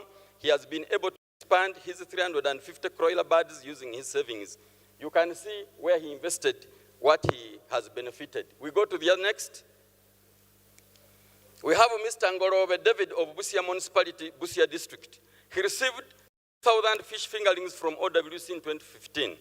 He now has 400 meters squared of fish pond, earning him at least 55 million shillings per year. Next slide. We have Were Wilson from Rubembe Village, Rubembe Parish, Mazimasa, Sub-County, Butaleja. He received 3,000 fish fingerlings from OWC in 2016. He sold the fish and used the profits to expand his fish business. He now has 20,000 to 20,000 fish fingerlings, earning him about 60,000 per annum. We move. All those are populations. The challenges we have faced. Devastating effects of climate change. Our farmers at times plant, then all of a sudden, the anticipated rainfall doesn't come, crops dry. B, lack of sufficient water for agricultural production in the country has left the agricultural sector at the mercy of the unreliable rainfall patterns, which has caused inconsistencies in agricultural production leading to market losses. C, another challenge, fake agrochemical products in the open market has continued to affect productivity of crops and quality of produce and products. D, ideological disorientation of most government actors, leading to intrigue, sabotage, syndicated, and systematic corruption. E, lack of reliable and profitable markets for farmers' produce and products. F, very low levels of food processing for value addition, leading to loss and donation of profits. The president has always been clear on this. G, rampant thefts in the villages. These thefts are retarding and in some cases reversing all livelihood gains achieved by households in Uganda. Conclusion, the role of the military in Uganda's socio-economic transformation is highly commendable. I thought we would clap for this, really. The role of the military in Uganda's socio-economic transformation is highly commendable. The military has pacified the entire country, guaranteed peace and security, which has in return created a conducive atmosphere for both local and foreign direct investments, hence causing rapid economic growth in the country. Uganda's military has gone ahead to provide services in other areas previously regarded as a preserve of the civil authority. It successfully awakened, mobilized wananchi for job and wealth creation, in addition to successful management and monitoring of the distribution of farm inputs to farmers under the OWC program. The military also provides guard security to industrial zones, hubs, and other critical installations, and also plays a leading role in the war on bird fishing and corruption, which are all essential factors in the socio-economic transformation agenda of Uganda. Furthermore, the UPDF under its 2 sister companies, the National Enterprise Corporation and the Engineering Brigade, are engaged in construction and high-tech engineering. The Engineering Brigade has constructed and rehabilitated roads and installations, including Mandela National Stadium, Nambole, while NEC is into design and assembling of drones and electronic vehicles in partnership with Kira Motors, to name but a few. It is important to note that Uganda's military has been able to achieve all this because of the very clean scorecard of discipline and professionalism, which has continued to attract support and trust of the citizenry in whatever it does. UPDF, the last paragraph, the last one. Oh, thank you. We have presented all this on behalf, okay. Operation Wealth Creation would like to most sincerely salute His Excellency the President of Uganda and Commander-in-Chief of the Armed Forces for the job well done in building the NRA/UPDF to the current mighty force, delivering more than was expected of it. Thank you so much. I presented all this on behalf of our boss, the Chief Coordinator, General Salim Saleh. Thank you so much. Brigadier Mwanguzi, would you like to add something or we carry on? I think we usher in our boss, sir. Sorry? Let's usher in the Chief Coordinator to summarize it and conclude, sir. Who is the Chief Coordinator? On Afande screen. Karibu. Afande Karibu. So, if you have seen that, you know, what they have presented as OWC is the small component of the overall growth actions that are being taken. Because the task that we were given was a very difficult task.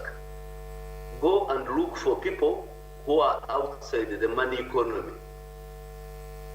Dealing with those people needed skills of these old soldiers who had been, who had matured ideologically in dealing with people. So bringing the people into the money economy is only a part of the bigger picture of a new topic that we are encouraging people to study called Musevenomics. Because bringing the people outside the money economy is just a small component of the Musevenomics. It is actually principle number 11. It is number 10 or number 11. Because the first principle of Musevenomics is security of persons and property. Number 2 is privatization and liberalization. Number 3 is return of Asian properties which had been confiscated. Then the number 4 is diversification of crops.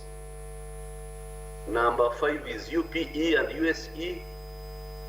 Number 6 is markets, the regional markets of East Africa and Africa, and so on and so on. So this bringing people into the money economy, which is the current assignment of OWC, is part of the bigger picture. And as the chairman knows, because he's the one who has, I asked General Ivan Koret about 2 years ago or 3 years ago to do a critique on the activities of OWC, and he made a critique. But as you all know, that this household income activities cannot change the economy unless the infrastructure of General Katumba is fully operational. So we are just a small piece. Don't think that OWC is the biggest solver of all the problems. We are just focusing on household income, but linking now this massive production from where they produce it up to the market. So, Mr. Chairman, I'm happy I have survived that audience there. Now I'm in your hands to concretize, because General Katumba must tell us the infrastructure, because the biggest challenge that we, the farmers, are faced with is road infrastructure, especially at the community roads. That we have a very big challenge there.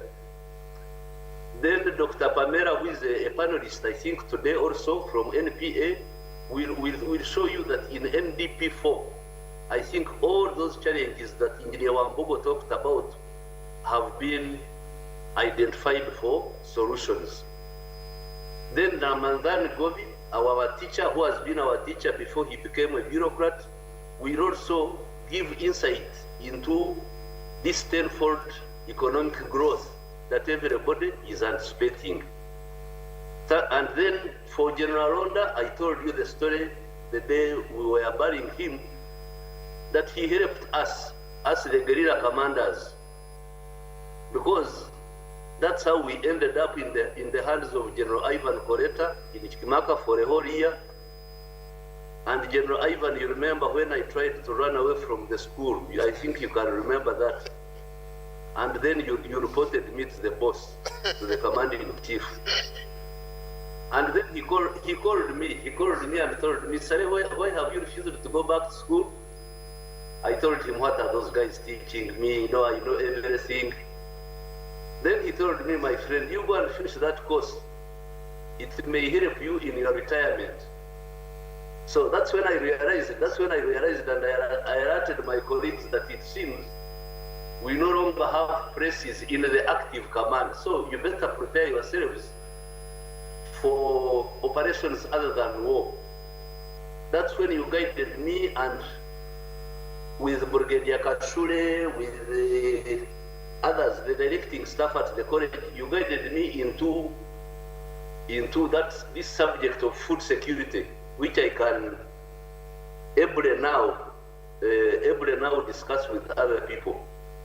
So for General Aronda, his legacy, I'm so happy that finally people have now talked about his legacy, because very few people know the situation under which he took over command. It was a very difficult period, but because he was, like the president and others have said, he was a political commissar, an intelligence officer, and a commander. So the challenge for UPDF now is that all my officers whom I'm using under OWC are also members of the reserve command. So I have been arguing with the UPDF headquarters whether OWC should fall under the reserve or remain independent at the president's office. That's my only challenge. Otherwise, we have done a lot of studies. We understand the rule of economics very well, and I hope the presentation has helped the Army Command to understand what we are dealing with. Thank you, Mr. Chair, and I thank all the organizers for giving us this opportunity to talk to on this memorial lecture. Thank you very much. Round of applause for General Saleh.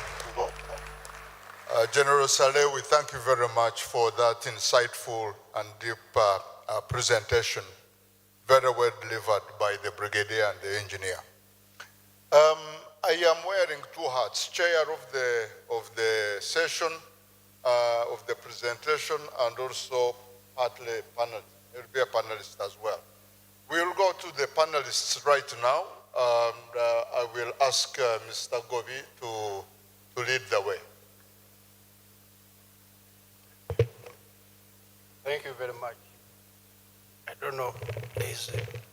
Thank you very much, General. The Honorable Minister of Defense and Veteran Affairs, Honorable Ministers are present, General Saleh, the CDF, and your dear wife, the fellow panelists I'm with here. I'm privileged to be on the panel with them, all the general officers of the UPDF, as well as the family of the late General Aronda. I've seen his wife and the son. He was very little the last time I saw him. He's now a big man.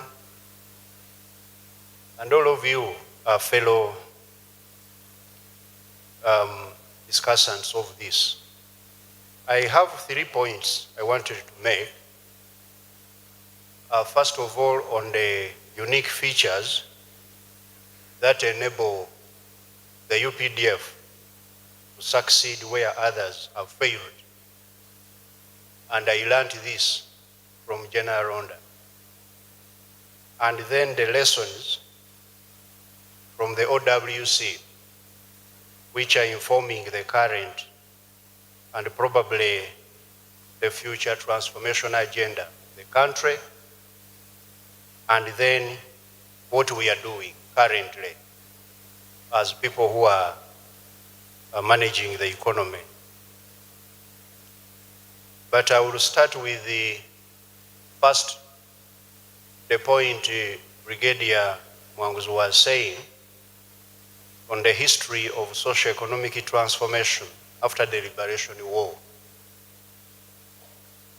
I think this has been a history of attempting to banish subsistence economy from Uganda. Uganda has historically been a country of gardeners, people who are planting a few crops, keeping a few animals for own consumption. 80% of the population in 1962, when Uganda was being declared an independent country, were in subsistence. A few years ago, in 2014, when they carried out the census, that subsistence component was 69%. Recently, UBOS carried out a census. We are waiting for the number now. But in between, in the survey, they had made the household survey, they had said subsistence economy was at 39%. Then moving people into the money economy should be within all of the four sectors of the economy, in agriculture, in industry, in services, and in ICT, as His Excellency has always guided. Now, in April of 2011, that's when I first met General Saleh. Someone I was teaching at university said there is a man who would want to listen to your economics. He took me to Garuga. When I went to Garuga, I met General Saleh there. And he asked me, you know, they have been talking a lot about you. Finally, I've met you. And I have a question. And his question was, why have Ugandans failed to take advantage of the various programs being implemented by government and development partners to get out of subsistence and poverty?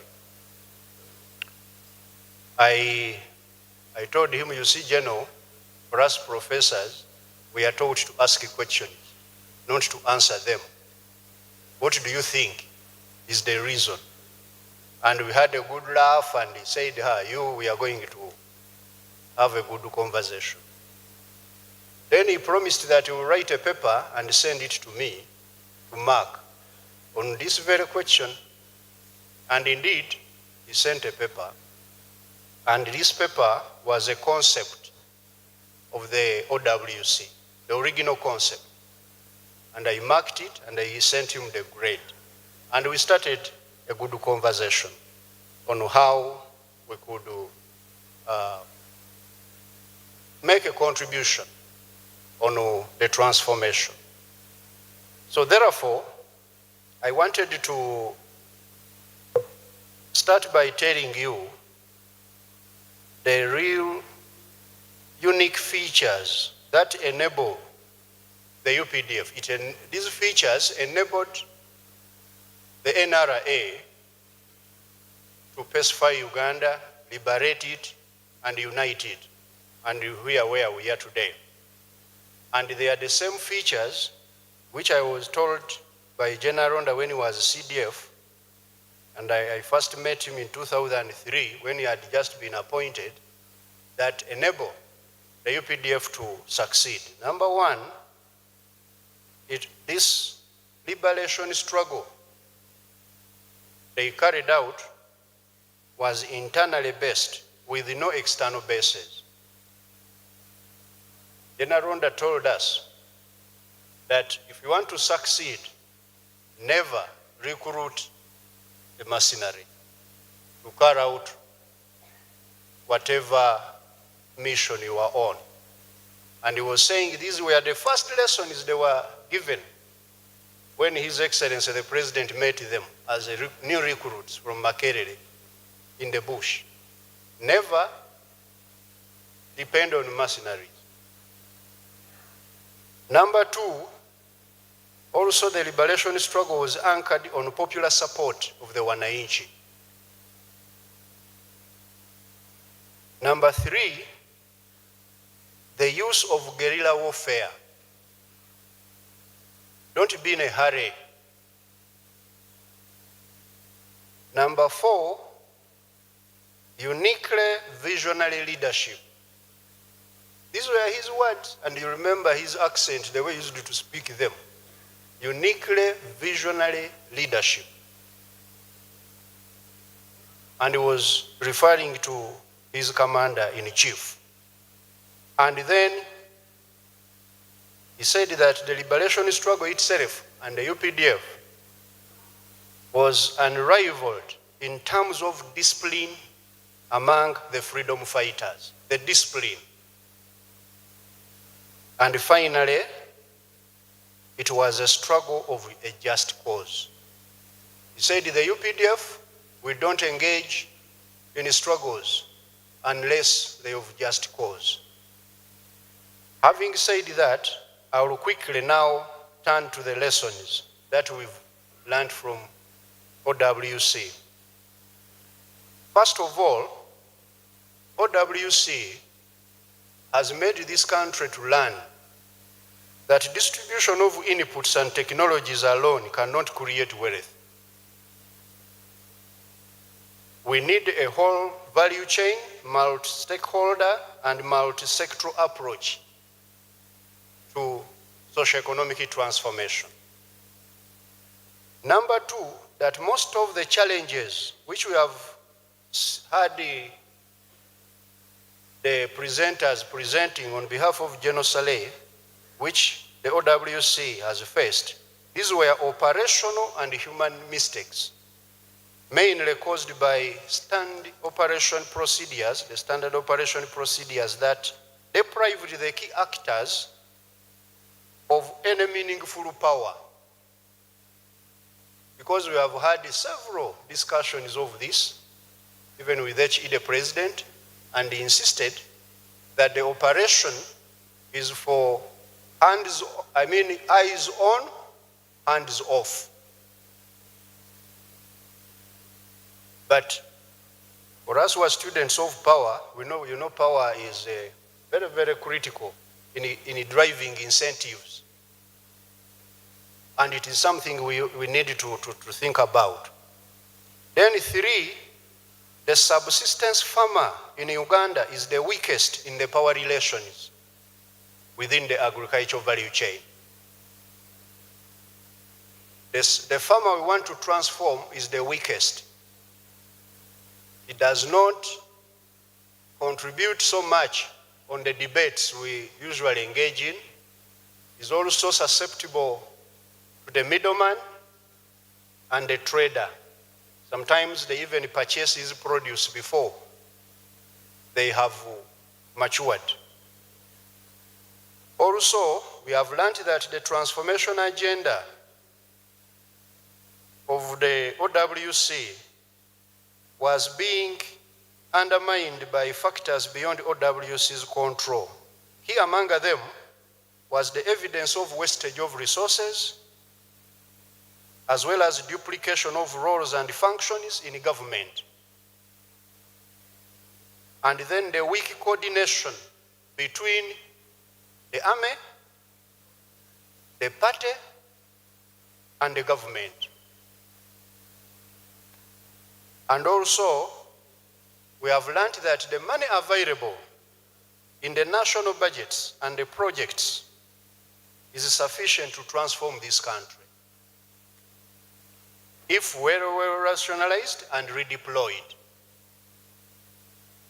And I want to tell you that from these lessons, we have been able to rationalize the budget, the national budget, all of the resources being used in the parish development model, 1.1 trillion shillings was got from repurposing the budget from certain activities which were thought to be wasteful, or not wasteful per se, but not transformative, to the transformative idea. And the Commander-in-Chief guided OWC. I'm going to conclude, General. I know we are running late on time. That we should ensure that we reach all of the homesteads that are in subsistence on 4 major things: correct enterprise selection, logistics support to the beneficiaries, those are the subsistence farmers, sensitization, which we call mindset change, and then number 4, the eyes on but hands off. He called this the missionary work, that the army's job is to carry out the missionary work. This OWC operation has been built or guided by research. Research in finding who and where is the farmer in the power relations within the agricultural sector. And I want to tell you that that research is available in a book. I want now to conclude with what we are doing now.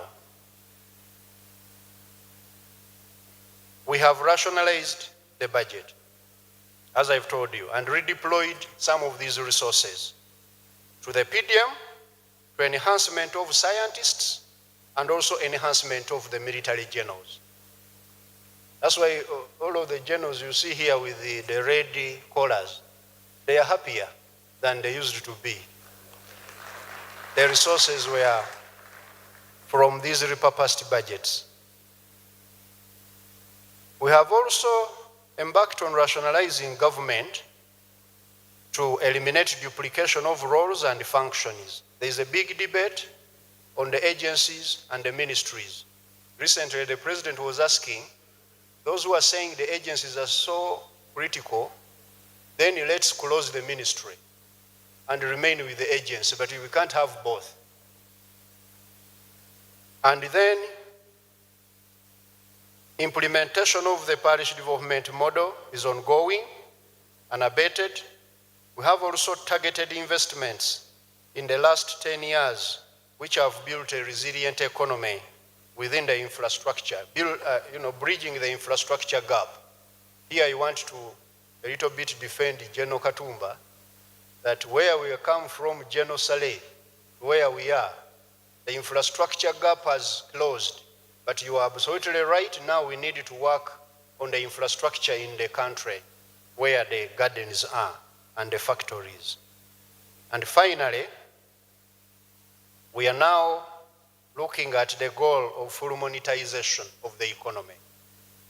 Full monetization and formalization, so that we can drive what we call the tenfold growth, which is the new directive from His Excellency the President, a very beautiful ambition we have embraced fully, and the priorities are still 7, peace and security number 1, roads, bridges and railways number 2, electricity number 3, wealth creation initiatives number 4, STI, science, technology and innovation, including ICT number 5, investing in people, education, health and water number 6, and management of natural disasters and regional integration number 7.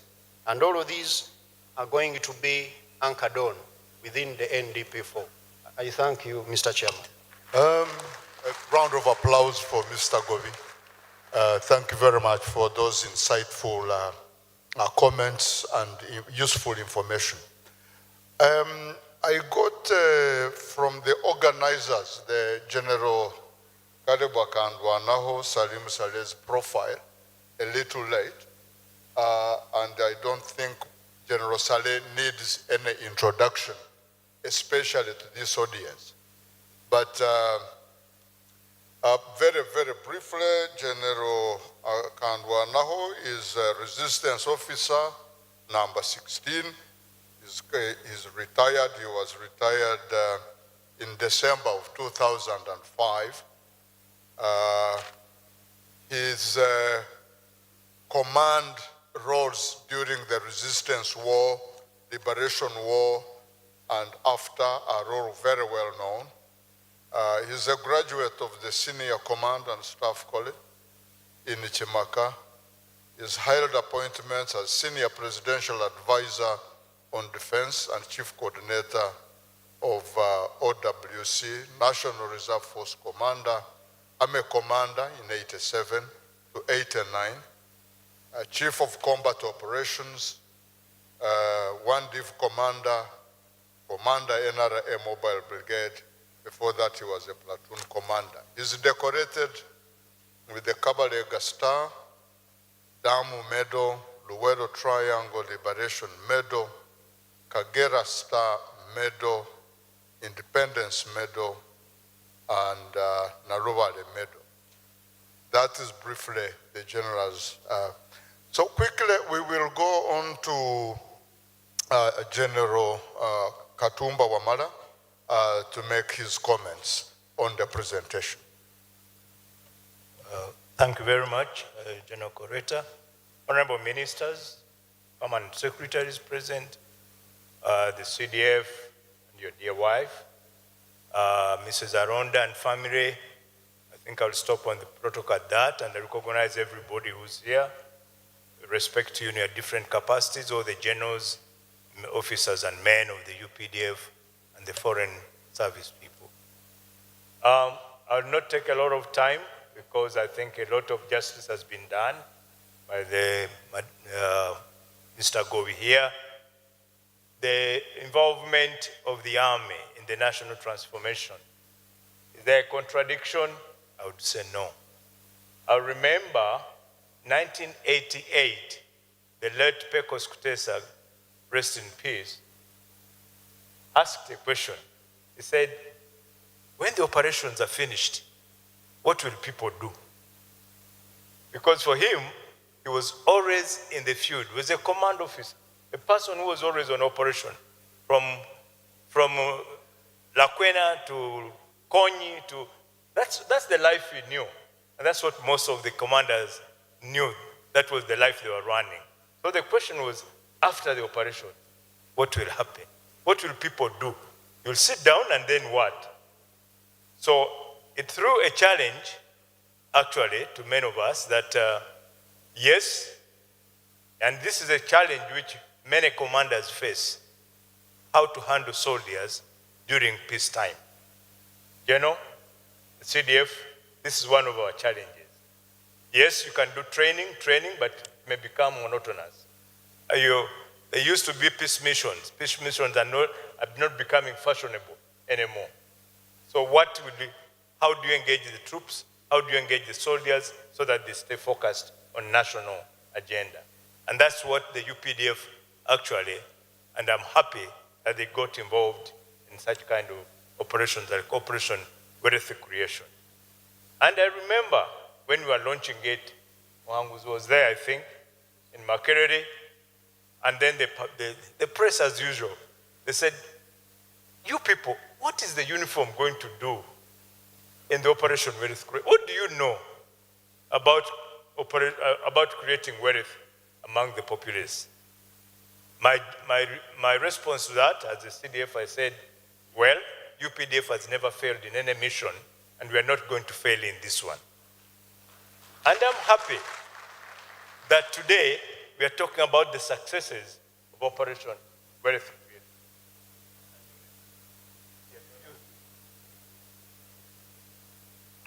And I'm happy that today we are talking about the successes of Operation Wealth Creation. As you heard, the numbers, and numbers don't tell lies. You heard about the coffee. And if you want to see what that means, go to Masaka and see what has happened in terms of transformation of the country. So I join all those who have supported the involvement of the military in transforming this country, not only in creating a secure environment, because Yes, you may have a secure environment without war, but the environment could be insecure because of other things. And we have seen this happen. You saw what happened up north here. The price of bread brought down a government. The price of bread. So when General Sade wrote about food security and its impact on national security, he was right. So I think we need to just support the UPDF and increase their activity and their performance and their participation in national transformation. Some people think that the involvement of the army will reduce the operational space for the private players. I don't think that's true. We're just going to just be complementary and not competitive. So please, honorable members of Parliament, I've heard this in the corridors, that why is the army coming into the construction industries? They're reducing the space of the private players. Please don't be scared. The army will not take, there is enough for everybody's participation. And the army has participated briefly in a few things which I wanted to cite, and which can show the evidence of what they talked about the discipline of the army, being able to deliver projects on time and in quality. And I'll cite a few of them. Some of you might have traveled through Entebbe Airport of recent. You see the departure, the improvement of the departure and the arrival. That was the work of the UPDF Engineering Brigade. If you have not been, you have no reason to travel through Entebbe, at least you just go and visit and see how the airport has been transformed. Thanks again, the UPDF Engineering Brigade. And so I feel that we let's involve the army in more, not only in Operation Wealth Creation where they have delivered, but also in other aspects. NEC, and I'm very happy to see General Mujira here. At one time, NEC was collapsing, but please allow me, if I am not diverting, to say thank you to General Mujira, because he breathed life in NEC, and today we have products like Uzima. It's a household name. This one. Many people are now preferring to take Uzima from other waters because of the quality. Thank you very much, and I'll continue supporting you. Ladies and gentlemen, we see here many Chinese companies. I think some of you have been able to see companies like China Railway Groups. Those China Railway Groups companies, originally, they were military brigades, engineering brigades. They had a task of doing roads to connect one brigade to another. When this was done, the brigades were redundant. They have transformed into commercial entities. That's where we want NEC to go. And that's what we have done. Right now, NEC is attached to China Railway 7. They're working together. They're developing their capacity in road construction. They're the ones you'll find on Karuma, Orio, Pakwach Road. They're the ones now participating in the reconstruction of the Karuma Bridge. We must create our own capacity. And that's what we want to see the army doing. And taking advantage to our fellow Ugandans, we don't want to see 10, 15 years down the road, Chinese companies coming back to repair or to maintain the roads we have constructed. NEC should be there, and other local companies. So let's support that effort because it's in the good direction. NEC is going to be involved in the standard gauge railway construction. Very soon, and this is good news to Ugandans, very soon we are going to have the launch. Actually, I can say, the first week of October, we are launching the standard gauge railway construction.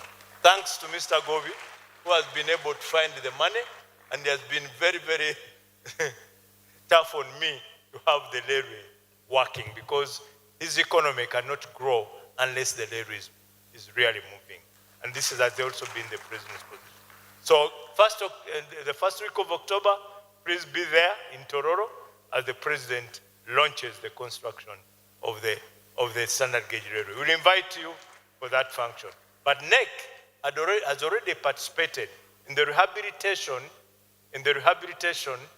of the meter gauge, the one from Mbarara to Mukono and Kampala. So they are still already on the line. I know that some people, when we said Tororo, I see some people getting jittery about Tororo. It's in Malaba, okay, for comfort of Honorable Kazwenje, it's in Malaba. So that's where we are going to have the function done. Otherwise, I would like to thank you. How is the infrastructure involved in the PDM and Operation Wealth Creation? In the PDM, we are responsible for Pillar 2. Pillar 2 is infrastructure. Because according to, as you saw, the presentation by the engineer, the professor, it was not making sense for people to be told to produce when they cannot take the goods to the markets in time. So that's why infrastructure is Pillar 2. And Pillar 2 intends to work on those other small roads, not the roads of my ED, Kajina. Those are the national roads. She works on national roads, those which link to the border.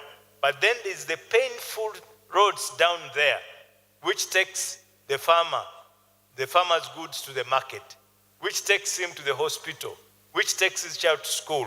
That's where we are involved as Pillar 2 in the production line, in the production chain, so that it can be a complete chain. So please, that Pillar 2 has recently been highly supported. Again, thanks to Mr. Govi here, by every district being given an additional 1 billion shillings. And every district now has a unit of equipment, the basic equipment, the grader, the wheel loader, and the compactor. So every district and municipality has the capacity now, at least, to rehabilitate or to maintain their small roads, in addition to what the country is doing. With those, I think I've answered what the general had asked me. What am I doing to ensure that what Operation Wealth Creation has created down there does not rot in the gardens but reaches the market? Otherwise, I thank you very much. I thank the leadership of the UPDF for making this happen. But let me also thank the family of Gen Aronda. You know, unfortunately, some of us have had bad experiences with some of the families of our past commanders, where they are fighting over property and all that and spending time. Thank you very much. Thank you, the family, for holding his legacy and holding his image high. And that's why we can even have this kind of lecture. Thank you, and I appreciate everybody. A round of applause for General Katumba. General, thank you very much for your comments and information to the audience and to the country at large. In memory of the late General Aronda, I was privileged to be his deputy from 2006 to 2013.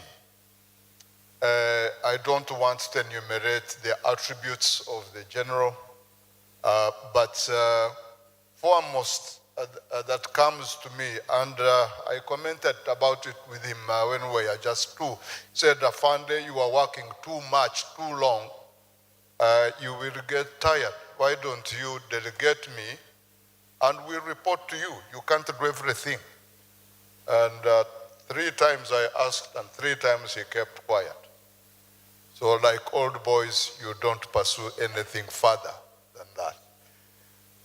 But he workaholic, he worked hard, very honest, a very, very pleasant soul to associate with and to work with. May his soul rest in peace.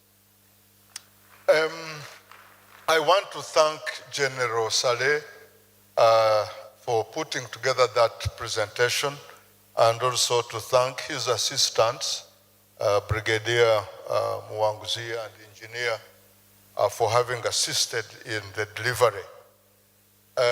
Quickly, what is our takeaways from here?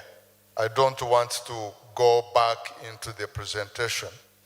But the General's paper and presentation, I think, gives us 4 takeaways. 4 takeaways of why.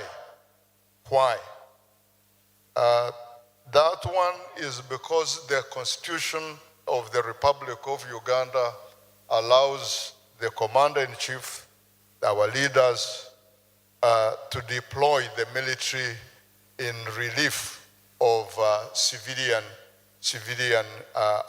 affairs where we deem, or where the leaders deem a need is required. Second takeaway, what was the need? There was all these problems about poverty. How do we eradicate poverty? The UPDF had to be deployed in this wonderful civil military operation called Operation Wealth Creation. 3, the WHO, obviously the UPDF command and its leadership and its soldiers had to be deployed. And finally, the how. That is what establishes Operation Wealth Creation. So I would like to thank you very much, our leaders, both military and civilian, our guests from foreign embassies and high commissions, and all of you invited ladies and gentlemen. Thank you for being patient and listening to General Saleh's presentation. I will now hand it over to the Director of Ceremonies. Thank you very much.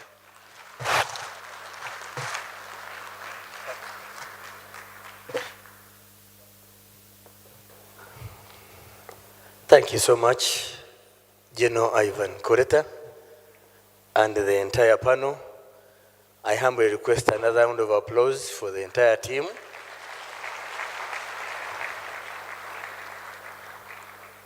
Honorable Minister Both and the CDF, you have a wide range of guests that heeded your invitation. Unfortunately, in the interest of time, I can't recognize each one of them. The outgoing moderator has hinted on the categories.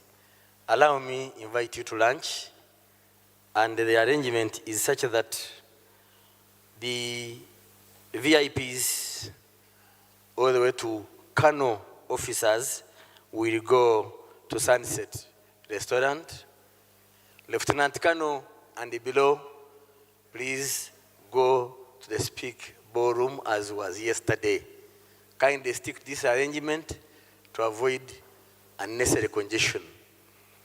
I am requesting we take 1 hour in the interest of time. We have 2 more presentations. The next presenter, Minister of Internal Affairs, is already here. He has been waiting for the last 1 hour. Bon appetit. Thank you so much.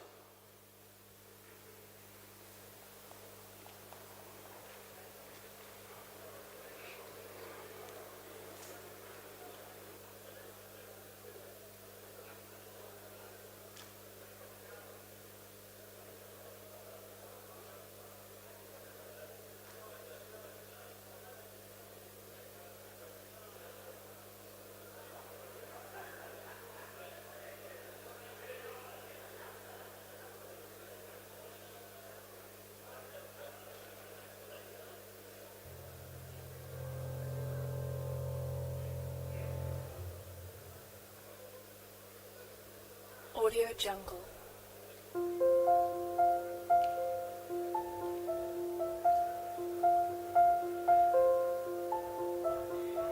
Audio Jungle.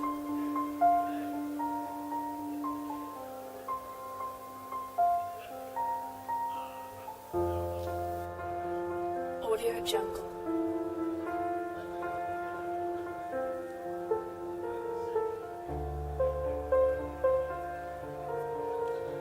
Audio Jungle.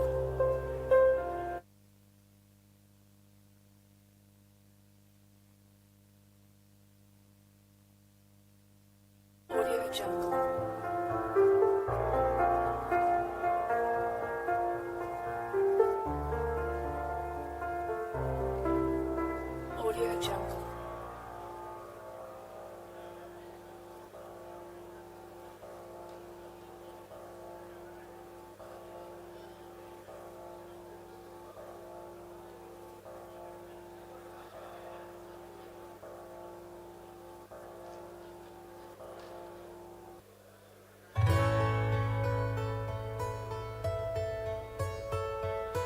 my love.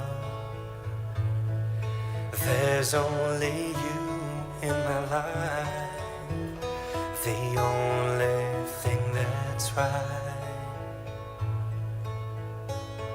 My first love, you're every breath that I take, you're every step I make,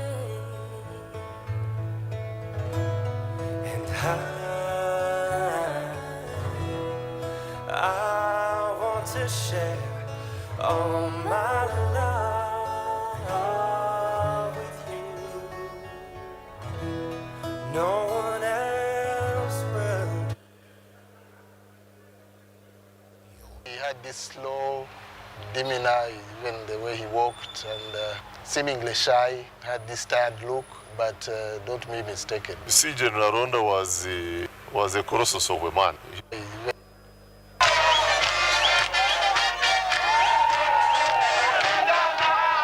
In a land rich with history, one man stood out as a beacon of hope and unwavering dedication to duty. His name resonates with history, a name that embodies compassion, leadership, and courage in the face of danger. For UPDF, we marked finished and unfinished business. We had to come here and end this area terrorist group. This is a story of the late General Aronda Nyakairima, a soldier par excellence, a man whose legacy transcends borders and inspires generations. Heart of a hero, the legacy of the late General Aronda Nyakairima.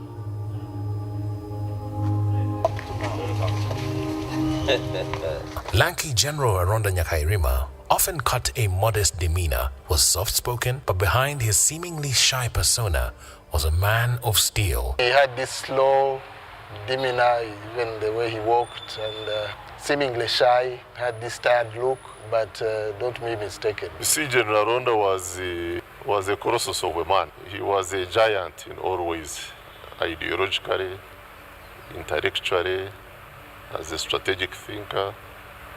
In faith, he was very religious. A firm soldier who joined the protracted people's struggle in 1982 and Batch 6 of the Rebel National Resistance Army, NRA, soon after leaving Makerere University. They were a group of graduate and undergraduate students who had come run from Makerere, and they joined us in the bush. I met him, like in the camp, because we lived in camps. I got to know that he was from Makerere. He struck me as definitely somebody that we shared. We had something in common. We were motivated by the same grievances, if I may say, or driven by the same, sentiments. Dictatorial regimes, gun-toting thugs, and determined to change the situation. On the 6th of June, 1981, I left to go out to look for guns through the lake, and stayed out until the 9th of December when I came back. Now when I came back, when I left, these Arondas were not, had not joined us. Because this came as a fresh group from the universities. Before I left, we had the people who had gone to the bush from the army, the old army, from UNLA, UA, and then we're also recruiting the villagers. Now, when I came back, I found that there was quite a big group of young people who had come from the universities. The Arondas, Henry Tumukunde. As a fresh graduate with a Bachelor of Arts degree in political science, little did youthful Aronda know that his path would lead him to a life of service and sacrifice for his nation. Even when we were participating activists in the university politics, you could really see him already a distinguished person who wanted to act deliberately, not in an excited manner. His Excellency Yoweri Kaguta Museveni, senior UPDF officers and friends who worked closely with General Aronda from the time he joined the Bush War struggle to his untimely passing on 12 September 2015, remember the fallen general as an indefatigable officer. He was a good mobilizer of both the army and the civilian population. And he was a good communicator. He could explain his vision. He told us in one of the meetings, he said, all commanders, it was like an instruction. He said, don't waste time, whenever you meet soldiers, don't waste time with a lot of speeches, and just focus on 5 things. Discipline, health, welfare, training, and something else. There were 5 points. And he kept emphasizing that in his messages. My 5 points. My 5 points. So he was like a teacher. Could hardly go anywhere, and he doesn't know a person in this country, the corners of this country. From LC chairman to politicians, name it. And he used that one to endear the force to the Wananchi. For Aronda, it was not a problem at all, because that was his original starting point, to be a mobilizer. For instance, we would have some of our commanders, like Rwanda, they were calling suicide Katunji. For them, army.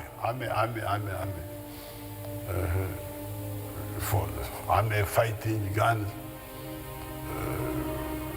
But without the people, you can't fight. And yet, the line of the NRM is the strategic reserve of the army are the people. For him, it was not about positions. It was about work. He believed in other people, like ourselves, the civilian part of the ministry. He believed in his colleagues, the military, and he was guiding them very well in whatever they were doing, and he would delegate to them, and this for purposes of growing them and ensuring that at least, even if he's not there, government work doesn't stall. He used to say that you cannot afford to sleep as an intelligence officer, because at night that's when the thieves wake up. That when you sleep, when the thieves have woken up, then you are doing a disservice to your country. Commissioned in 1986 as a junior officer too, an equivalent of a second lieutenant today, General Aronda rose through the ranks, serving with distinction and dedication in every role assigned to him by the Commander-in-Chief, President Yoweri Kaguta Museveni. We can say that under General Aronda's leadership, the EPDF managed to defeat insurgencies in the country.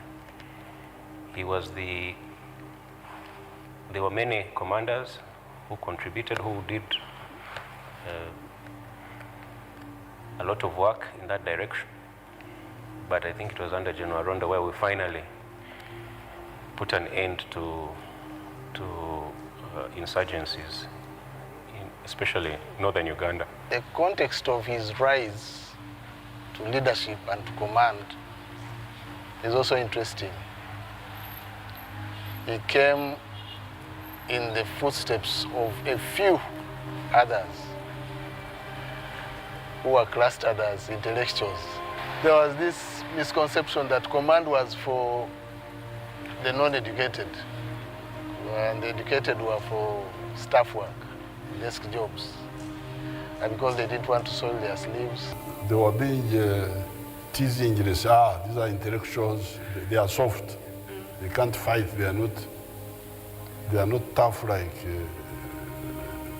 the other people, the villagers and the old soldiers. But for us, we were very happy with them because these intellectuals, after their basic training, because they will be trained in military. They will be trained, then after training, they will be either PCs or intelligence officers. Because of writing. Because for intelligence work, you need to write. For political work, you need to write. That's why we were taking advantage of them in that line. Some of them became very good commanders. Right from the early days of the Bush War in the early 1980s, General Aronda honed his skills in intelligence, delving into the intricacies of people's protracted struggle and the post-1986 liberation era. That was 2 months after the capture of Kampala. At that time, he was operating from room 15 of the Central Police Station. I remember it was during that time that the National Resistance Army carried out the first operation in the city to curb insecurity, and it was called Operation Nagoya. It was called Nagoya because we were targeting unregistered vehicles, and all those vehicles were coming from Japan, hence the name Nagoya. So I was actively involved in that operation. I was a roadblock commander around the Ginger Road, and General Aronda was coordinating operations based at the CPS.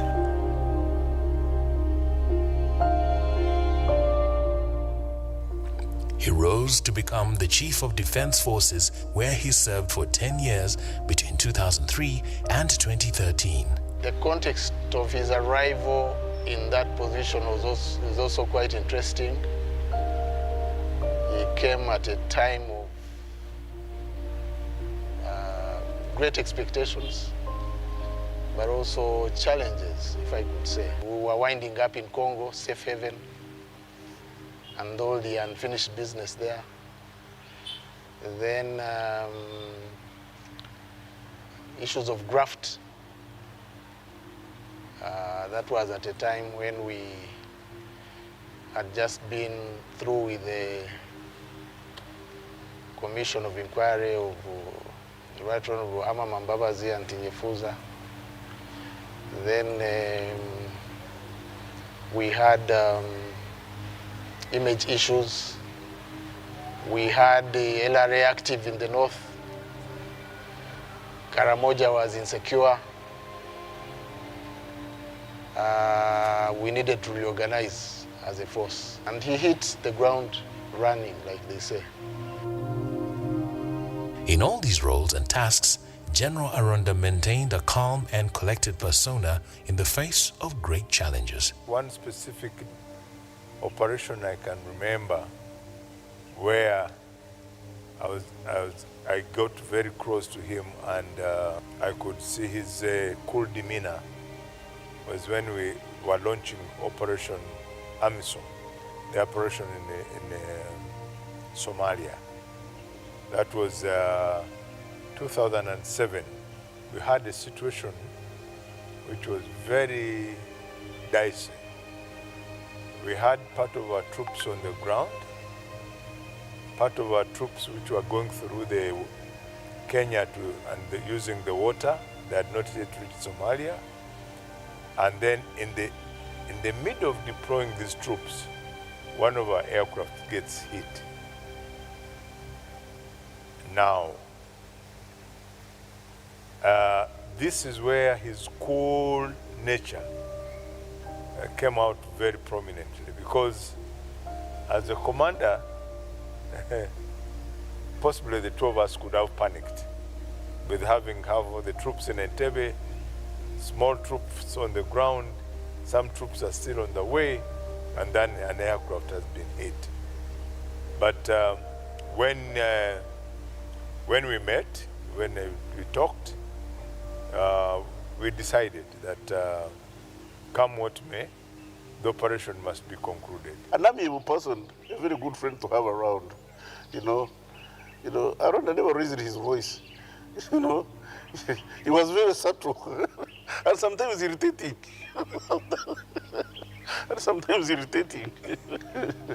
He'd laugh in the face of provocation, and very frustrating.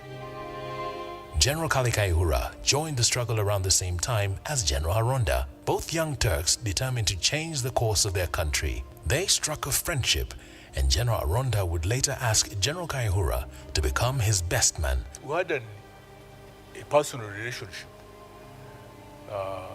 which I could say was comradely. He asked me to be his best man. He never gave me the reasons, but I believed he found it fitting that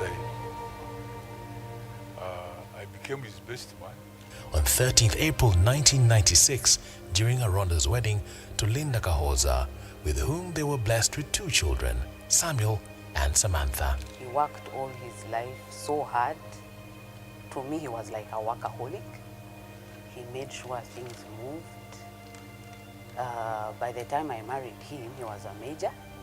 And the fact that I met him when he was already a busy man, for me, I gave him the chance to work, and he did. But he really tried to find time for us, for his personal work, for his own work. He worked both for the army, for the country, for his family. When I was younger, I knew my father had a serious job. Doing what exactly, I didn't know. But I knew he had to be serious most of the time. So my favorite memories were any time I could make him laugh. Anytime I could make a joke and he would laugh, it would make my day. In spite of his tough demeanor, often donning military fatigues, General Aronda was a father at home and often created ample time from his busy schedule to spend quality time with his family, as Samuel recalls. If he had any free time on the weekends, he would take us out to eat, swim, talk to us, and he made it, he tried to make up for the time lost. There's actually one memory I have. He wasn't very fond of me playing games, like video games. He'd rather I read. But there's one night he came home and I was playing it, so I was quite nervous. I was playing, I think, James Bond on PlayStation 2. So I was quite worried that he was going to tell me, just switch it off. I want to watch news or something. But he actually sat there.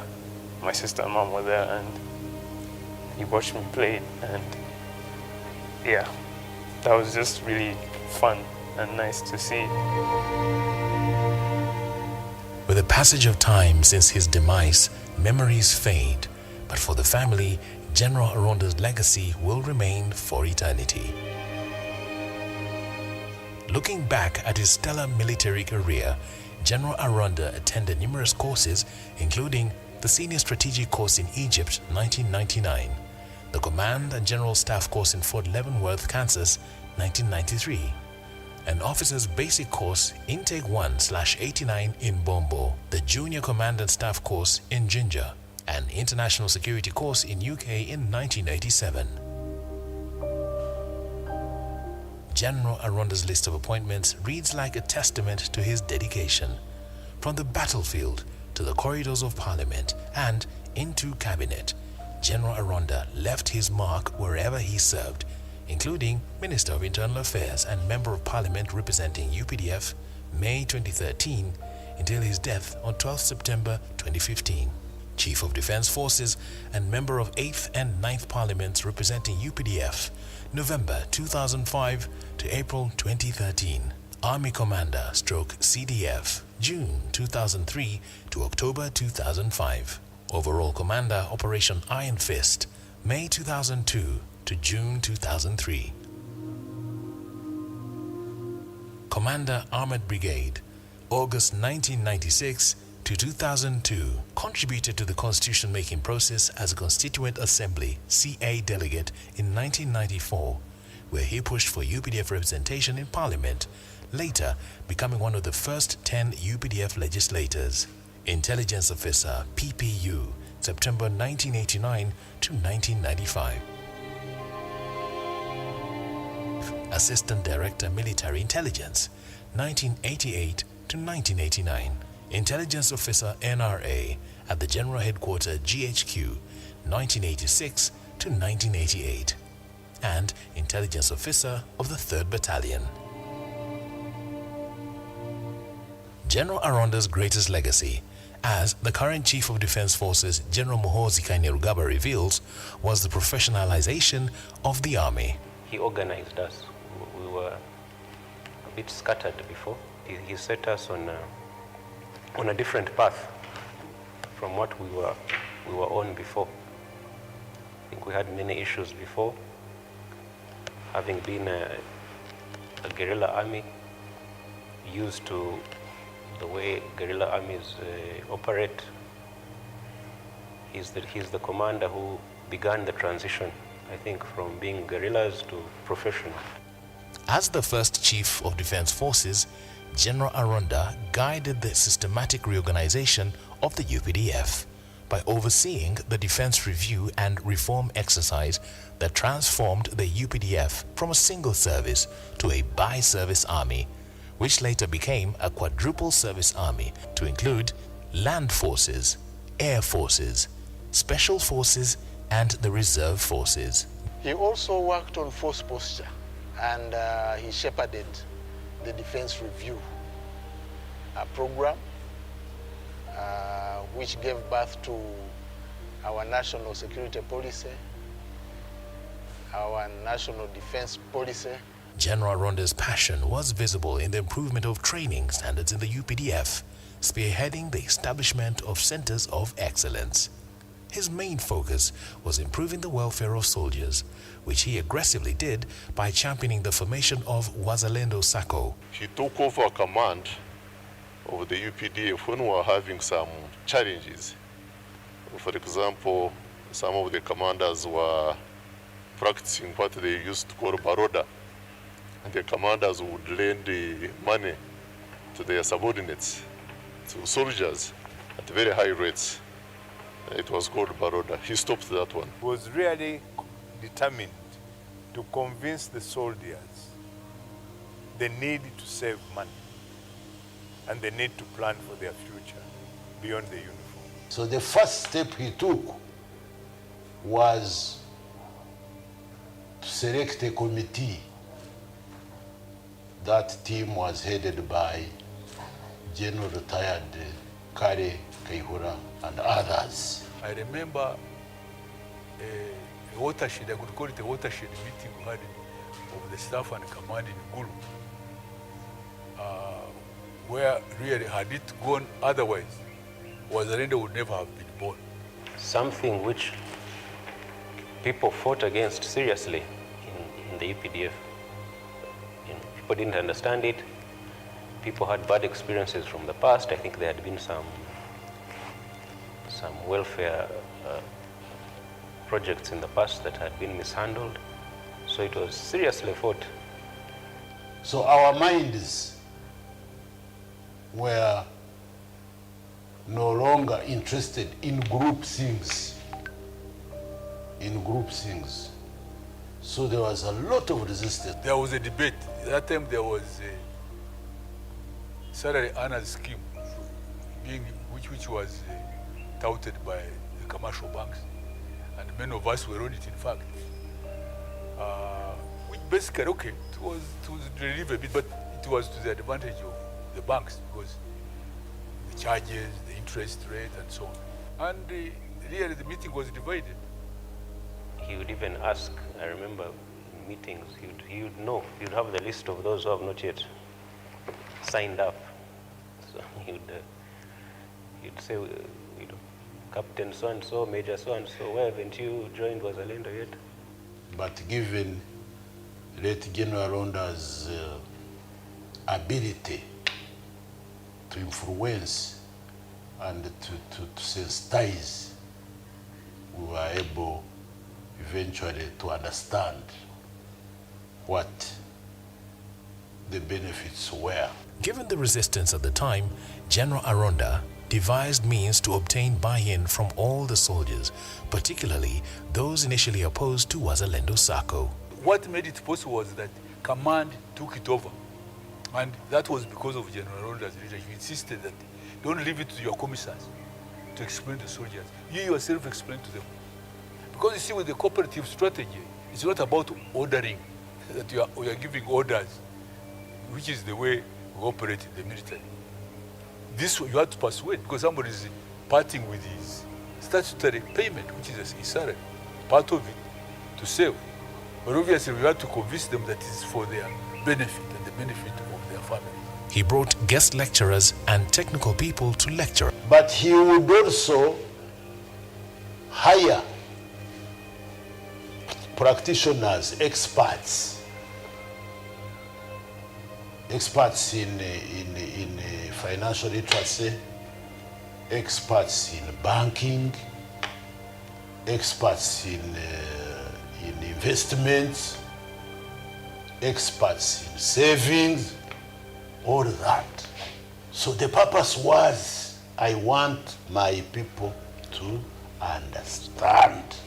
And I became the first economist for it.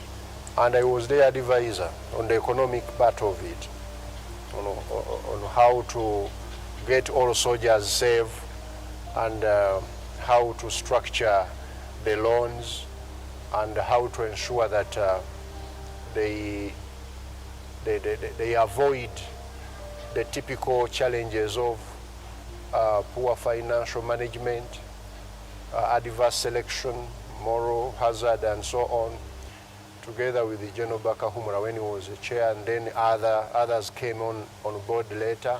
Which is now the biggest SACCO in Uganda. This is a SACCO which started with the 230 million shillings. It was 238 million, actually. And today, you are talking of a multi-trillion shilling SACCO. Lieutenant General Sam Kavuma, the current Wazalendo board chairman and ATMIS force commander in Somalia, highlights the SACCO's strengths to date. Wazalendo SACCO now is number 7 in the SACCOs in the continent of Africa. And the first 6, those 6 that are ahead of us, are all Kenyan cooperatives and SACCOs. This Wazalendo was started, I think, by Aronda. We had talked about it, but it had remained just talk. But when Aronda came, he pushed it. In the same spirit of ensuring the well-being of soldiers and their families, General Aronda conceived the idea of constructing an Apex UPDF National Referral Hospital, currently under construction in Buya. Let's just start. Let's go and break ground, then the rest will fall in line. So we broke ground with no money. But after that, what we did was to make sure that we put aside funds from the ATMIS remittances that were specifically for support of the soldier in the mission area and of course buying some other things for the mission. And this is what we put on the hospital. And we started. And right now the hospital is almost complete and it is beautiful. And we are proud, at least to know that Aronda took a step in spite of having no hope of getting money. let's go there. And we opened the ground, and after that, money had to come. But he's also someone who put emphasis on education of the soldiers' children, on their health. So he set up a number of medical centers in different units. He set up and promoted schools. So he really cared for the welfare of the soldier. General Aronda, under the guidance of His Excellency Yoweri Kaguta Museveni, spearheaded the creation of the UPDF Spouses Desk, which has since been expanded into a department as a support system to the soldiers out on duty on the front line. The department provides skills development, psychosocial support, financial literacy, and implements income-generating activities for wives of UPDF officers, as Mrs. Rebecca Mugume, the Principal Social Development Officer in the UPDF, explains. By that time, people were at war, people were moving everywhere, and women were staying at home most of the time. So with this introduction of social work and skills development and training and empowerment to the women, they've grown the money, they've grown themselves. The welfare has changed. The domestic violence has come down because of the contribution of the women to the family matters, into supporting the man, who is always on the, on the go, on deployment, on training. General Aronda's legacy is deeply embedded in his tireless work ethic and commitment to service, exemplified during his tenure as Minister of Internal Affairs. He would come to Karamoja 3rd Division. He spent 3 days, and it is like Easter Friday. You think the big man is going back to Kampala to have Easter with his family. Then the next day you hear he's sending a message in Nzara, in South Sudan. Hey, you mean this man did not go home? Supervision. And that's why he achieved actually. You felt his presence in whatever you are doing. And he would celebrate your successes, and he tells you. He's well known as someone who was a workaholic. He used to work, I think, maybe 24 hours. I don't know if he ever went home for midnight. And even the period I worked with him, I'd never seen him take leave. He would not even get lunch. He would work even during lunch time, and you'd find like a piece of bogoya on his plate, and that would be his lunch. So even beyond that, because sometimes you'd call you and it's 8 o'clock in the night, and then you ask him, "Where are you?" "I'm still at tissue doing ABCD." He damaged his back while commanding, I think, Iron Fist, Operation Iron Fist in the north, around 2001, 2002. He damaged his back, and he told us how it got damaged. And it really went on worsening the pain in the back. Then, one time, Patrick asked him, "Aronda, why don't you go to hospital and they sort out this back?" He said, "Patrick, where's the time?" The way he used to, "Where's the time? Where's the time?" And indeed, the guy thought he shouldn't even waste a minute on a hospital bed. Person who never even succumbed to forces of biological demands. You go in a meeting, once he's seated, you must be careful if you have gone without eating enough, because the meeting will start at 8 in the morning, close at midnight, and he's steady, he's chairing it, and it's normal. If he was given a task to work, He would leave no stone unturned. And I remember vividly what happened when we went to the Ministry of Internal Affairs. And some of our civilian friends were saying, this man is driving us like military men. He doesn't know that we are civilians. But what he wanted was to see that the job is done. He set the ball rolling for the National Identification ID project, which had stalled for decades. As minister and national coordinator of the national ID, there are hardly any words which can fit how much he put in.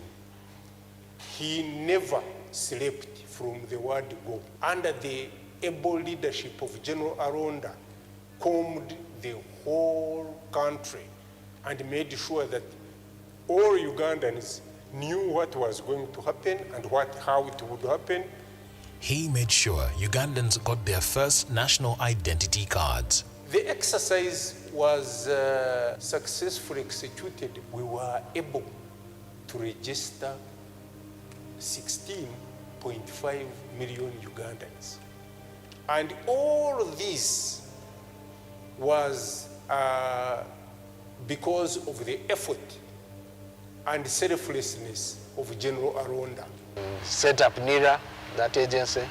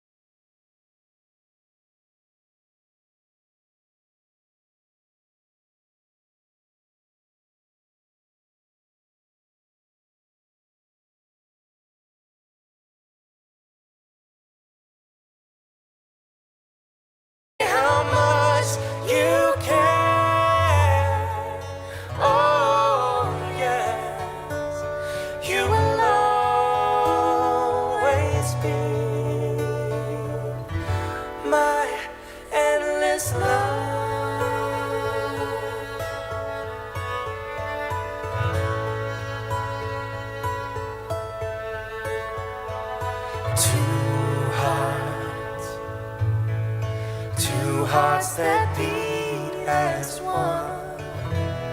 Our lives have just begun. Forever, I'll hold you close.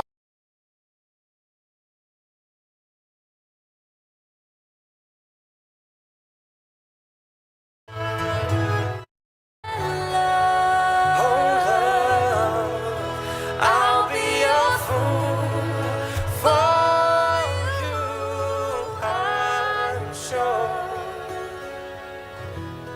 you know I don't mind. Oh, you know I don't mind, 'cause you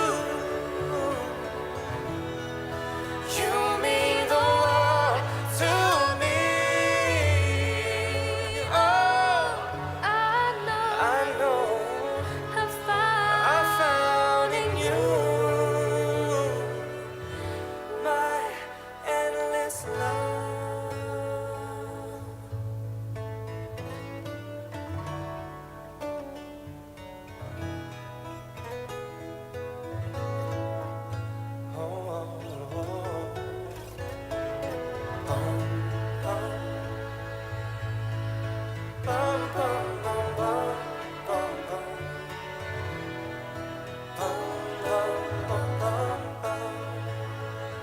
Oh, and love, oh love, I'll be the fool for you, I'm sure.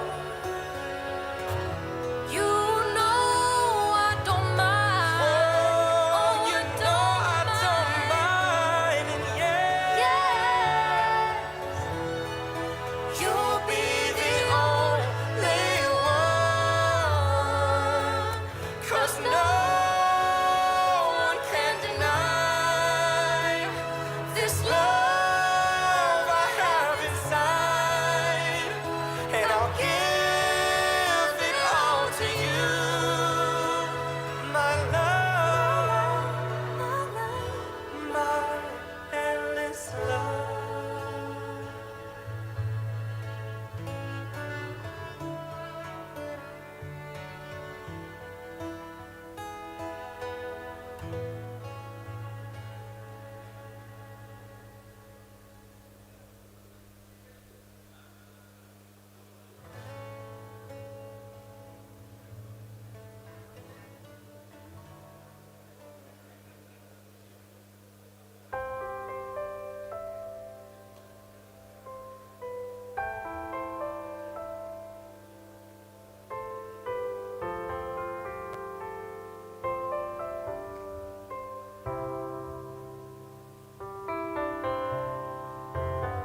Clock strikes upon the hour and the sun begins to fade.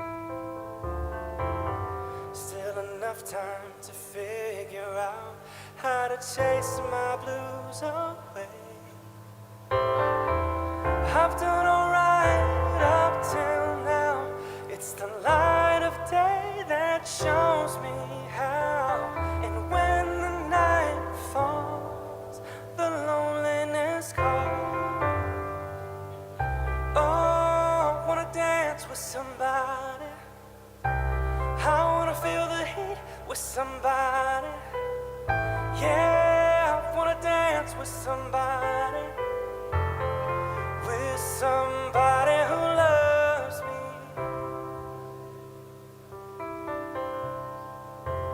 I've been in love and lost my senses, spinning through the town. Sooner or later the fever ends and I wind up feeling down. I need someone who'll take a chance on a love that burns hot enough to last. So when the night falls, my lonely heart calls. Oh, I wanna dance with somebody. I wanna feel the heat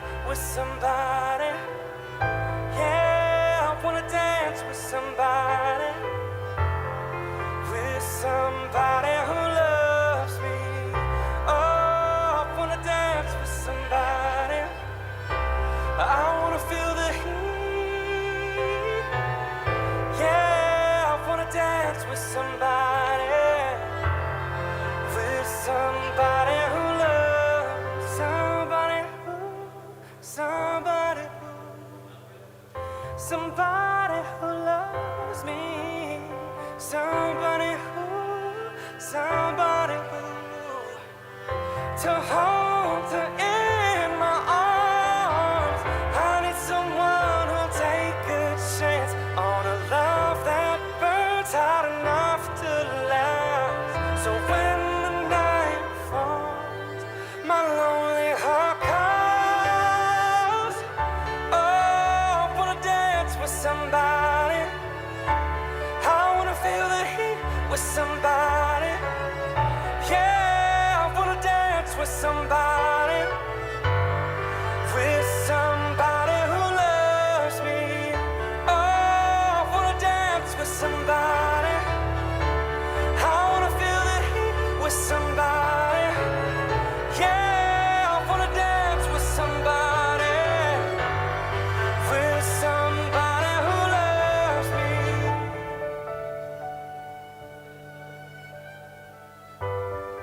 With somebody who loves me.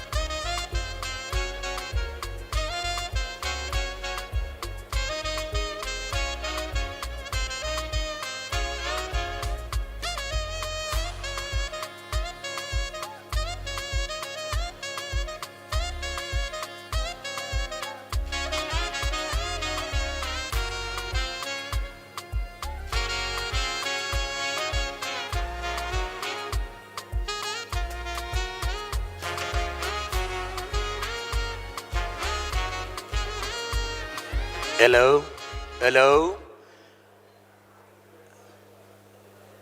I request all our distinguished guests to get into the conference hall. We wish to start the session very quickly. So in the interest of time, please let's get in. Protocol officers, please assist.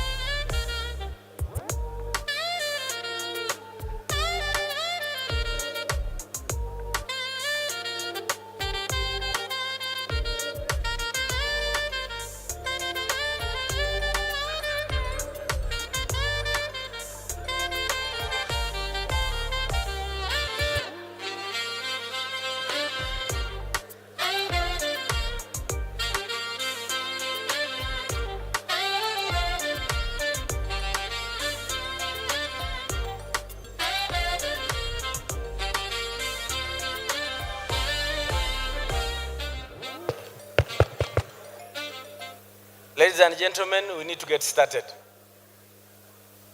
Hello. Distinguished guests, please let's get in. You can see you don't have to bend.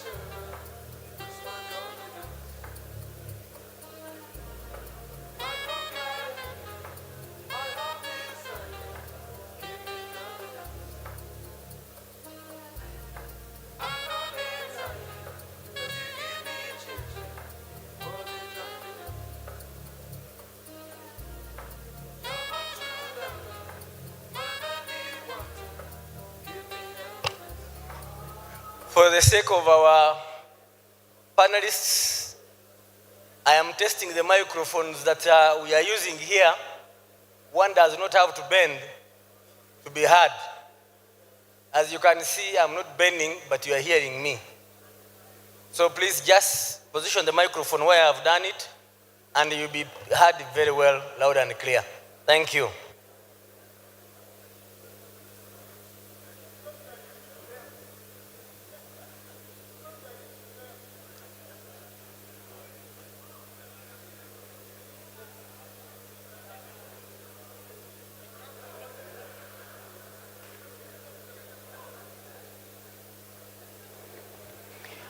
Please, please, let's get seated.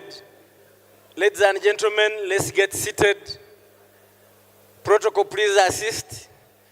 Our presenter is already in the house. Our presenter is already in the house.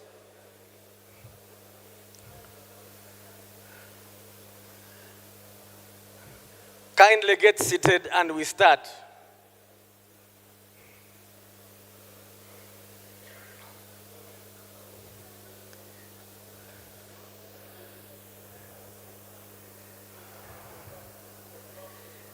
Once I get the quorum, I will invite the president to take his position with, once I see the session chairman. Please, protocol, usher in the Minister of Defense and Veteran Affairs.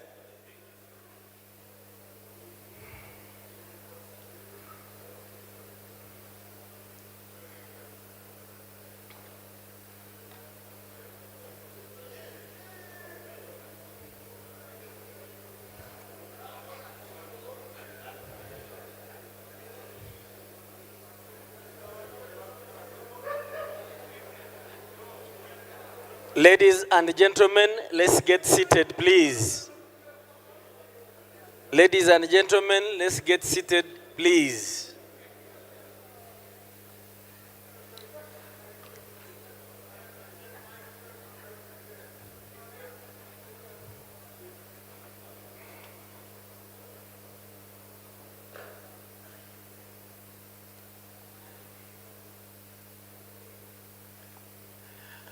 We are delaying ourselves. The longer we take,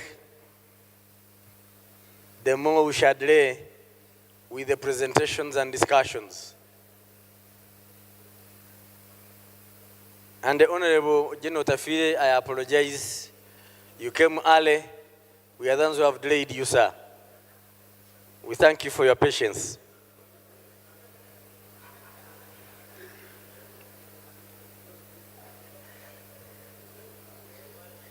Protocol, once you get me, Honorable, or both, we shall kick off.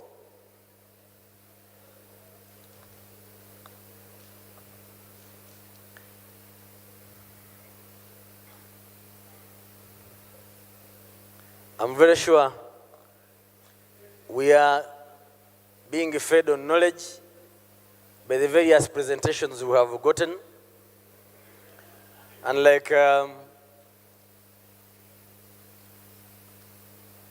somebody pointed out, the man we are remembering today was an avid reader. So sharing knowledge is a very good way of remembering him. because he loved knowledge.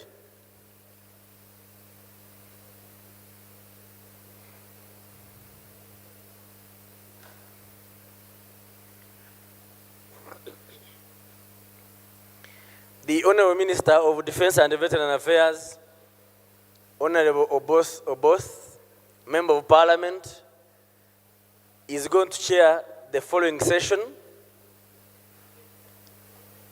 And sir, your seat is here.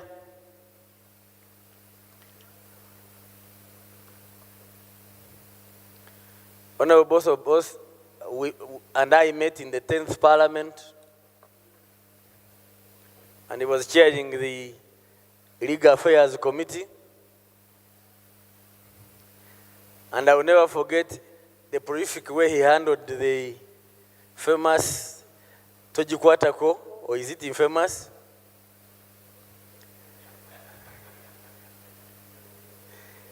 A prolific negotiator, and he saw us through that period. Sir, the topic you are chairing is the national identification and citizen registration and its importance for national security. Our presenter tonight is a well-known man, my senior in the commissariat, now Minister of Internal Affairs, Honorable Major General Kahinda Otafire.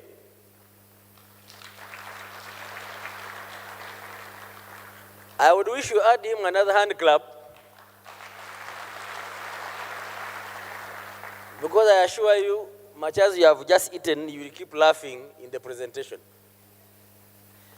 It's now my humble pleasure to hand over the microphone to my minister, Honorable Boss, to invite the panelists to accompany the presenter on the podium. Thank you, sir. Thank you very much, Director of Ceremonies, the generals and officers and all the delegates here. As he has already done my part by introducing our next speaker, the historical, a man that does not need any introduction, a man that coined the phrase that things of the generals should be left for the generals. Put your hands together as we welcome Major General, Honorable Major General Kahinda Otafire. We want to invite you to come in front here. The Minister of Internal Affairs, he has been in several ministries successfully. Trade, lands, water, justice and constitutional affairs. I think he'll come next to me. And ladies and gentlemen, he is a co-host of this event. So put another round of applause.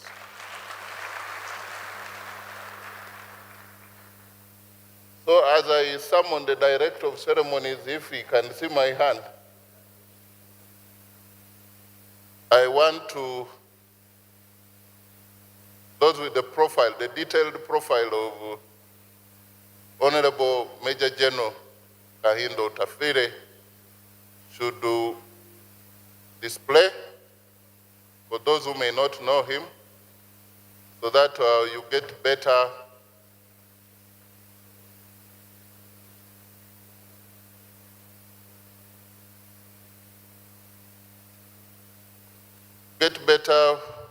view.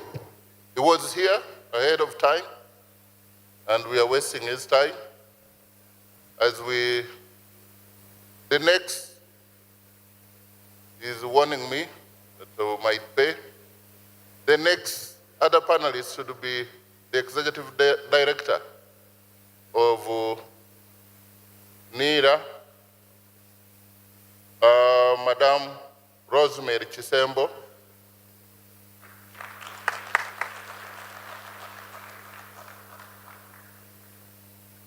he did neither. And His Honorable Major retired Fred Bueno here already, the Minister of State for Agriculture. Yes. So with these two relatives of mine, we are good to go. As I said, Honorable Major General Kahindo Tafire, there was another phrase from Rohinda then that Terera Kahinda Warohinda Rohinda Ehinde.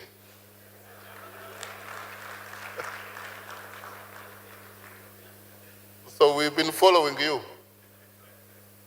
At the steps of Parliament, if you're keen enough, you'll see somebody. On the 26th of January, you will see somebody in the front there standing.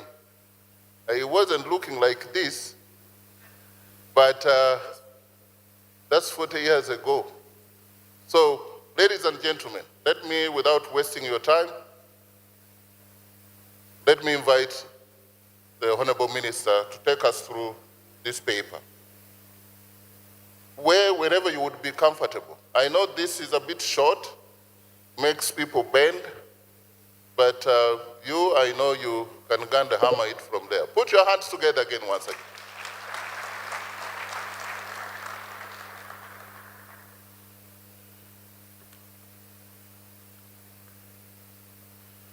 Thank you. Thank you, Honorable Boss of Boss.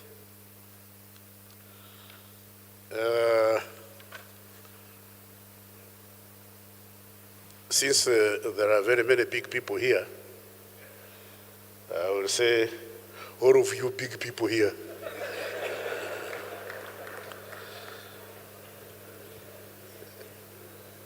it's sad, but it's also a pleasure to talk about the life of a friend who was faithful and just to me. The late General Aronda, I must say, was very, very, very close to me, especially ideologically. We had a lot in common. His demise, premature, and at the time when we most needed him, was a great loss. But as the Baganda say, awakule nume, tewakule mu, meaning that where a bold bull is born, chances are that other bulls will be born. And I want to remind all and sundry that the likes of us, the late Aronda, played our beat. Conscious of the fact that Uganda was here before us, it's here with us, and Uganda will be here long after we are gone. Pretend that anybody owns Uganda. Let's work very hard to make our contribution, and when our time comes and our biological past catches up with us, like it did with the late Aronda, we salute and go. I must complain, Mr. Chairman, that these people gave me a very bad topic. Registration of individual of people and peace and security. That is best suited for Madame Rosemary here. Me, I just carry an identity card. and I'm happy with it. Sometimes I go to the bank, they say, where is your identity card? I don't even know where I put it. And I start fumbling. Say, but I'm here, you see me. Say, no, you need identity card. Say, but I'm here. Why do you want my representation when I'm here in person? That's what we are going to discuss this evening.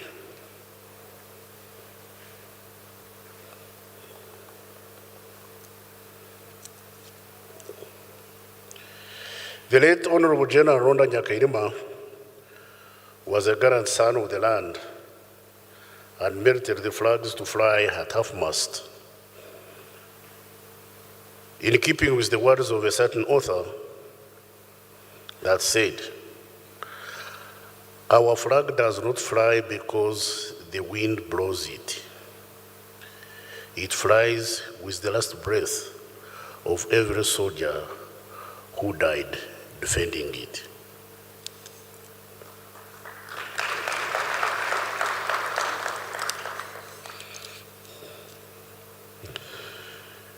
In the history of our country, there are people who made exceptional sacrifices to positively shape the course of our country's security landscape. General Aronda is one of them. His candle blew out too soon and unexpectedly, leaving a nation in grief. We are, however, consoled by the impactful contribution which immortalizes him. He's gone physically, but his presence endures through his rich legacy. It's therefore befitting to remember and honor the life and works of the late Gen Aronda Nyakairima. I stand here to pay tribute to the late Gen Aronda in recognition of his role in safeguarding peace and security in his capacity as Minister of Internal Affairs. From May 2013 to 12 September 2015, at the time of his death. His other contributions in the defense sphere also stand out and will be handled by other speakers. Today, we gather to pay homage to a luminary, Gen Aronda Nyakairima, whose life and works have left an indelible mark of distinguished service by contributing to national peace and security.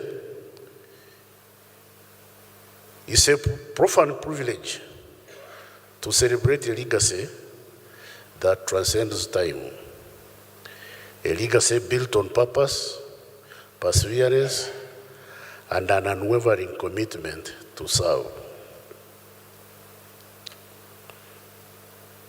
Gen Aronda was more than just an inspirational leader.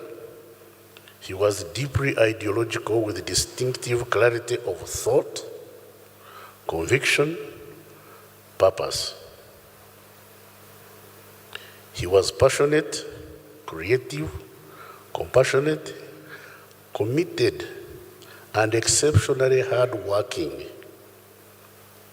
His collaborative efforts as Minister of Internal Affairs contributed immensely towards the security and peace and stability of the country. It also enhanced service delivery and contributed to social economic development and transformation. The late Gen Aronda's enormous contribution to the Uganda's Liberation Trust Fund and transformation of the UPDF cast him as one of the most influential figures of the NRA/UPDF journey. His significance was compounded by the fact that without him at the helm of the Ministry of Internal Affairs, the National Security Information System, and the creation of a national database and national identification registration authority we celebrate today would have taken time to realize. When he took over as the Minister of Internal Affairs in 2013, he broadened the scope of the NISIS project and became its champion and national coordinator. He mobilized all government MDAs and other non-state actors to embrace registration for national identification, and the expanded project was inaugurated in 2014. The vision of the National Security Identification, NSIS project was to provide first-class secure identification services in the country so as to contribute to national security, socio-economic transformation, and political development. Should be remembered that the NSIS project marked the maiden registration of Ugandan citizens for the first time in 2014. And by the time the project ended in 2015, 15,800,000 Ugandans had been registered and issued with national identification cards. The stellar record performance of the NSIS in a period of only 1 year has been attributed to the multi-sectoral approach and able leadership of the late Gen Aronda. The NSIS project placed Uganda in the league of countries that have embraced national identification and civil registration to inform planning, policy formulation, and achievement of national security objectives, among others.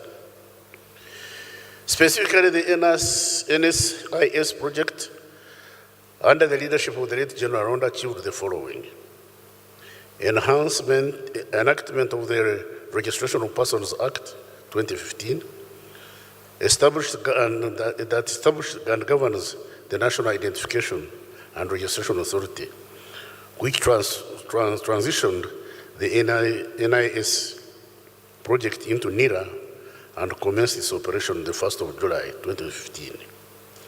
A total of 15.8 million citizens were registered and assigned with the national identification cards, like I said, and NINs. A total of 10 million cards were printed and issued.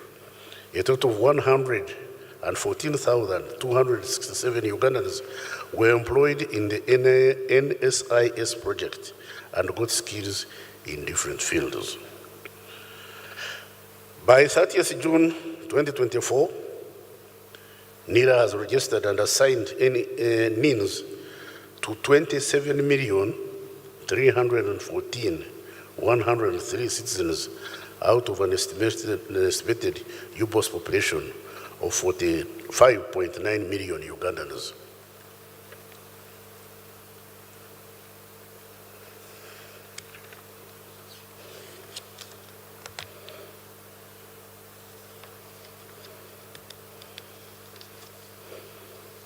Approximately 90 public and private entities are accessing and using information in the NIRA, National Identity Register, which has improved service delivery as the NIN has become a critical input in the production process of the work of the Directorate of Citizenship and Immigration, the Driving Permit Entity Communication Authority, banking, education institutions, among others.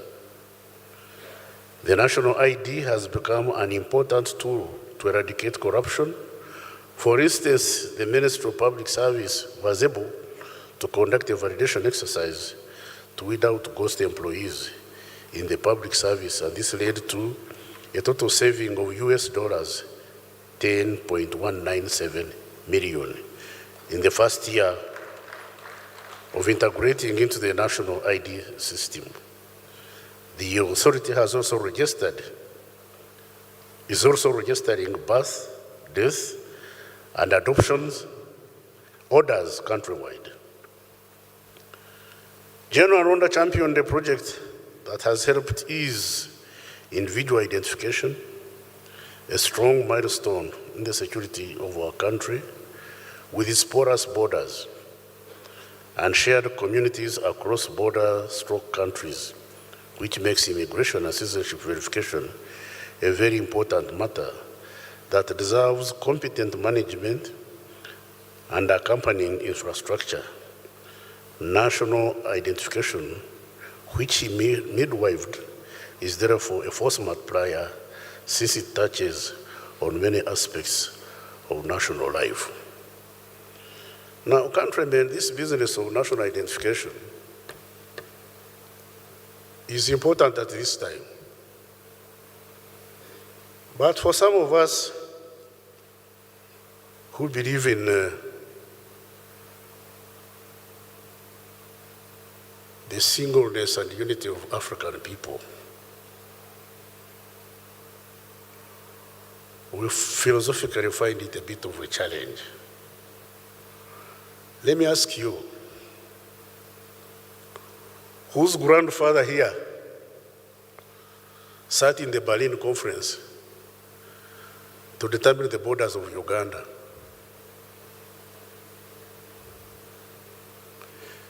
If the western border of Kenya had been put in the Rwenzoris, what would we be? If the northern border of Tanzania had been put in Gondokoro, what would we be? If the eastern border of Congo had been put in Mombasa, how would we be called? What's the difference between a Mukonzo of Wera and a Mukonzo of Beni? You all recall that at one time we had a minister in Uganda called Agri Awori, while his brother, Modi Awori, was vice president of Kenya. Now, Madam Rose, how would you identify these people? General Goa, who do you give passport and who don't you give passport? So I think we should not be excited about identifying ourselves as Ugandans, Tanzanians, or Kenyans. We should be proud of being Africans. Personally, I'm an African from the eastern province of Africa and the district of Africa of Uganda.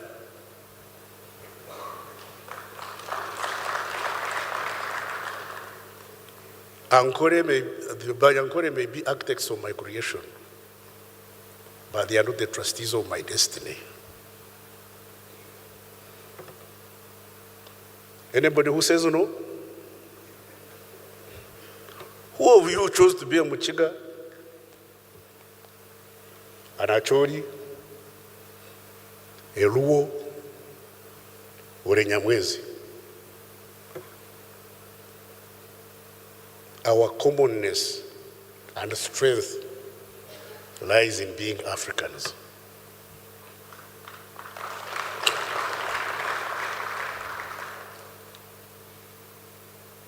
The African race, upon which everybody looks down, but the African race that's most resilient. Very many efforts have been made at exterminating us. You know, Wachiga don't die. They are difficult to kill. I call you Wachiga because for us, the Banyankore and the Wachiga, we speak the same language, behave the same. But when it comes to identifying people, for as long as you are black, the Wachiga will call you Muchiga. Whether you are from Nigeria or Ghana, for as long as you are black, they will call you Muchiga. Now, unlike the Wachiga, if you don't speak Runyankore, you are a foreigner and potentially dangerous. So I don't know what happened, why we behave. We are the same people, but I don't know what happened. I found it there. It's not me, but fortunately I have transcended it.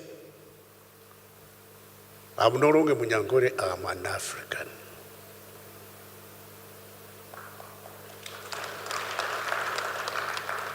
And unless you think as Africans, you are in trouble, especially those of you who are young. Think outside the box.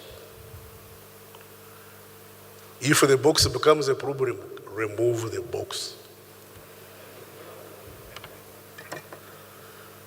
Because we've never thought and considered ourselves Africans and worked for Africa. Our people tragically drowned in the Mediterranean, running away from resource-rich Africa to resource-exhausted Europe and pay for being slaves. The other time they were taken by force. Now they are paying for it. And you know why? I have time and again said, our generation and those generations of leaders before us have let down Africa. We failed to transform the abundant resources of Africa into solace and comfort for our people. We must apologize. We've spent time being Acholis, Baganda, Banyankore, Catholics, Protestants, and failed to unite to transform the resources and riches of Africa into solace and comfort for our people. Those of you who are young, mark what I'm saying. Tomorrow, you should be able to say, to vote for me and say, this stupid man called Otafire came here and told us there was a problem. And this problem has to be solved.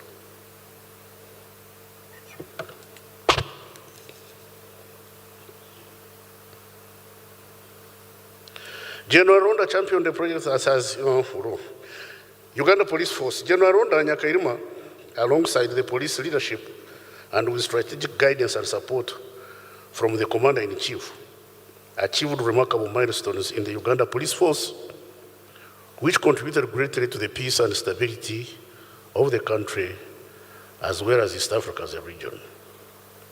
Regionally, safeguarding peace security was possible through cross-border sharing of information, intelligence on crime, joint cross-border operations, joint training, joint security meetings. His major contribution can be grouped in 4 thematic areas, namely human resource development, logistics and equipment acquisition, infrastructure development, and welfare enhancement. During his term of office, the quality of human resource was enhanced through recruitment and professionals and undertaking in general specialized training. As Minister of Internal Affairs, a significant number of police officers were trained during his tenure in different disciplines. The force now boasts of a sizable number of specialties that are able to drive the innovations which are being undertaken. The force acquired operational capacity to make it more able and agile to address the emerging security challenges. Heavy investments were undertaken in the areas of marine vessels, field force unit, firefighting equipment, forensics, counterterrorism, public order management equipment, and aerial capabilities. Donkeys were also procured for use in hard-to-reach areas like Kapchorwa and parts of Karamoja. Similarly, during his tenure, the Uganda Police Force established vital bilateral arrangements with police services within the various countries to supply capacity building, share best practices, and enhanced acquisition of specialized equipment. These include Germany, Italy, Turkey, Algeria, Rwanda, Tanzania, and Kenya, and others. Uganda Police Force undertook heavy investment in infrastructure expansion, renovation, and development, not only to improve the working and living conditions of the force, but also to improve service delivery countrywide. The housing stock, both office and staff accommodation, increased during the reign of Gen Aronda. Police officers and accommodation were also constructed in various police units. Several interventions were initiated to elevate the welfare situation. These included creation of directors of welfare, creation of directors of police health services, creation of Exodus Circle, establishment of duty-free shop, creation of departments of formal education, establishment of agricultural projects, tapping into government programs such as NAD's Operation Wealth Creation to establish family projects for police spouses and improve family income. The late Gen Aronda's contribution to the security of Uganda is equally illustrated in the Directorate of Citizenship and Immigration Control. His visionary leadership laid emphasis on the security of immigration data, which saw the Directorate take drastic measures to automate immigration services. The late Gen Aronda started the automation process in the late 2013, which was actualized in 2014, with the signing of a contract to automate DCIC services. E-immigration system was thereafter developed, delivered, and went live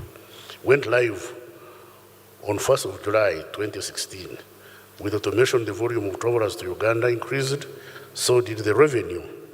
The system enabled prior application for visas, which enables the conduct of prior verification and tracking of wanted and suspected persons. Gen Aronda is also recognized for laying a foundation for the professionalization of immigration services in Uganda. He negotiated for the recruitment of immigration officers who are trained at the UPDF Marine Brigade in Wantebu Barracks, Butiaba and Bulisa.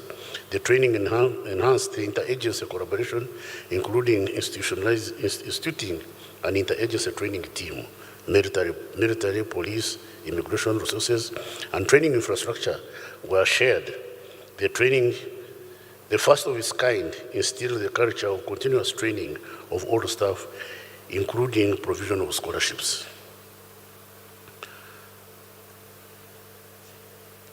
Gen Aronda was instrumental in the setting up of the Uganda Immigration Training Academy at Nakasongola through the acquisition of land, and the academy has now been operationalized and is training home for immigration officers. During his reign, Uganda Prison Services registered a tremendous achievement, including the remarkable one of improvement of the Uganda Prison Service budget, which rose by 96% from 79 billion to 156. With this increment, many achievements were recorded in priority areas, including staff welfare, human resource, and infrastructure development, among others highlighted. Expansion of prisoners' accommodation, expansion of improvement of staff accommodation, improvement of sanitation in prisons, improvement of farm production,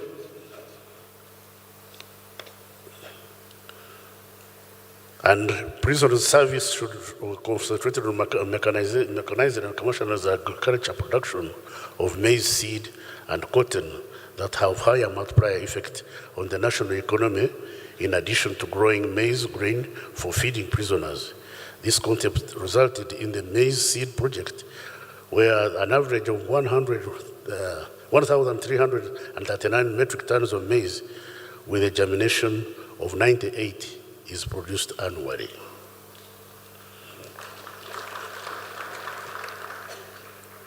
He provided strategic development guidance for strengthening of human resource in the service through recruitment of staff, including principal cadet officers, principal officers, warders, and wardresses.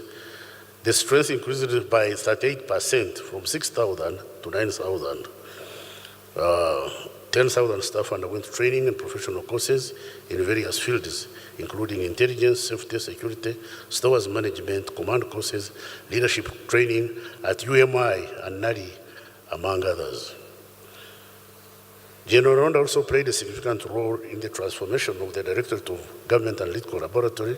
His efforts were part of a broader initiative to modernize and strengthen Uganda's internal security and under leadership. The GAL, which is crucial for forensic analysis and criminal investigation, underwent several improvements. These included infrastructure upgrades. There was a focus on modernizing the laboratory facilities, which ensured that they could handle contemporary forensic challenges. And this involved upgrading equipment and expanding the laboratory capacity building. In the transformation aimed at improved speed and accuracy of forensic services, increased funding. General Nyakairima advocated for increased funding for the resources of the GAL, recognizing that the need for substantial financial support to achieve these improvements. Of course, in finance, they always say there is no money, and there has never been enough. The push for revision of the GAL staff structure and administration enhanced the crucial role the GAL plays in criminal and general forensics analytics across government, and is thus contributing to prevention and resolution of criminal matters and delivery of justice to Ugandans and improved services. Then late General Aronda took over the ministry at a time when the Department of National Focal Point had been required by urgently reviewing the national registration on firearms to be able to provide legal basis for the control management of small arms and light weapons in the country. The reason for the review was to enable Ugandans to comply with the commitment of the regional and international small arms and light weapons control system to which it is party. He is remembered for having been very passionate about the ministry's performance and timely drafting of the small arms and light weapons control bill.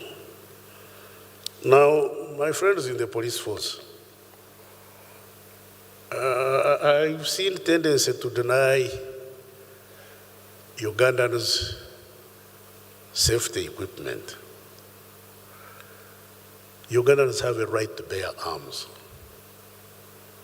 Nobody in need of personal protection should be denied a firearm. That's a right, not a privilege. For purposes of giving Ugandans firearms, we have this whole structure of scrutiny. LOC1, LOC2, LOC3, District Security Committee, RDC. Surely, if all these fellows say Courage is fit for handling a firearm, why should we, at the ministry headquarters and the police headquarters, who don't know this individual, deny him that firearm? I'm embarrassed when I have to sign applications dating as far back as 2012. 2012, somebody asked for a firearm for self-protection, and the person paid and applied and it was vetted, and up to now, they've not had their weapon. If you have a reason to deny that weapon, please state so. Don't keep quiet. And I've decided to say this so that when Ugandans start complaining, they will not say it's me. I'm telling Guru and Sandra that it's they. I'm not exactly as stupid as I look.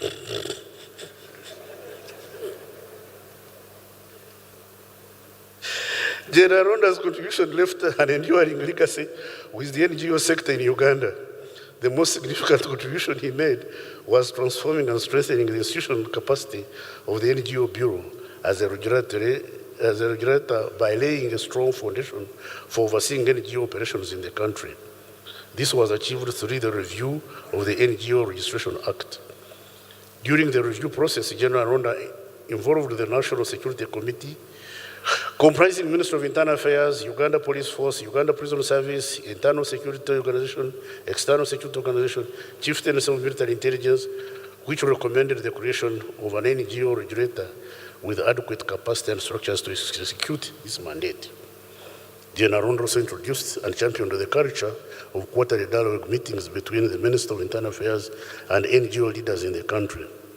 The first of these meetings were held in 2014, establishing a vital platform for open communication, collaboration, and mutual understanding between the government and civil society. This initiative has since become an institutional and an integral part of the ministry's approach to engaging with NGOs, hence fostering a spirit of cooperation, and continues to address the mistrust that is to the benefit of both the sector and all key stakeholders in the country. We remember late General Aronda.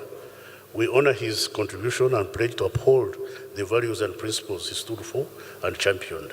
His memory will live on through the continued work of various departments and agencies of the Ministry of Internal Affairs and the ongoing commitment to the ideals he so passionately cherished, supported, and implemented.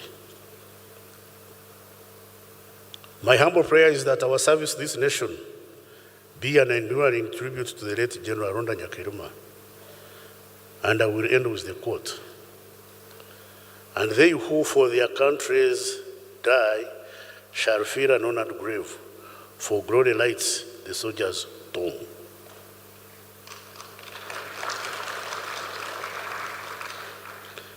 The entire Ministry of the Internal Affairs fraternity salutes General Aronda and will always be inspired by his monumental and selfless service.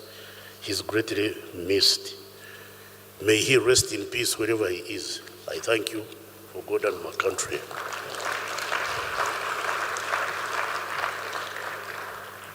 Please hand him another round of applause.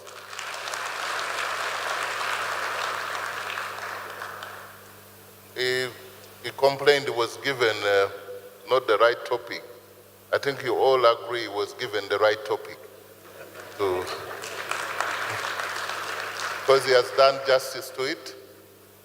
And we thank you very much, Honorable Major General Kahindo Tafire, the Minister of Internal Affairs. Now we have the only lady in front, the Executive Director of NIRA, lady who is mandated to identify and register you and me, all Ugandans. She's here with us, and I will ask that the profile is laid as you put your hands together to welcome her to make her presentation. You are free to do it from there or wherever you want. Yes. Put your hands once again for Rosemary, Madame Rosemary Chisembo.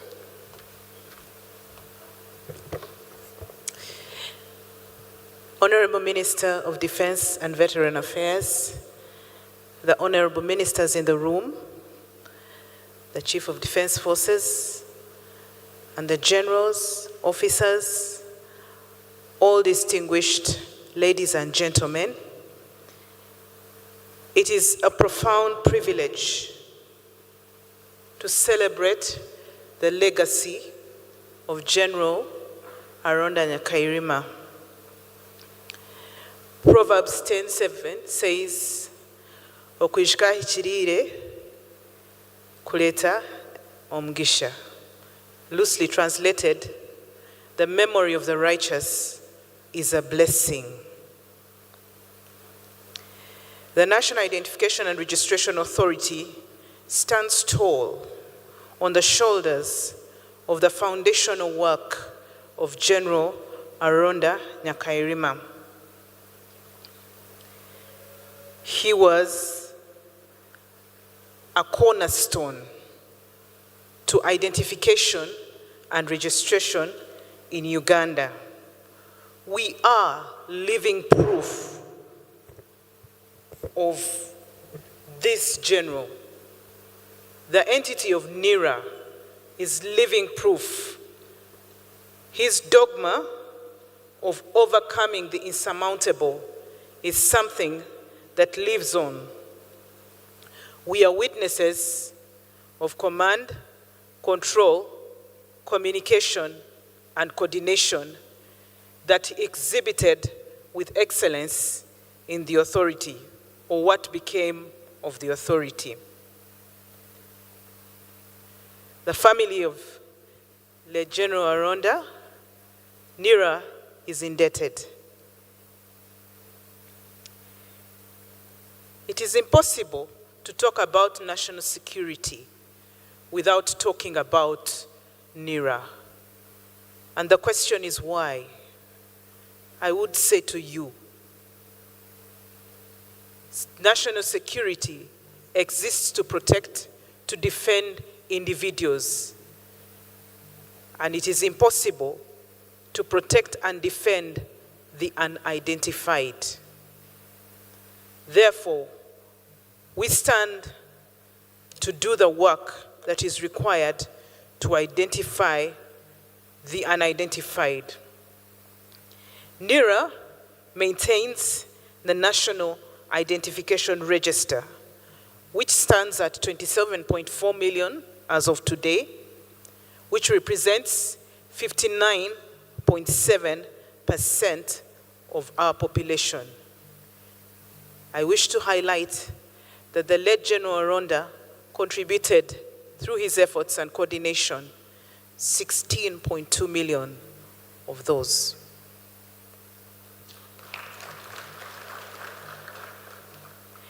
NIRA is therefore a custodian of identity, values, and attitudes of this great nation. The biometrics we hold that singularly identify any individual are at the cornerstone of the role we play as persons entrusted with identification. NIRA asks the question and answers, who are you? Turn to your neighbor and ask, who are you? And that is the first question that is asked everywhere you go. Ask them, are they identified? I don't know. But General Aronda laid the building blocks for the identification of this country. Identification is a cornerstone of good governance, democracy, and is indivisible with security. It is impossible to speak about security without speaking about identification. As we stand on the threshold of a mass enrollment exercise, an attempt to finish the work the General began 9 years ago, and a feat he executed with excellence, we are once again reminded of the insurmountable challenges that present. We still have the naysayers. It can't be done. It won't be done. But we at the ministry and at NIRA are privileged to say that it shall be done, because it has been done. We have an opportunity to etch the name of the General by being the first African country to identify and register all persons at 100%. Our Africanism can only be established and entrenched with a continued successful of identification of each country, each nation, each tribe, each language, country by country. His memory is therefore a blessing once again as we navigate this path. with the practicality that the General imbued, I ask you again, are you identified? Are all those you know identified? Are those in your home identified? There is no better way to celebrate the late General Aronda than to identify each and everyone in this country. A luta continua for God and my country.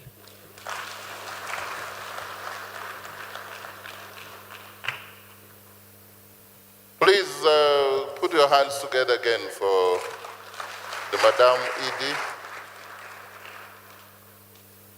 Registration of Persons Act. I remember how the late, that's how I got recruited by him in Parliament. My team had Honorable Stephen Kashobia, Honorable Bahati, he was not a minister then, he was vice chairperson of the caucus, and he introduced us to military strategy, planning of meetings. We were members of Parliament, but he needed that legislation to go through. So I don't know whether I have some witnesses here that we could meet in Kololo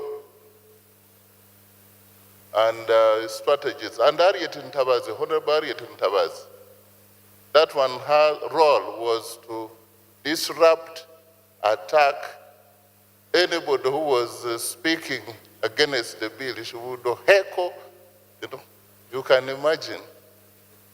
Assigned by Gen Aronda. Honorable Tashobia had a role, I had a role, Honorable Bahati had a role. And we could meet and he would tell us we have to win this thing. We must let this law pass. He would emphasize. So we did that. When the law was passed, that very evening, he organized for us a dinner at Sheraton. I don't know whether anybody was in internal affairs then. Dinner in honor. Most of you were born yesterday. You had not come to. So, Gen Aronda, we shall miss you. As a matter of fact, when he came to Tororo, he was from Bali. He was in Bali on 5th, Saturday, then on Sunday, 6th, as the president was in Busia on the same day. So he was rushing, go to Busia, he passed by a church, and he told me he was in Bali handling those issues in Bali. So Honorable Anyoto, you were right about that.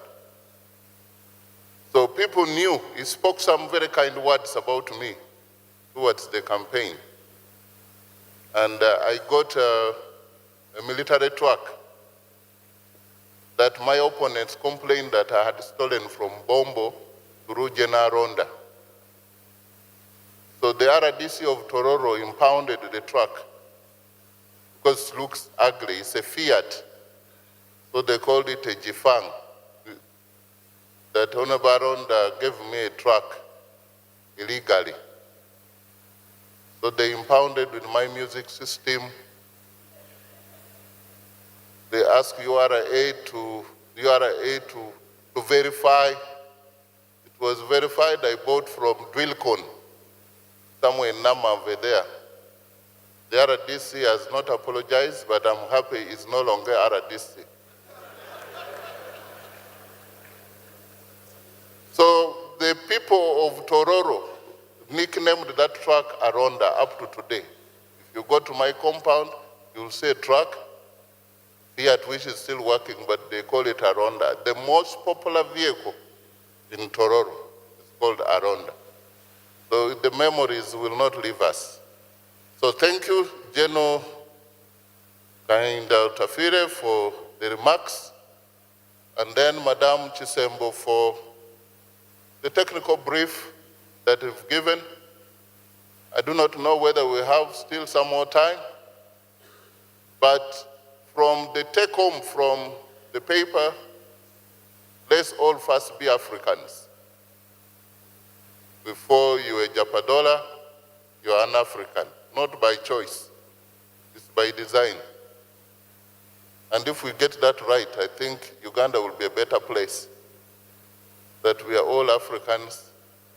Then you come to a district of Uganda in Eastern Africa.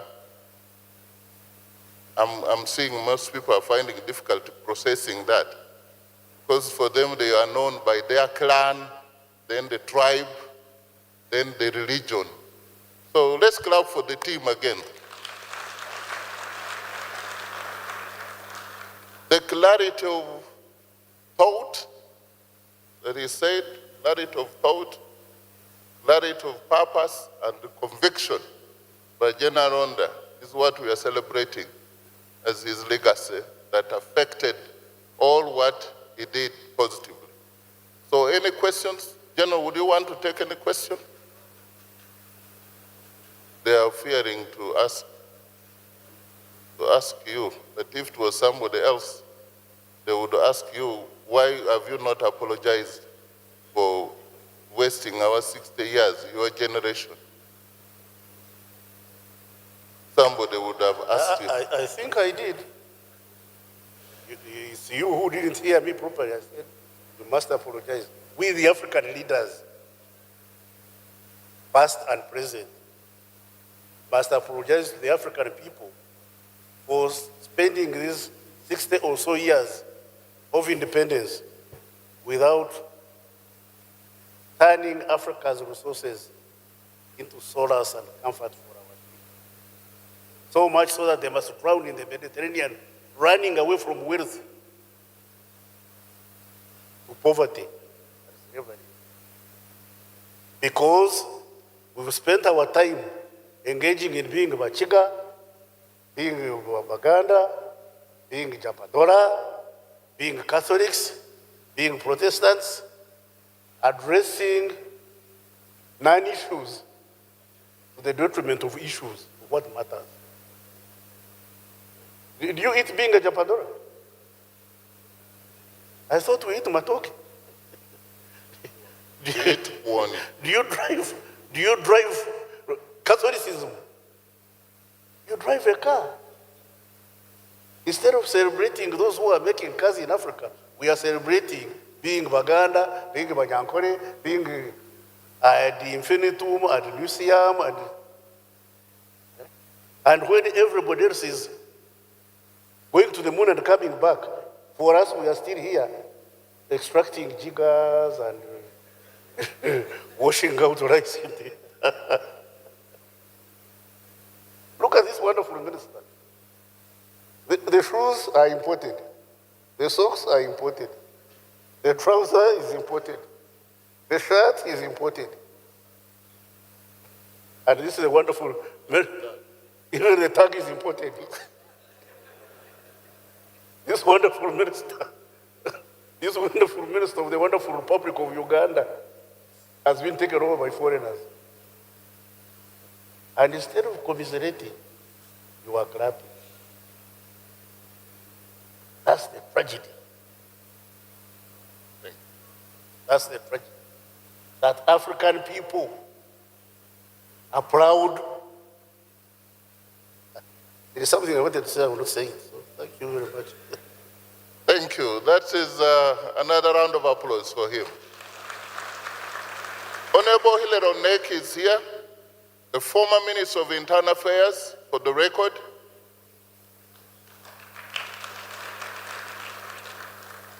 He has something to say. And the floor is yours, sir. Thank you very much, the moderator. I want to first of all thank the Commander-in-Chief, the President, for the UPDF, because this is really an exemplary army all over the world. We thank the army. And I want to appreciate the contribution our army is making to the country. moving beyond the ordinary defense services. I do recall clearly during the height of insurgency in our area in the northern Uganda, where General Aronda, as a young officer, very calm, but really meant to business, together with his colleagues, like the late Kankireho, who was very close to me at the time, and other colleagues like General Mugume, General Tema here, and others. When we mobilized the civilians, as a member of parliament at the time, from 2001, in 2002, we mobilized the civilians to give support services to the UPDF to ensure that at least the guard duties of the camps, IDP camps, and also some protection along the highways is taken over by our people under the local defense force. That time we were calling them Frontier Guard. And General Aronda enabled us to train about 6,000 of them. And those 6,000 relieved the army from protecting the IDP camps in our area. Enabled the army now to penetrate deep into the bush to search for LRA, and that one accelerated the peace to come as quickly as it did by 2006. And for this, I applaud the army and great generals like General Aronda. I also want to appreciate the army, the Ministry of Defense, for really starting this new culture of giving recognition for those who have contributed to the peace in our country, those who have contributed to the nation, the heroes like General Aronda. We thank you very much, Minister of Defense, and thank government as well, because I know this has been with the approval of your Commander-in-Chief.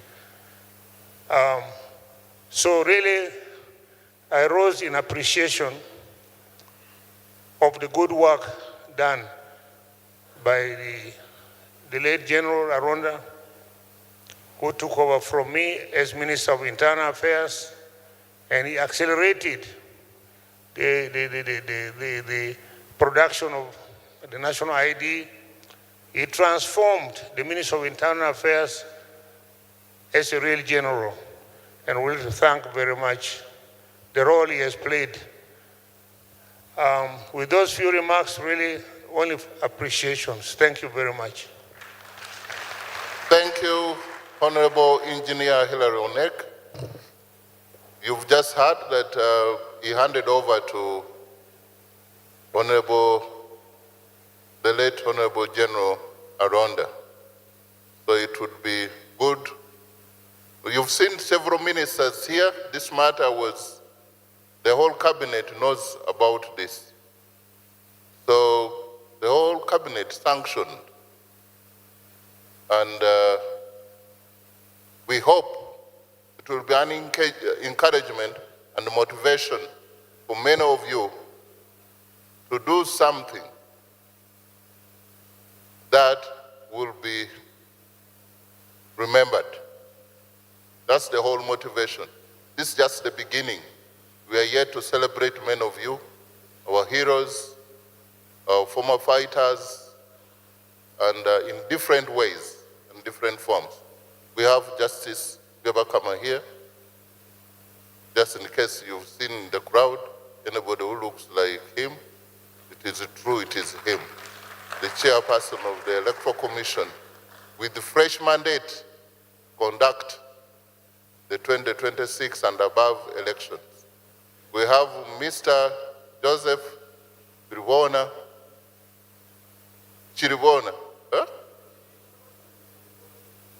Biribona, you see, that's the gentleman, the chairperson of NIRA board himself.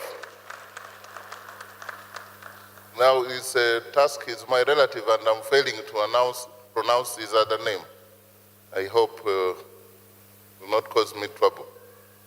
We have Honorable Polot, the Guardian, MP Kanyum, and member of Defense and the Internal Affairs Committee, and then the chairperson. And it was the PA to Gen Aronda for many years, moved from Defense to Internal Affairs. In fact, he's one of the beneficiaries of the good legacy. We are told that he has a business card with the PA to the former, CDF. That these business cards, but he gives selectively, so he's benefiting from that. The chairperson is here, Honorable Wilson Kajwenje, MP of Nyabushozi. Where is? Yes, but he's here. We have Honorable Grace Mary Mugisha, the Minister of State, Mugasa, the Minister of State for Public Service. Thank you. We have Honorable Akelo, Beatrice from Agago, the woman MP of Agago, and Minister in charge of economic monitoring in the Office of the President. We had other ministers who could have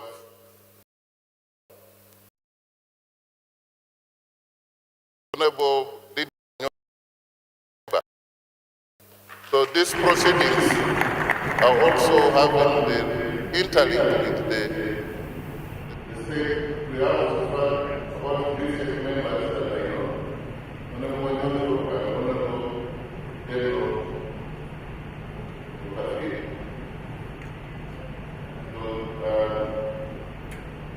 and then we have the PS, Internal Affairs, Lieutenant General Sadifu. Man, I don't know whether he talks at all, because he's always quiet. I think strategically so. We have for you, Honorable Tafire, you came after a very vibrant presentation by the man of the Treasury, the checkers, the PSST, Professor Ramadan Ngobi. He's a Pan-Africanist, and he should be reasoning the way. That's a big call you've made.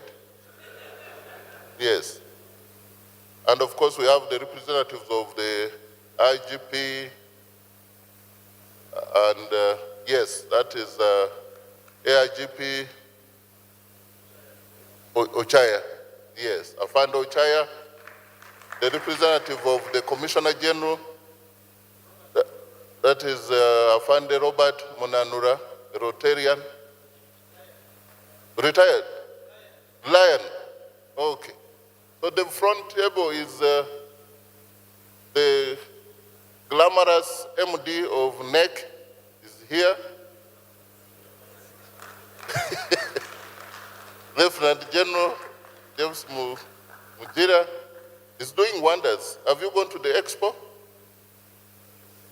Yes, so we are about to be there. I want to be instructed further, or otherwise I will not stop talking. Yes. I think it's our time to sign out. Yes, sir. Well, I was still enjoying this sit, but even good things come to an end. Our own PS is represented by Mr. Kairita Gabirano Francis. You all know that we had to divide ourselves. You know the tragedy that befell us. The PS has gone to Isoro. You didn't see me here. I was in church and parliament. You can't see Honorable Huda here. She's in Kisoro. So So other people you can't see here, they are in Kisoro. And the commissioner, rehabilitation. In the ministry, he has a title, the most handsome Mugisu in the Ministry of Defense, Mr. Mabonga. So I don't know whether there is any dispute about that. Thank you very much for your kind attention. Let's sign out. It's very difficult to time your boss. I had that unpleasant duty. A round of applause to our chair, presenter, and panelist. Honorable General Tafire, you have helped me. Each time I go to police to report a case, they ask me my tribe and the religion, and I wonder what my tribe has got to do with the robbery which has been committed. I go to hospital, they ask me my tribe. I ask what has it got to do with my sickness. Somebody was courteous enough to say, you see, some tribes succumb to certain sicknesses more than others. Now that you have allowed me, I will never mention about tribe because I don't subscribe to them. I'm an African like you. Again, a round of applause for our presenters. And our last session tonight is going to be chaired by Major General Moses Lwakitarate.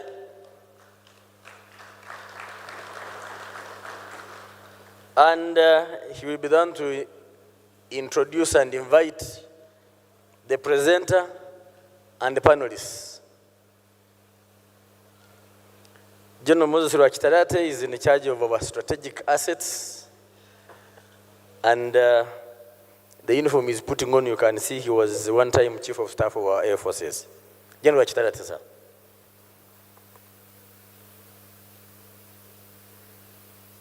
Thank you very much. I'll hold it. The Minister of Defense, the Minister of Disaster Preparedness, the Permanent Secretaries, General Officers, the family of late General Aronda Nyakairima, our friend. This is an honor for me to chair a session after, you can imagine sitting where the minister has just sat. I don't know whether it's a blessing, maybe I'll be the minister soon. But it's an honor.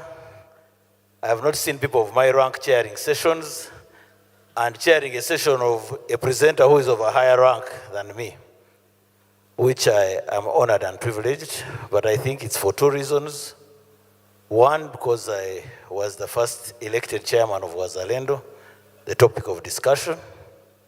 Two, is because I think I am a family friend of these people seated right here. Before we call in the presenter, I don't have the list of the panelists. If someone could give me that list.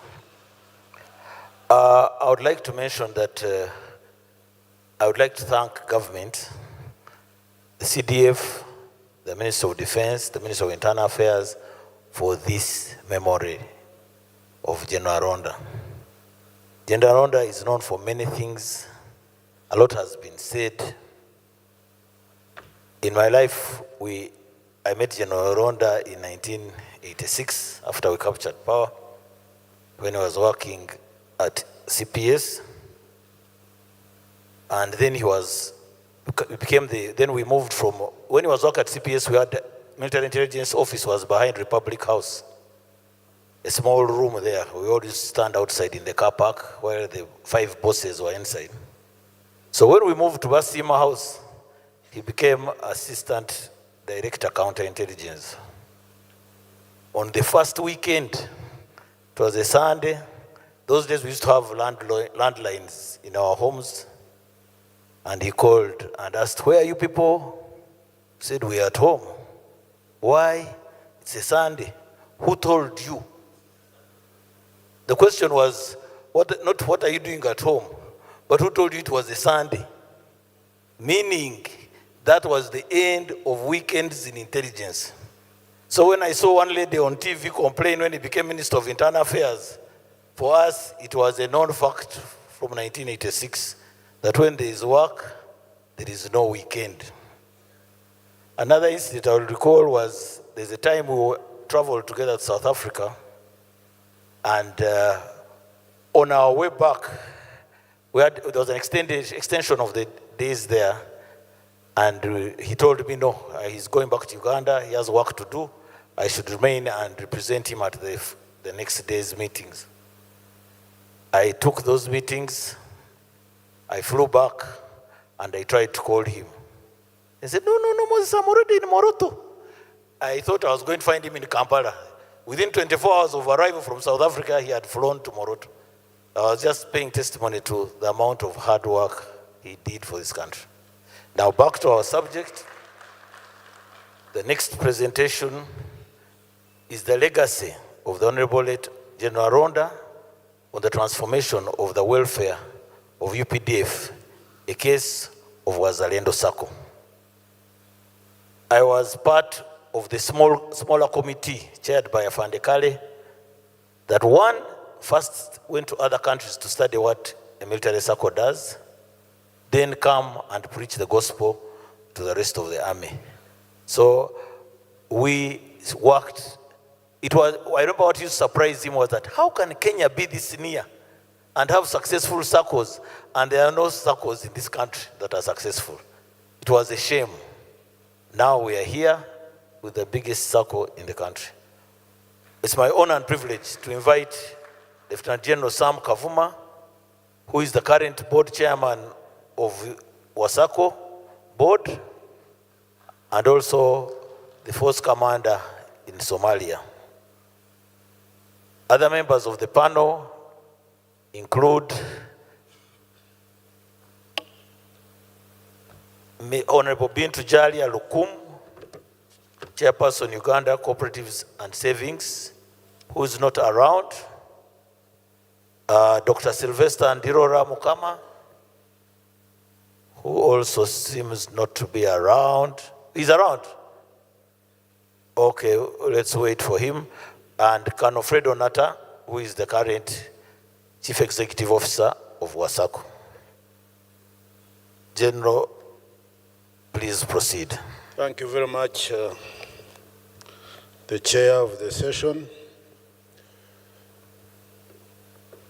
The family of late Comrade General Aronda Nyakairima, and that is Madam Linda and the children,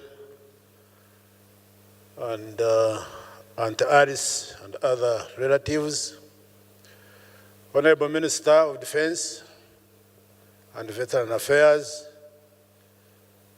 who is our host, and your entire team, Honorable Minister Mzehira Ronek, all other ministers present, honorable members of parliament present, generals of UPDF, our colleagues from police, the Deputy Inspector General of Police, the Commissioner in Prisons, permanent secretaries who are here, and all our guests, good evening. And our families, I see many spouses of UPDF, I recognize you. Of course, being a small person is not very, very good because you suffer a lot of stress. Someone from Somalia to be made the last presenter just because you are small.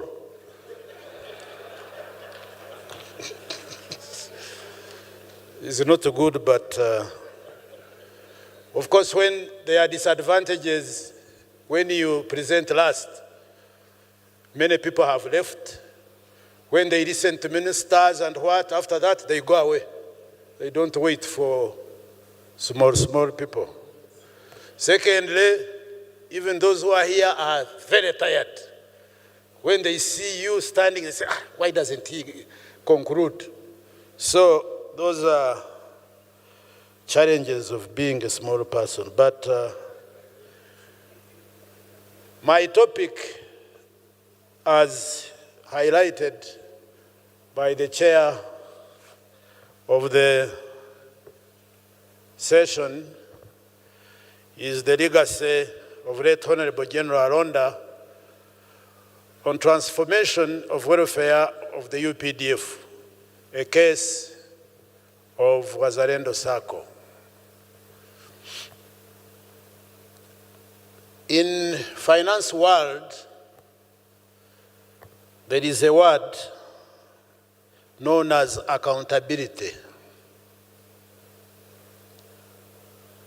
Since yesterday,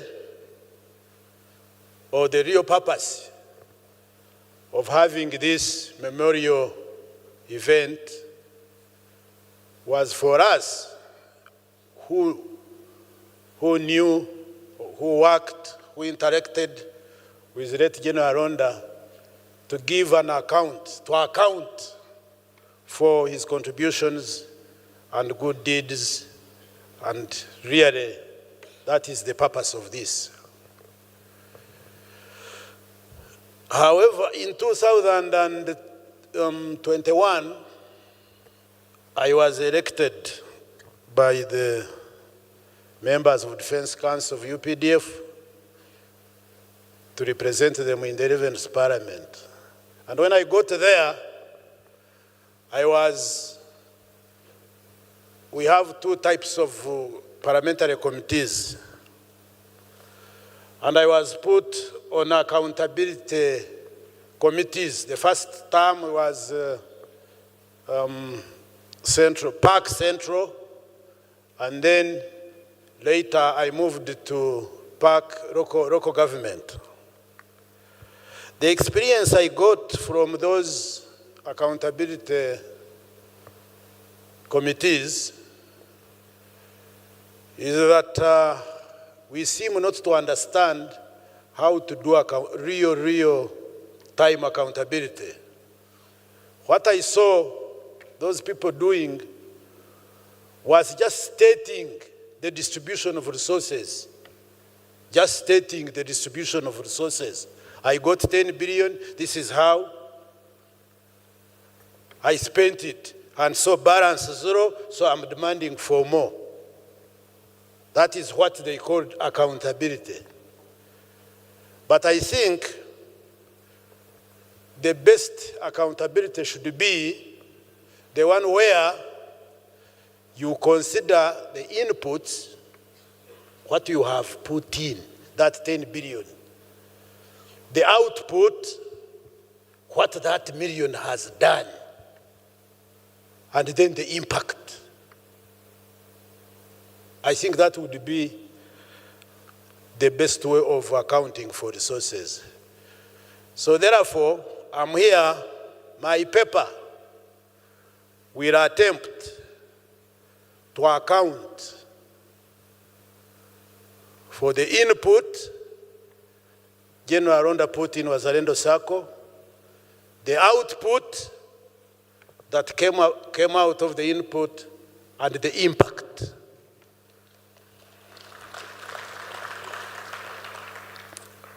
To do so, I have divided my paper into 4 parts. But don't worry that it is going to take long, no. I know the situation. Part 1 will cover the introductory part of the topic.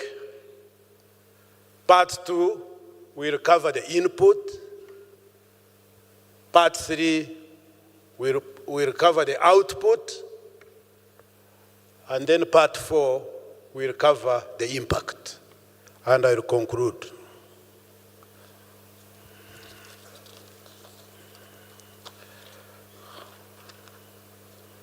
I will start with a quotation Our greatest personal fulfillment comes when we contribute to improving the welfare of others. By Gail Godwin.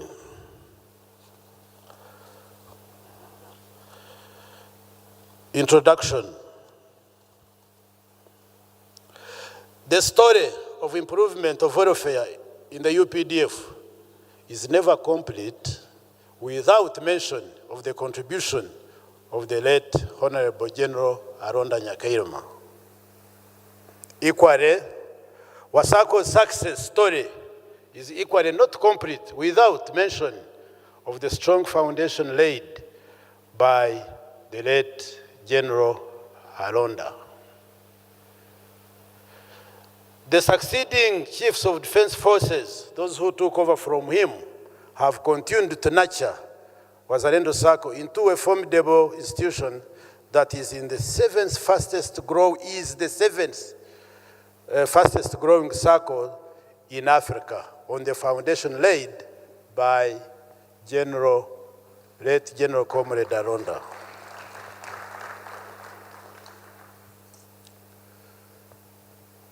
I want to restrict my talk on the subject matter. I don't want to, because of time, I don't want to talk about my history.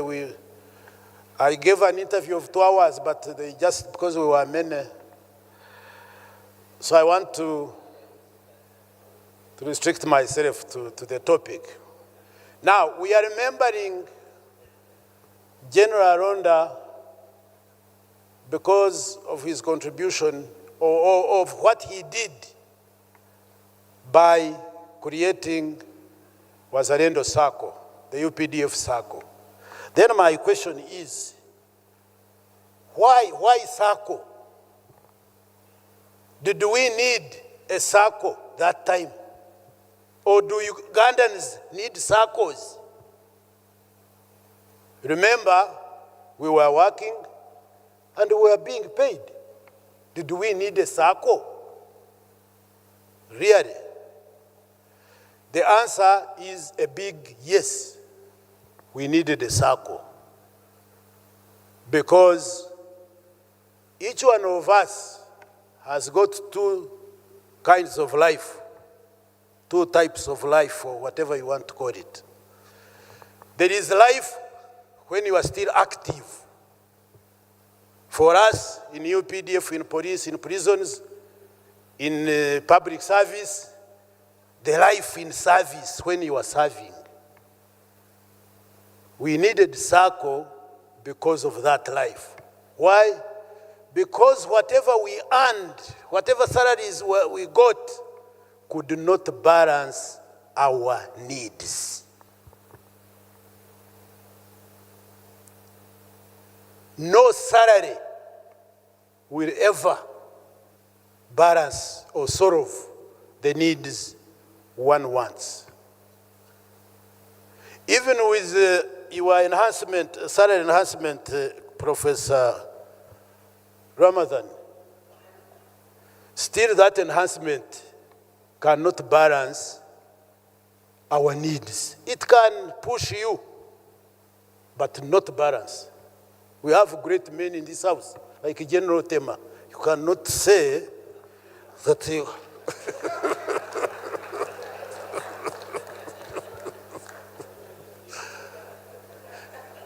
That's why, while we were working and being paid, we were going to commercial banks to borrow so that we can, and when we went to commercial banks, of course, the situation worsened. That's why we came up with those schemes, salary earners schemes, so that we could supplement on the salaries we got to be able to balance the needs and the income. But we could not. We ended up working for the banks, commercial banks. So therefore, we needed that circle because of that life in service. I've been telling people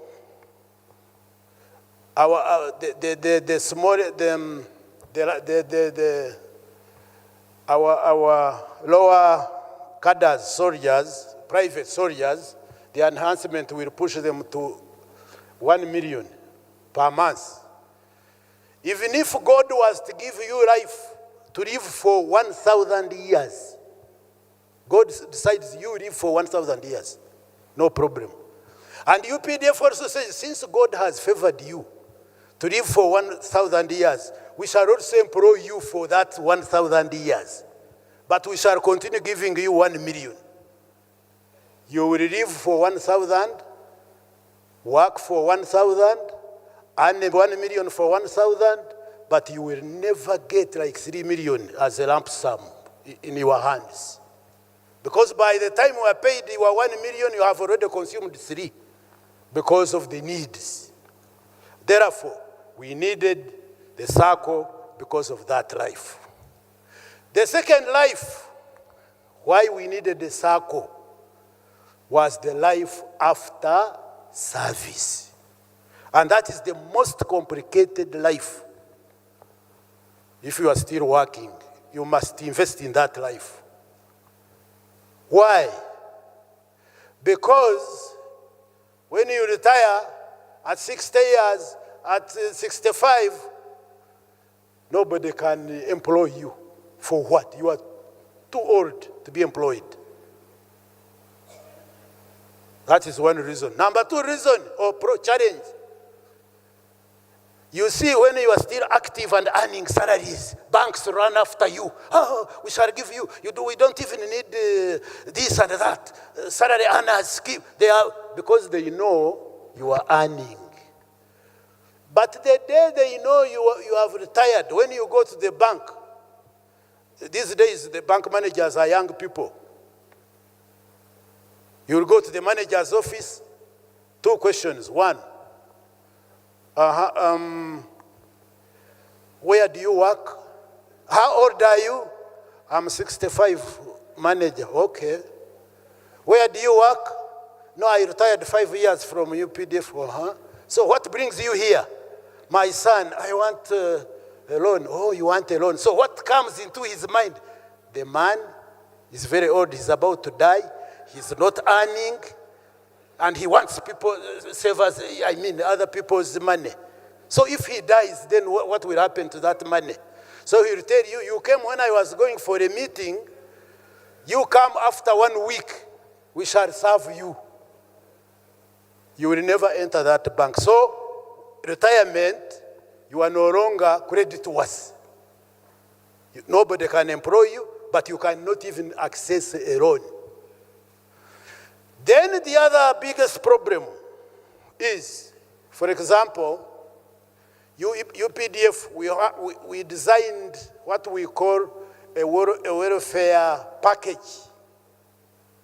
Can you flash it, please?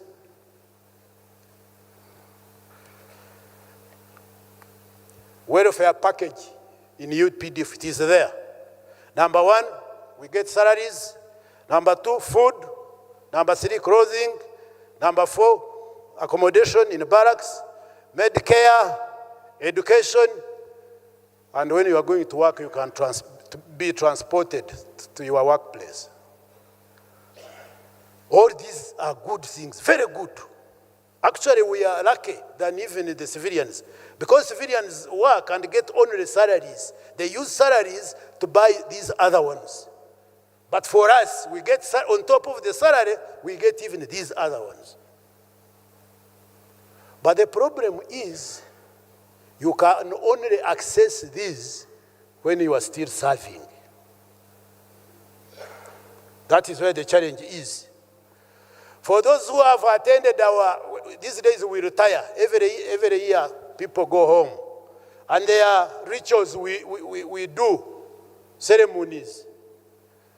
They prepare you, they brief you, they disarm you, and they make sure there is the final ceremony where they say they are seeing you off or whatever the name. So you who are going, you are in the middle. Those who are staying are on the sides. Then the band is playing. Then you are marching to the gate. For you, you are in the middle, the other ones who are remaining are on the sides. The secret behind there is that you should not escape. So they are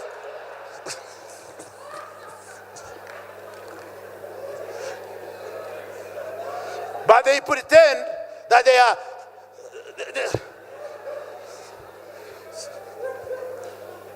so the band plays up to the gate. When they get to the gate, for them they stop.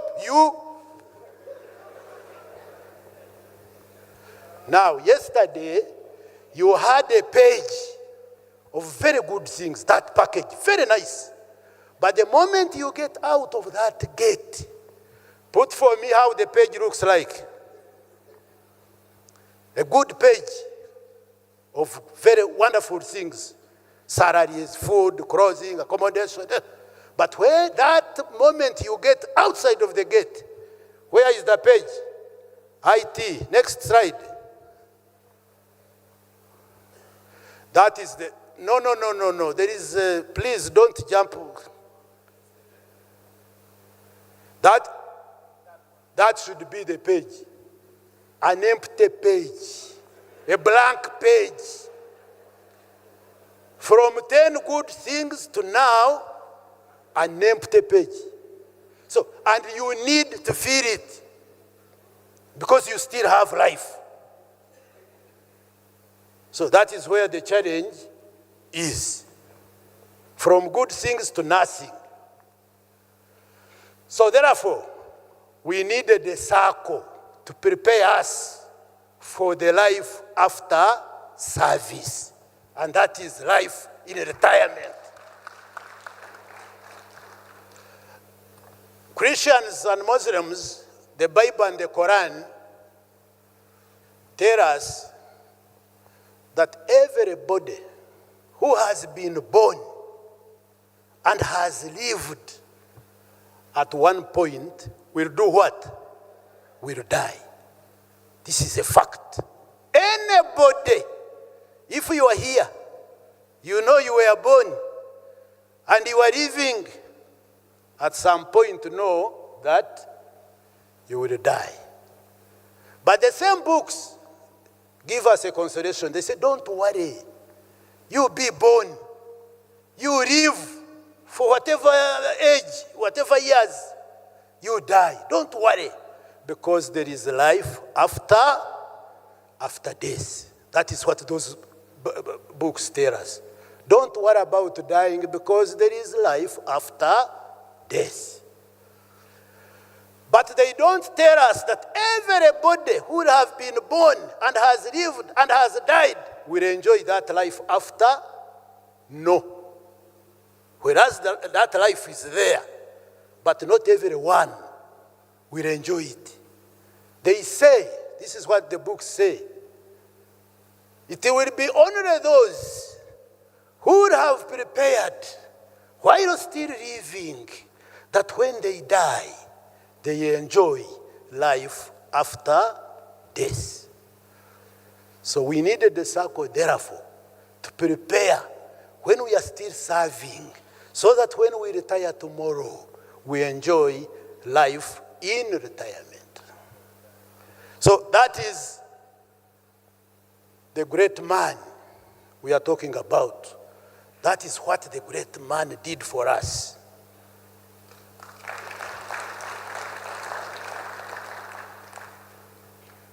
He came up with that idea that would solve our two lives. One, life in service, and the other one, life in retirement.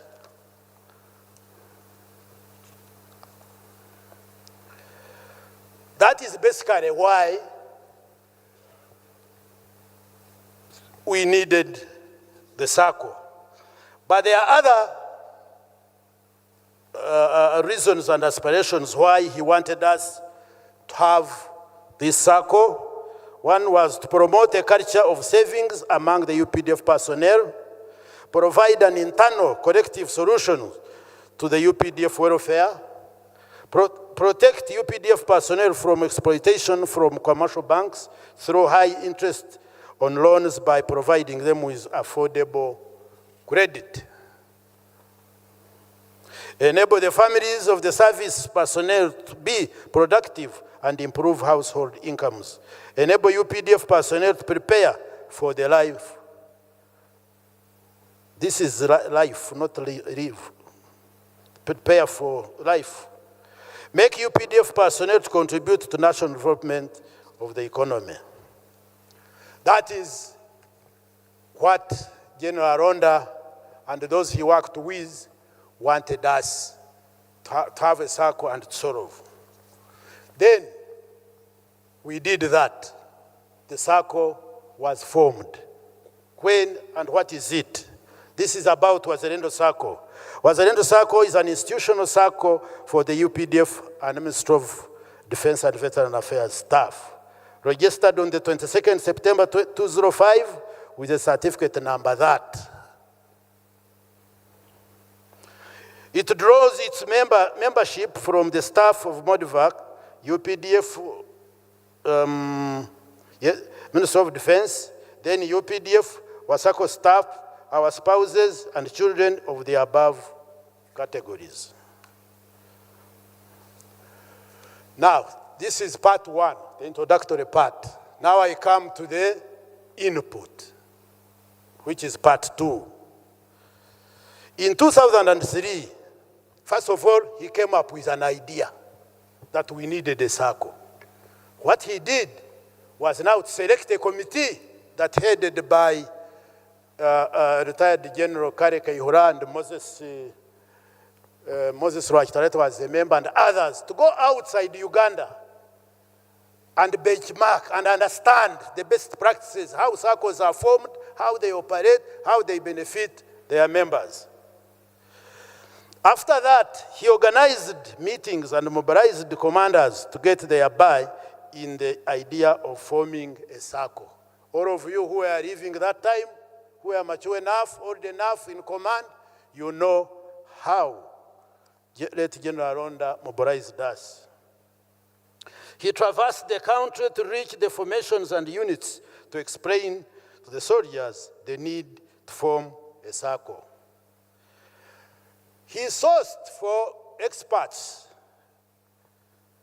and technical people from all sorts of life. And that's where I think he was able to meet Professor Ramazan here. I remember Honorable Omara of Otuke, who was a big man in Stanbic, and so many other people. He used to go to them in our AGMs, he would pay them and come and teach us, because he wanted us to understand what a circle was and the benefits.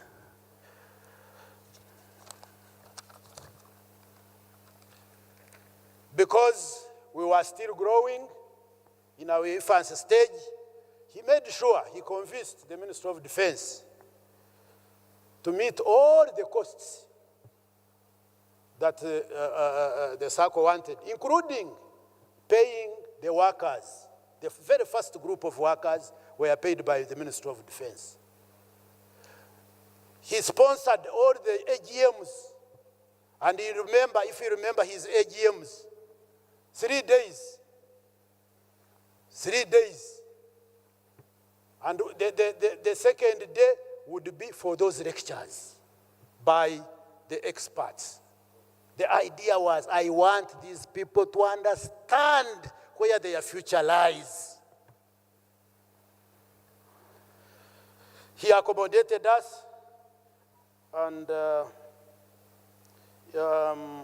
he actually, since circles were new in Uganda, Ministry of Cooperative had not bought the idea of registering our circle, but he put in his weight, and it was registered. He made the commandants who are here. Before then, for that time, financial literacy was not part of the modules that were being taught in the colleges. He introduced that.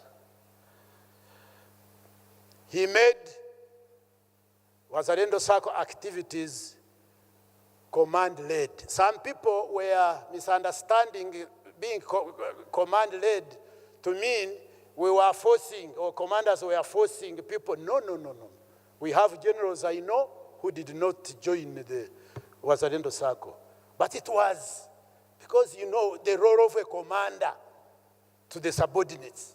So if we were to leave the affairs of Wazalendo Circle to individual soldiers, then it would not have served the purpose for which it was formed.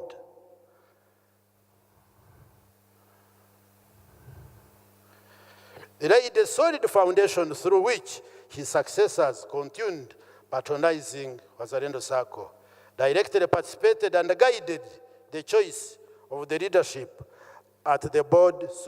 One time we got a problem when General Moses Rwakitarate here was, you know, a circle. It follows all the democratic norms. You vote, majority must take, you know, what?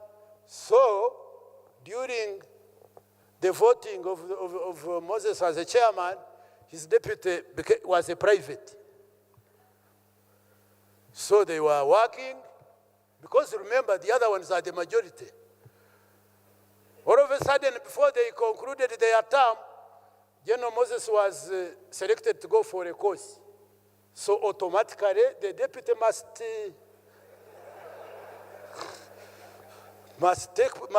cover. So now, because of that, Gen Aronda started participating in identifying, you know, and that's how great people like General Joseph Musanyuf became chairman of Wazalendo Circle.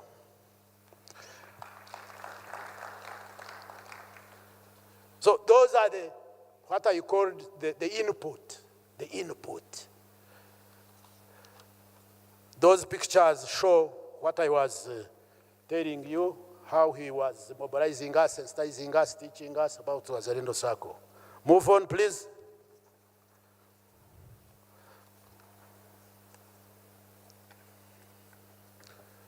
IT, I'm leaving you behind. Now, after you have formed the circle, then how does it operate? And this one, I'm communicating because there are so many. Uganda now has got about 3,800 and something circles, and I've been visiting most of them, sensitizing them. But most of them don't know these stages.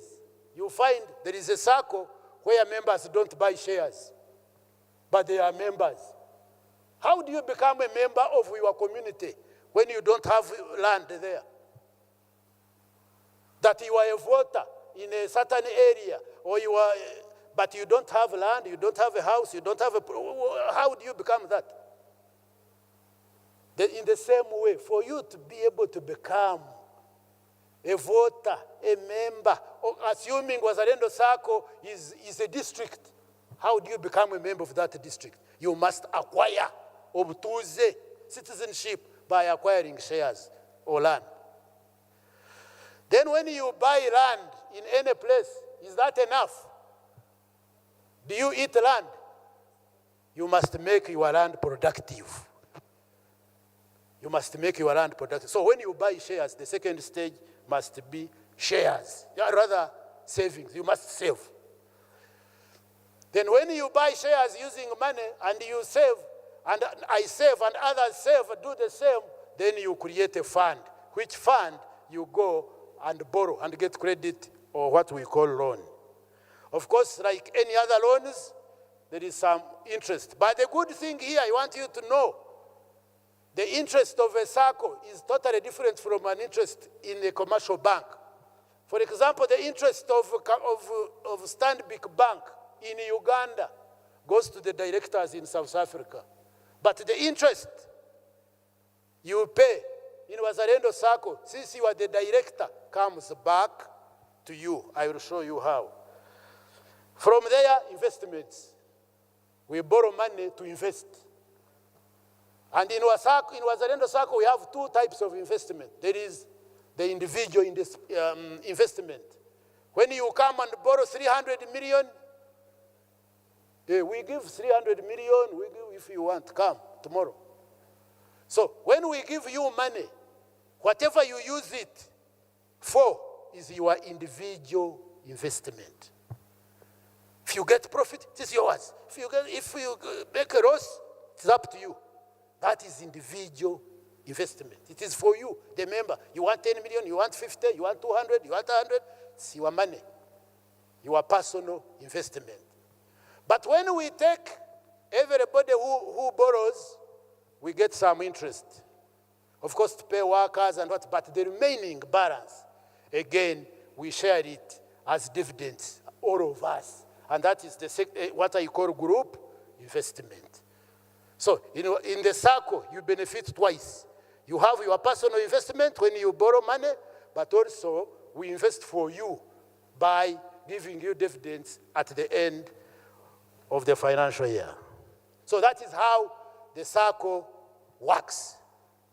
Now, these are the inputs of General Aronda. Then what are the output or outcomes? Next slide. This is what General Aronda wanted. This is the status. When he was traversing the whole country looking for us, sensitizing us, he wanted us to join this circle. And now as I'm reporting, the circle has a membership of 112,760 members with 284.75 billion. Yeah, I think I'm right. Total savings, they are there in billions. A loan portfolio, the money that is still with you members, you can see the figure. Cumulatively, since we started giving out loans, we have so far given out 2.8 billion trillion. Where else, if it was not Wazalendo Circle, where else would UPDF members get such amount of money without security, without houses, without land titles, without what? Where else?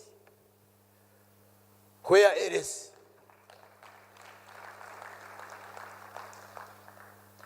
We have our total assets now to 1.06 trillion and others. We don't have time. But that is the output.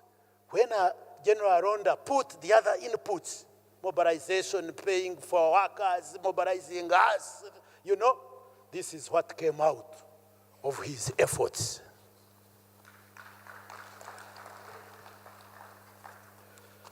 I continue with the status. As I earlier said, Wazalendo Circle is the 7th fastest growing circle in Uganda and Africa. When we go out there for some conferences, people really fear us. The six circles which are ahead of Wazalendo Circle are all from Kenya. But these are cooperatives that were created or formed in 1970s. They are about 34 years older than us. Those are the ones we are competing with. But those ones of Nigeria, I don't know where. So, if General Aronda is elected today and he sees this, I think even if he goes back immediately, he will go back a very, very, very satisfied person. The other positive thing is members access affordable loans at 12 for agriculture loans, 13 for salary loans, and 13.5 for cash flow loans. And interest ranging from, now, whereas you may see 12% or 13% that you think that is no, but look down, we also give our members interest on their savings. Interest, we have two types of saving and what we call retirement saving. So we give them also interest.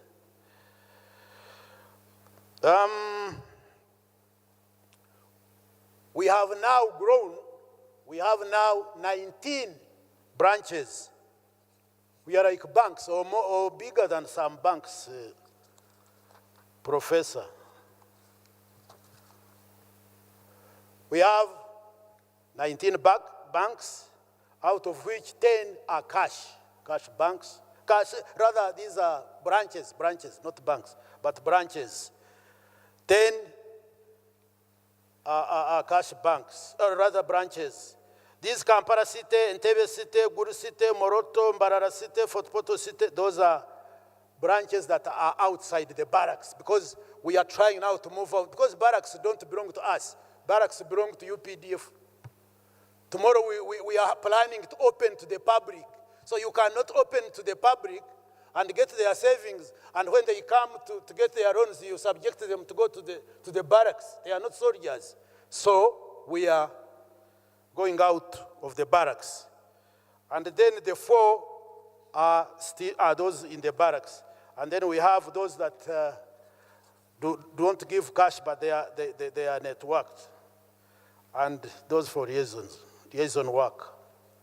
So,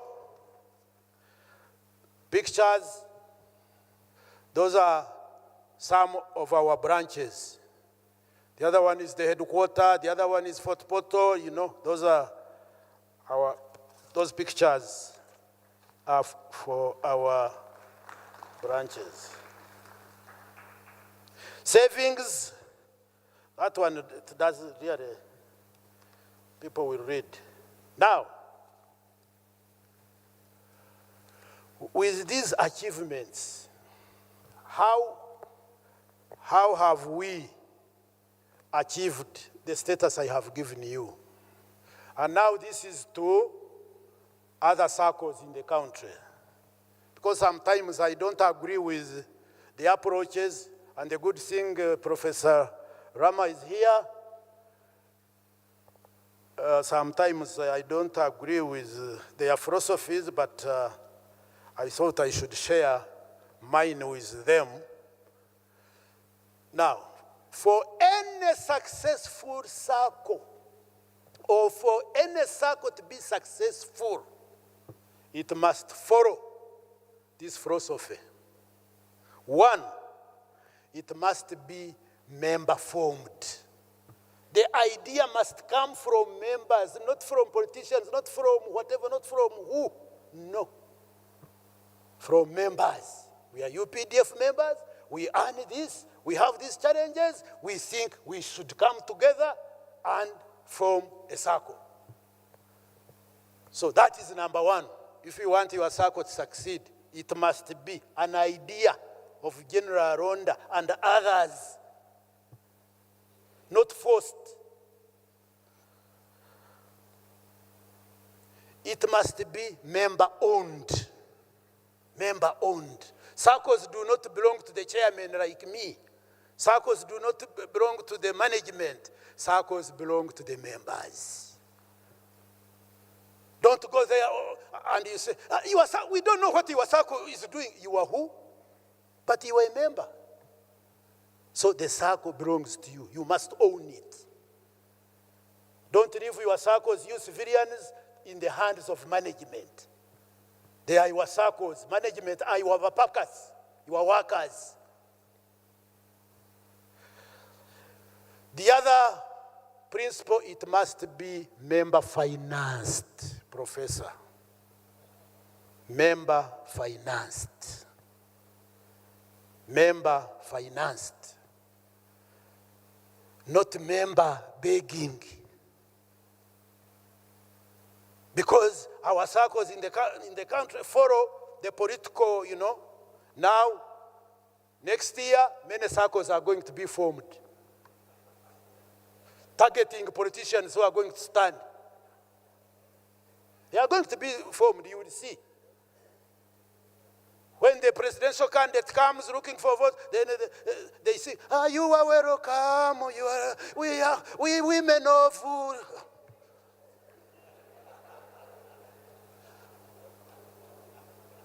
We have our circle. We want it. Of course, the man or woman wants to vote, say, okay, I have given you 10 million. Before his vehicle, his convoy leaves, they are fighting for that money. Answer now and this papara. Answer now this idea. Answer now. The circle ends there. It starts there and ends there.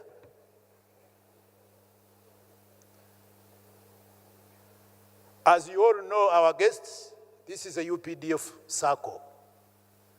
The commander-in-chief of UPDF is none other than His Excellency Yoweri Kaguta Museveni General, the President of the Republic of Uganda. Officially, he's the Minister of Finance. Officially, he's the Minister. Constitutionally, he's the Minister of Finance. Professor Rama here is the Secretary. And you have seen President supporting groups everywhere he goes, churches, I don't know who, circles. He gives, he supports, because he's a president. You cannot ask a president and he says, I don't have. No. So, if I had gone to him as a chairman of Wazalendo Circle and said, support us with $1 billion or $2 billion, I'm very sure he would do it, gladly. But I can never do that.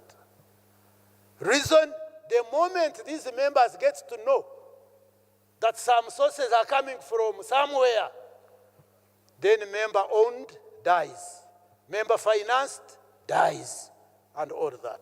Therefore, you must generate resources for your circles from within you. That's what makes it a circle.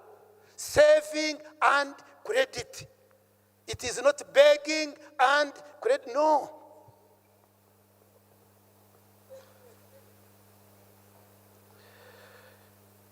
It has to be not member controlled, but member managed. Member managed.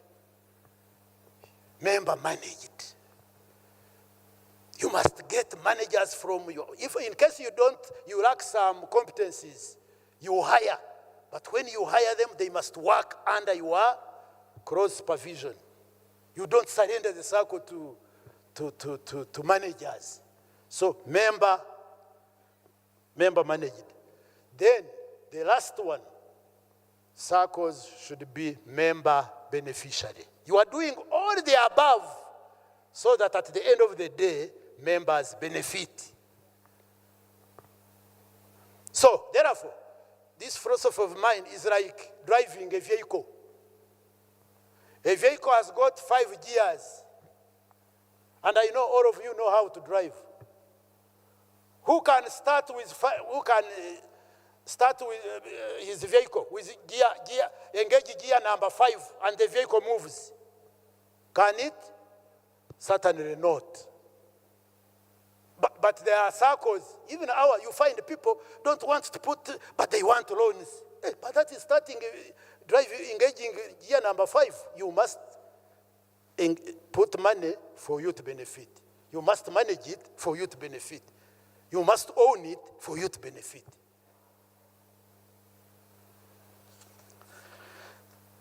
Now, final part. Impact.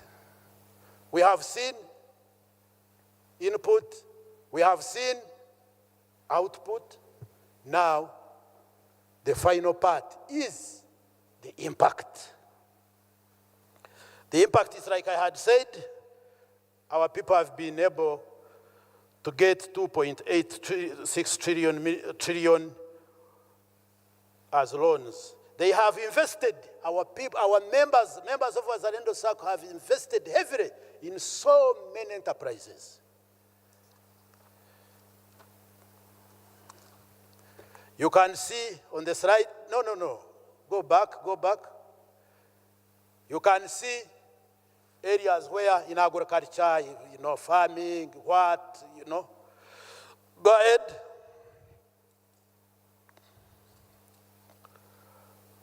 Those are member projects. Asset financing, nyumba. People have built commercial buildings, houses for sleeping in, they are okay. Business. Those are members doing different business.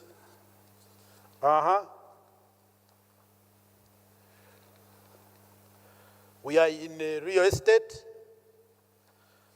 Those of you who are interested, we have plots and they are not expensive like out there. Come and buy plots. Go ahead. No, you have jumped one. Yes, oh, it's the same. Go ahead. We have what we call corporate social responsibility. We've been supporting our institutions, hospitals and other areas, and even outside. We've been supporting even the communities because we come from communities. Go ahead.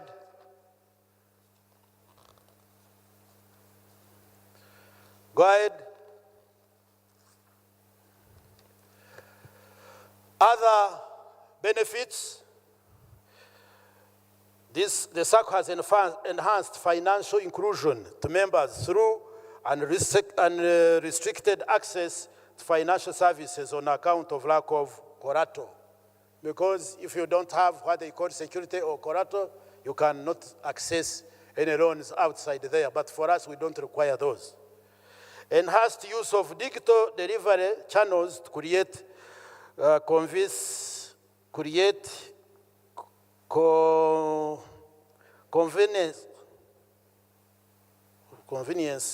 Okay, we access using ATMs and mobile banking, so the exercise is not hectic, so it conveniences our work. The other one is welfare of the members has been improved. Members have been enabled to educate their children at higher levels.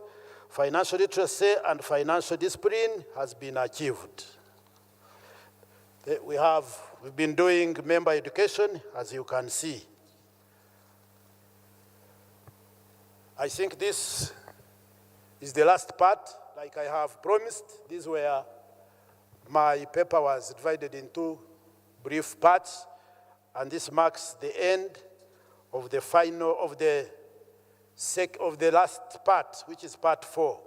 But part 4 has got something, a clip, that I want you to listen to, and then I finish. Maybe before the clip, there is another quote. Man becomes great exactly in the degree in which he works for the welfare of his fellow men. Man becomes great exactly in the degree in which he works for the welfare of his fellow men. Can I have the clip played, please? It's just a small one. You don't have? Kato. They have failed. Okay. Now, finally, I want to take this opportunity to sincerely thank all those who worked with late Honorable General Aronda Nyakairima in establishing this great circle that has lifted the welfare of our officers and troops to another level. I salute all of them. I cannot mention all their names, but I salute all of you.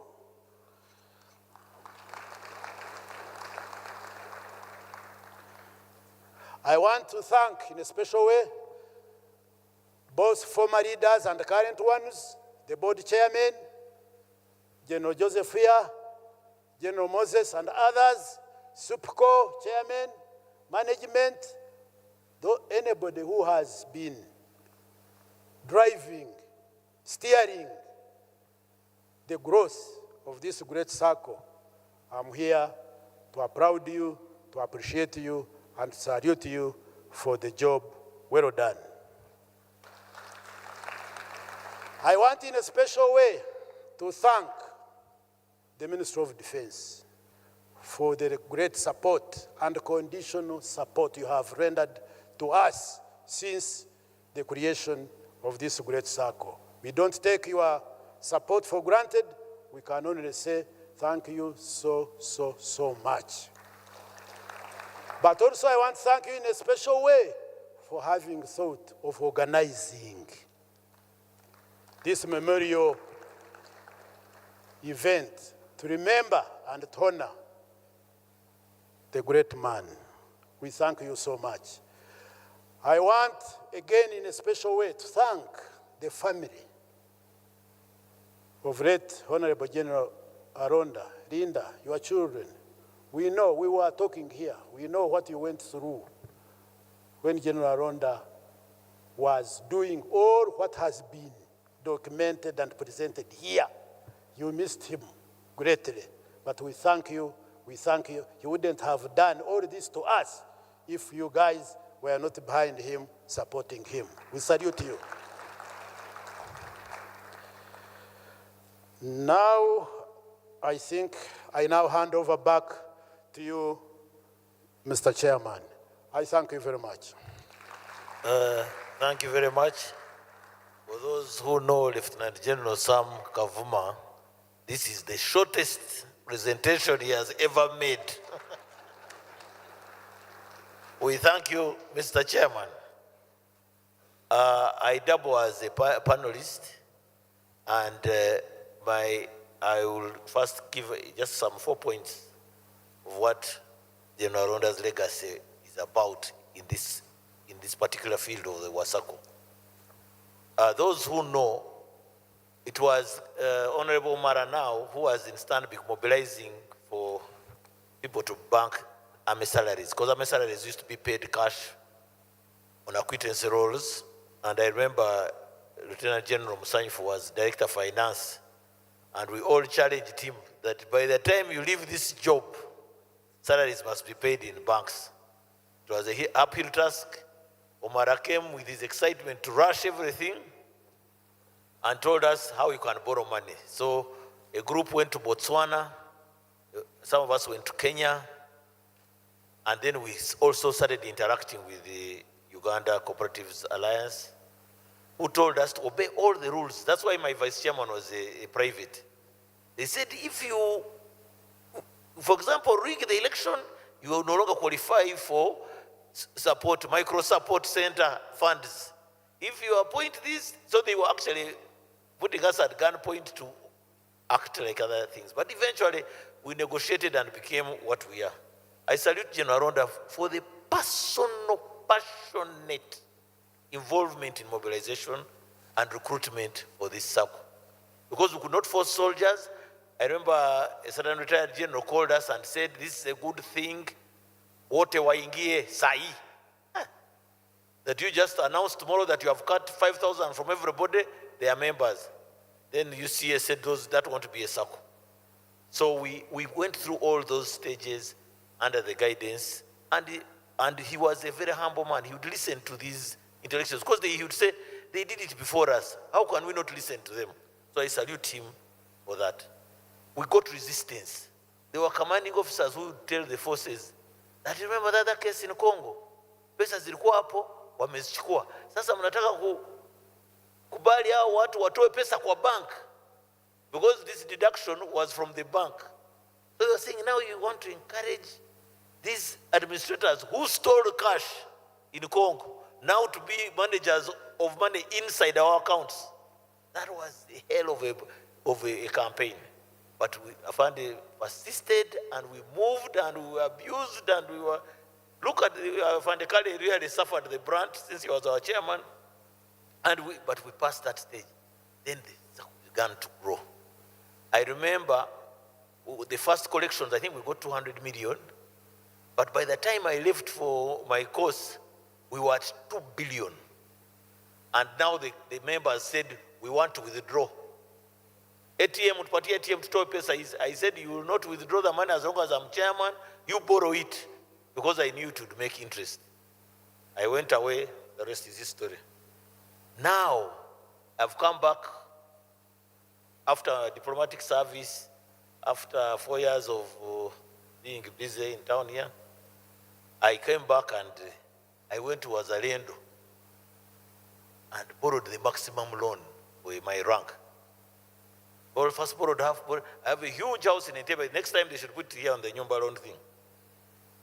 Finding something smooth running. That is the legacy of that general. Smooth running. I am proud of Wazalendo. I always tell people, but do you remind people that I was the first chairman? Because it's working. If it had flopped, I would be saying, I don't know them. But the smooth running is the legacy of that general. Number two, investment. I was referred to by later Aronda as the wild card, because in that first year there was the IPO of Stanbic. Everybody was skeptical. I said, this thing that every businessman is running to, every bank is running to, me, I'm going to buy shares. So the Wazalendo board agreed with me because I was a big man, but the generals outside were saying, well. Anyway, fortunately, we were limited by the regulations on how much you could buy as a circle. So I was advised by the insurance circle that, you get individual members to sign as the buyers. You mean individual members of the board. But I got scared. I said, if this thing flops and we have signed as individuals, where will we get this money? So anyway, we went in as a circle. We made some money. We bought a vehicle. We bought our first server. But because people had not yet learned about investment out there, the army was worried about this chairman. So when I left, I didn't even qualify for steering committee because they thought I would steer them into the wilderness. But now the economy has grown. SACCO is investing out there and is doing very well. I salute them, and I salute that they later agreed with me. I think the success of this SACCO should be emulated in every other field. Having a leadership that has passion to mobilize, recruit, to enable some successful event. That is the legacy of General Aronda. I will now call upon the doctor from UC. Yeah, I decided to go to the stand. Thank you. Ukusku, yes. The honorable ministers present, allow me adopt the protocol that has been already established so that I can save on time. Thank you so much, Chair of this session.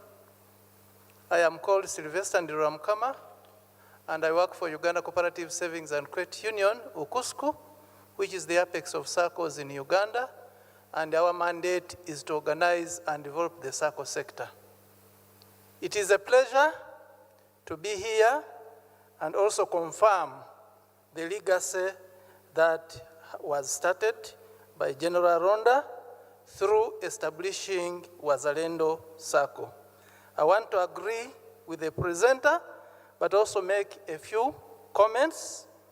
One, a SACCO's prime objective is about members' welfare world over. And this has already been elaborated by the chairman of Wazalendo SACCO. And the purpose is about people help people. Member help member. And of course, the focus is always on a sustainable basis. We want to see Wazalendo SACCO yesterday, today, and so many years in the future. And as we have already been told by the chairman, all this is based on the rules of the game. And for us in the cooperative sector, we call them the cooperative philosophy. My first comment is that we need also to understand the reasons that have contributed to the growth of this Wazalendo SACCO. And I want to comment on about 3 of them. One of them is the discipline. When you go to Wazalendo Circle, you'll be surprised by the way how they do their things. Issues to do with professionalism, discipline, accountability to the dot.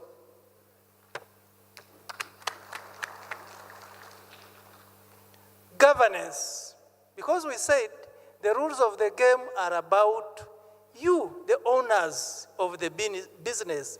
You should manage your own affairs. And this is why we have different organs elected by the members.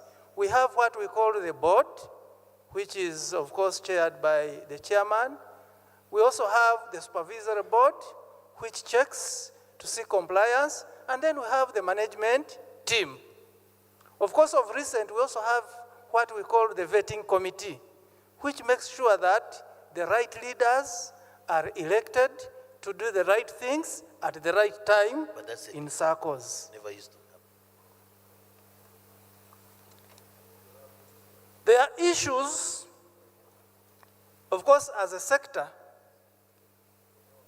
where everybody now is looking up to Wazalendo. Of course, the chairman has already told you that Wazalendo is the biggest circle in Uganda. We have well over 35 circles, including PDMs and emyogas. But being number 1 is not an easy task. And remember, it was formed just 19 years back. In Africa, it is number 7. And wherever we go out there for international meetings, of course, our face for Uganda is Wazalendo. And by the way, for your information, many of these African countries, I have seen many of them making appointments to come and learn how Uganda is having an operational circle for the army. And I know chairman of Wazalendo and the CEO have hosted a number of parliamentarians to come and learn about how they can form a circle.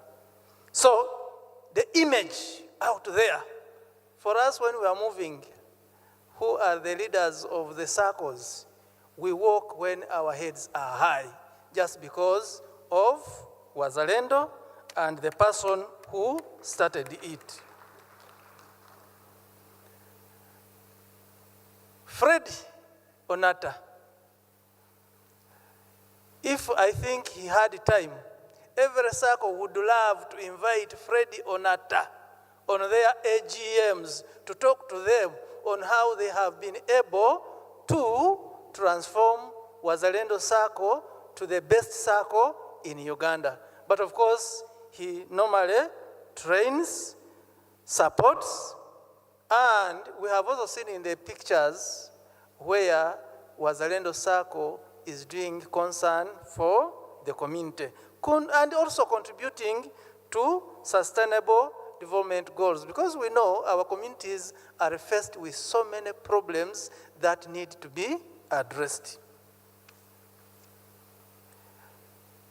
I want to bring to your attention, because much as Wazalendo is doing very well, there are challenges that are affecting circles in Uganda.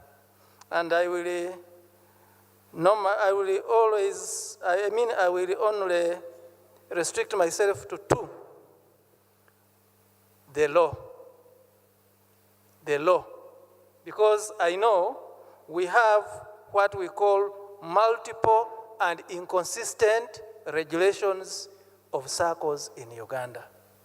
Currently, we have about 3 regulators: Bank of Uganda, Uganda Microfinance Regulatory Authority, and the Ministry of Trade and Industry. I normally read the Bible, and in the Bible, there is that story of 2 women who were fighting for 1 child. And unfortunately, the woman who was not the owner of the child gave an advice that let us cut this child into two so that each of us is happy. But the mother of the child said, no, I can let my child go and grow at your what? Armpits. Unfortunately, here in Uganda, none of them is willing to let the circles go and grow in one roof. It is a big challenge. It is going to be a shame to see a circle like Wazalendo circle collapsing just because of the laws that do not affect the growth of circles in Uganda. Number two, which I want you people to also take care of, is the issue of taxation.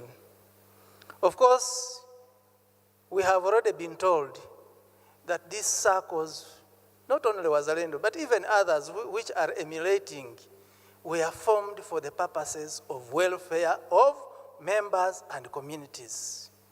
Yes, we want to pay taxes, but is this the right time for circles to pay so many taxes? We are happy that His Excellency in 2017 gave a tax exemption of all circles under the income tax of 10 years. 2027 is nearing. We are still saying, please, can we still add on more exemptions so that a circle like Wazalendo, instead of picking 7 billions, yes, from the other eye, yes, it can contribute to the development of the country, but on the other eye, this 7 billion, when given in form of loans to the members of Wazalendo, a lot will be done. I also want to emphasize on the issue of the future outlook of circles. I know many of us, when we see circles grow like Wazalendo, we want to think that this circle should transform into another form of organization. We are saying no. Let Wazalendo remain a circle because we know it is the only business model which can help the communities to grow. Because we have seen it also happen world over, where a circle, like in Canada, Germany, can have million members and have assets in trillions of what? Of dollars, but still remaining as a what? As a circle, not changing its own what? Identity. We also think that the outlook of, or the future of circles in Uganda, let us emphasize on having a single regulator for all circles in Uganda. Lastly, in conclusion, cooperative societies like Wazalendo remain a strong driver for socio-economic transformation because of its direct impact on people's daily life. It has already been demonstrated by the chairman. But there is need to have all officers and leaders of the Uganda People's Defense Forces and Ugandans to watch over and protect the legacy of the late Honorable General Aronda Nyakairima for continued and sustainable member benefits. I thank you. I rest my case for God and my country. Thank you very much. Our take home is that they are also dynamic. Because when I was there was no vetting. Now there is vetting. Now I call the CEO to wind up this session. Normally, the most difficult thing is to come and discuss a paper. One, which has been presented by a general. Two, a paper which has been presented by your boss. But I'll try as much as I can to make a summary of all this. From the perspective of management, mine is just to come and make a commitment in line with the aspirations of General Aronda, that as management, we shall play our role in training the board and enabling them to focus on their roles, because it's written in our bylaws that the responsibility of management is sure that the board and the supervisory committee are trained. So we shall train the board and members of management and strengthen the governance so that we continue being sustainable. Secondly, as management, we shall engage in prudent business in line with risk management so that we ensure that what we have achieved does not get watered. The third thing that we shall do is to continue innovate the products that we shall be giving to our members so that everybody has something to pick from the circle and everybody benefits in line with the member beneficiary philosophy that the chairman talked about. The other one is that we shall strive so hard to maintain strong financial health in our circle. We shall maintain and control costs, because if we allow costs to go wild, then we shall lose it out. So from the management perspective, we shall do that. We shall also continue member engagement, because the circle is for members. They have to control it, they have to own it. So we shall continue the programs that we have for member engagement. In line with what General Aronda was doing, we would go from place to place talking to the members. So as management, we shall uphold that. The other thing is that we shall follow the regulations to the dot and be very compliant so that our circle does not run into troubles with the regulatory bodies and authorities. The other one, of course, we shall strengthen partnerships. We already partner with Okusku and many other organizations that directly impact on how we do our business. So we shall leverage those partnerships to ensure that the circle grows and it remains strong and sustainable. Lastly, we shall engage in long-term planning. Wasako is here to stay. It will be here today. It will be there tomorrow. We shall continue planning long-term. All the investments that we are doing are looking at the long-term sustainability of the circle and the long-term welfare of the member. Having said that, our commitment is that what General Aronda started from the management point of view, we shall go by that. And we want to thank the family on behalf of management for the support that we got from them. We know that when you see a hard-working soldier, there is a strong wife and a strong family back home. We salute you, our families. Thank you so much. Thank you very much, CEO. We now come to the end of the day, I think. Today has been a great day of recognition of our brother. Oh, the chairman would like to say something before we wind up.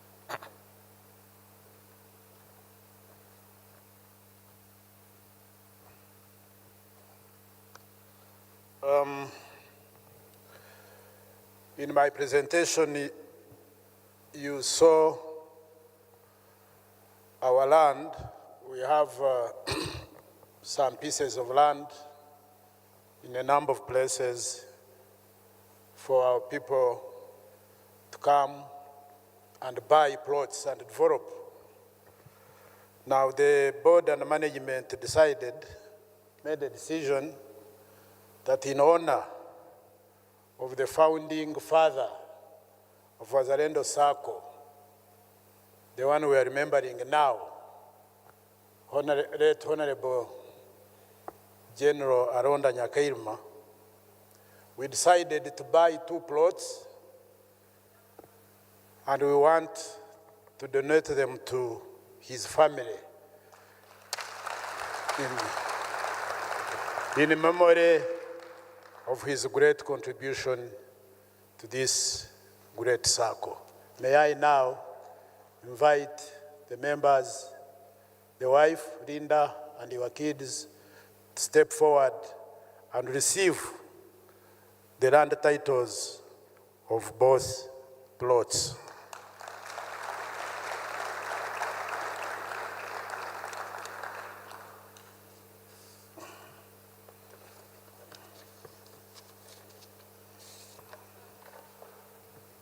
Management.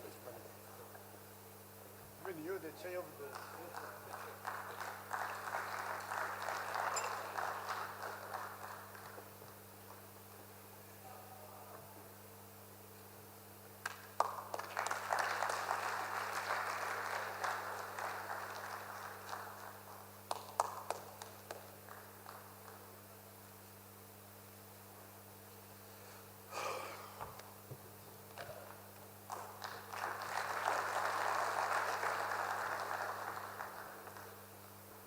Today there have been very many take-homes. I'm being the last chairman of the day. I would like to just say, thank NEC, but what we learned from NEC is that they have an East African, Association of CEOs. To marry it into the second lecture of the CDF, that marriage of CEOs should also be a marriage of armies. I would imagine if the Maghreb from Tunisia to Cairo had one solid force, if anything would be happening in Palestine today. If those forces merged, like the CEOs are merging on the economic front, we should now also be thinking of merging militarily, even in East Africa. Up to Somalia here, if we had a solid force, nothing would have happened in Palestine. The same way we've learned about communal wealth, the OWC, we believe if everyone is rich, this African continent will never be bullied again. So with those few words, I would like to thank the organizers of this committee, of this function, and thank them for appointing me as a moderator for this session, and thank the government again for remembering our general. Thank you very much. I hand over back to the MC. Thank you.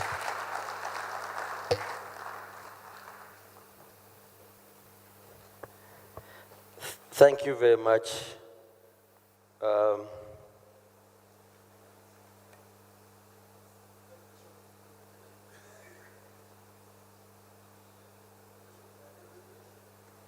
Thank you very much, General Kitarate. I humbly request for a round of applause for yourselves for patiently being here up to the end of the day. You've been a wonderful audience.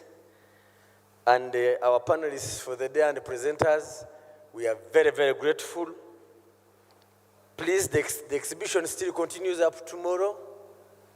Number 2, tomorrow is our last day. We are ending it with Thanksgiving service and a memorial lunch.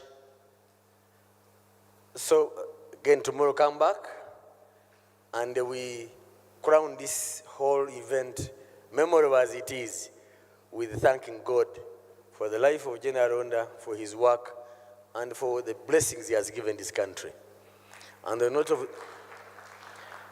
of blessing, allow me to invite Reverend Canon Aaron to come and give us a closing prayer.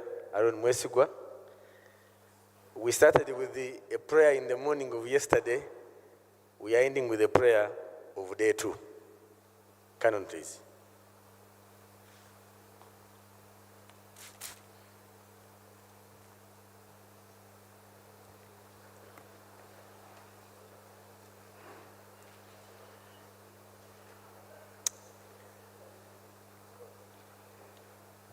This is the day that the Lord has made for us as a country. And as I pray, I want to request you, those of you who have managed to reach this time, those of you who have learned a lot since yesterday up to this time, and you have sacrificed your time, your energy.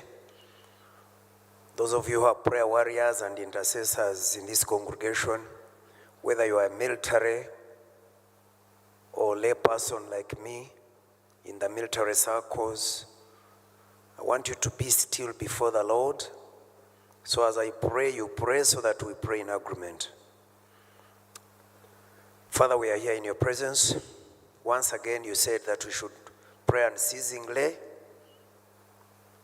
And we are not taking you for granted, my Father. Thank you for giving us time to reflect on what we have been able to do as a country, to reflect on personalities, to reflect on our history, what we have been able to do, and what we have failed to do. Father, we still have a long way to go as a country. As much as we have displayed some of the political, social, economic and military achievements through your sons and daughters of this country, but at the same time, we haven't reached there. But we know that you are our anchor, you are our foundation. Father, you protect us, and now we pray that you protect our interests. Father, we pray that you protect our goals. We thank you so far. Those of us who are here, including the family of late Gen Aronda, Linda, and her children, we are actually representing the many who are here since yesterday, including His Excellency the President, to call upon your name, because eyes that see are rare and those that look are common. Father, give us the eyes that see as a country.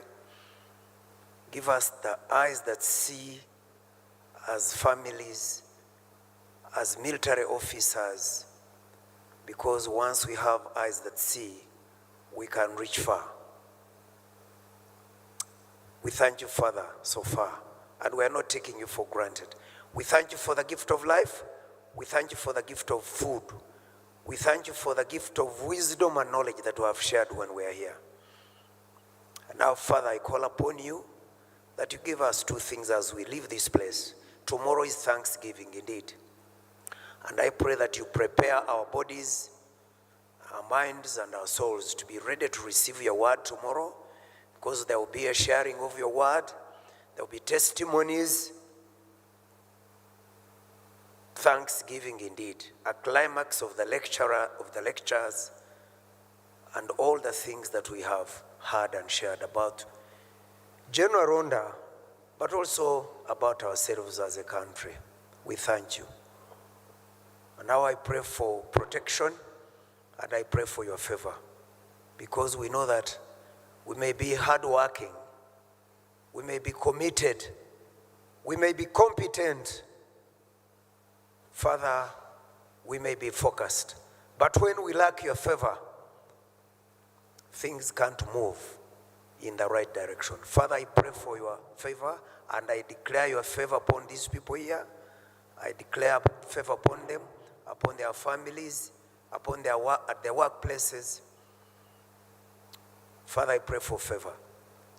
And may the peace of God, which passes all understanding, keep your hearts and minds in the knowledge of God and of His Son, Jesus Christ. And the blessing of God the Father, God the Son, and God the Holy Spirit rest upon you, rest upon your families, rest upon our president, rest upon our nation, rest upon us as we leave this place, now and forevermore. Amen.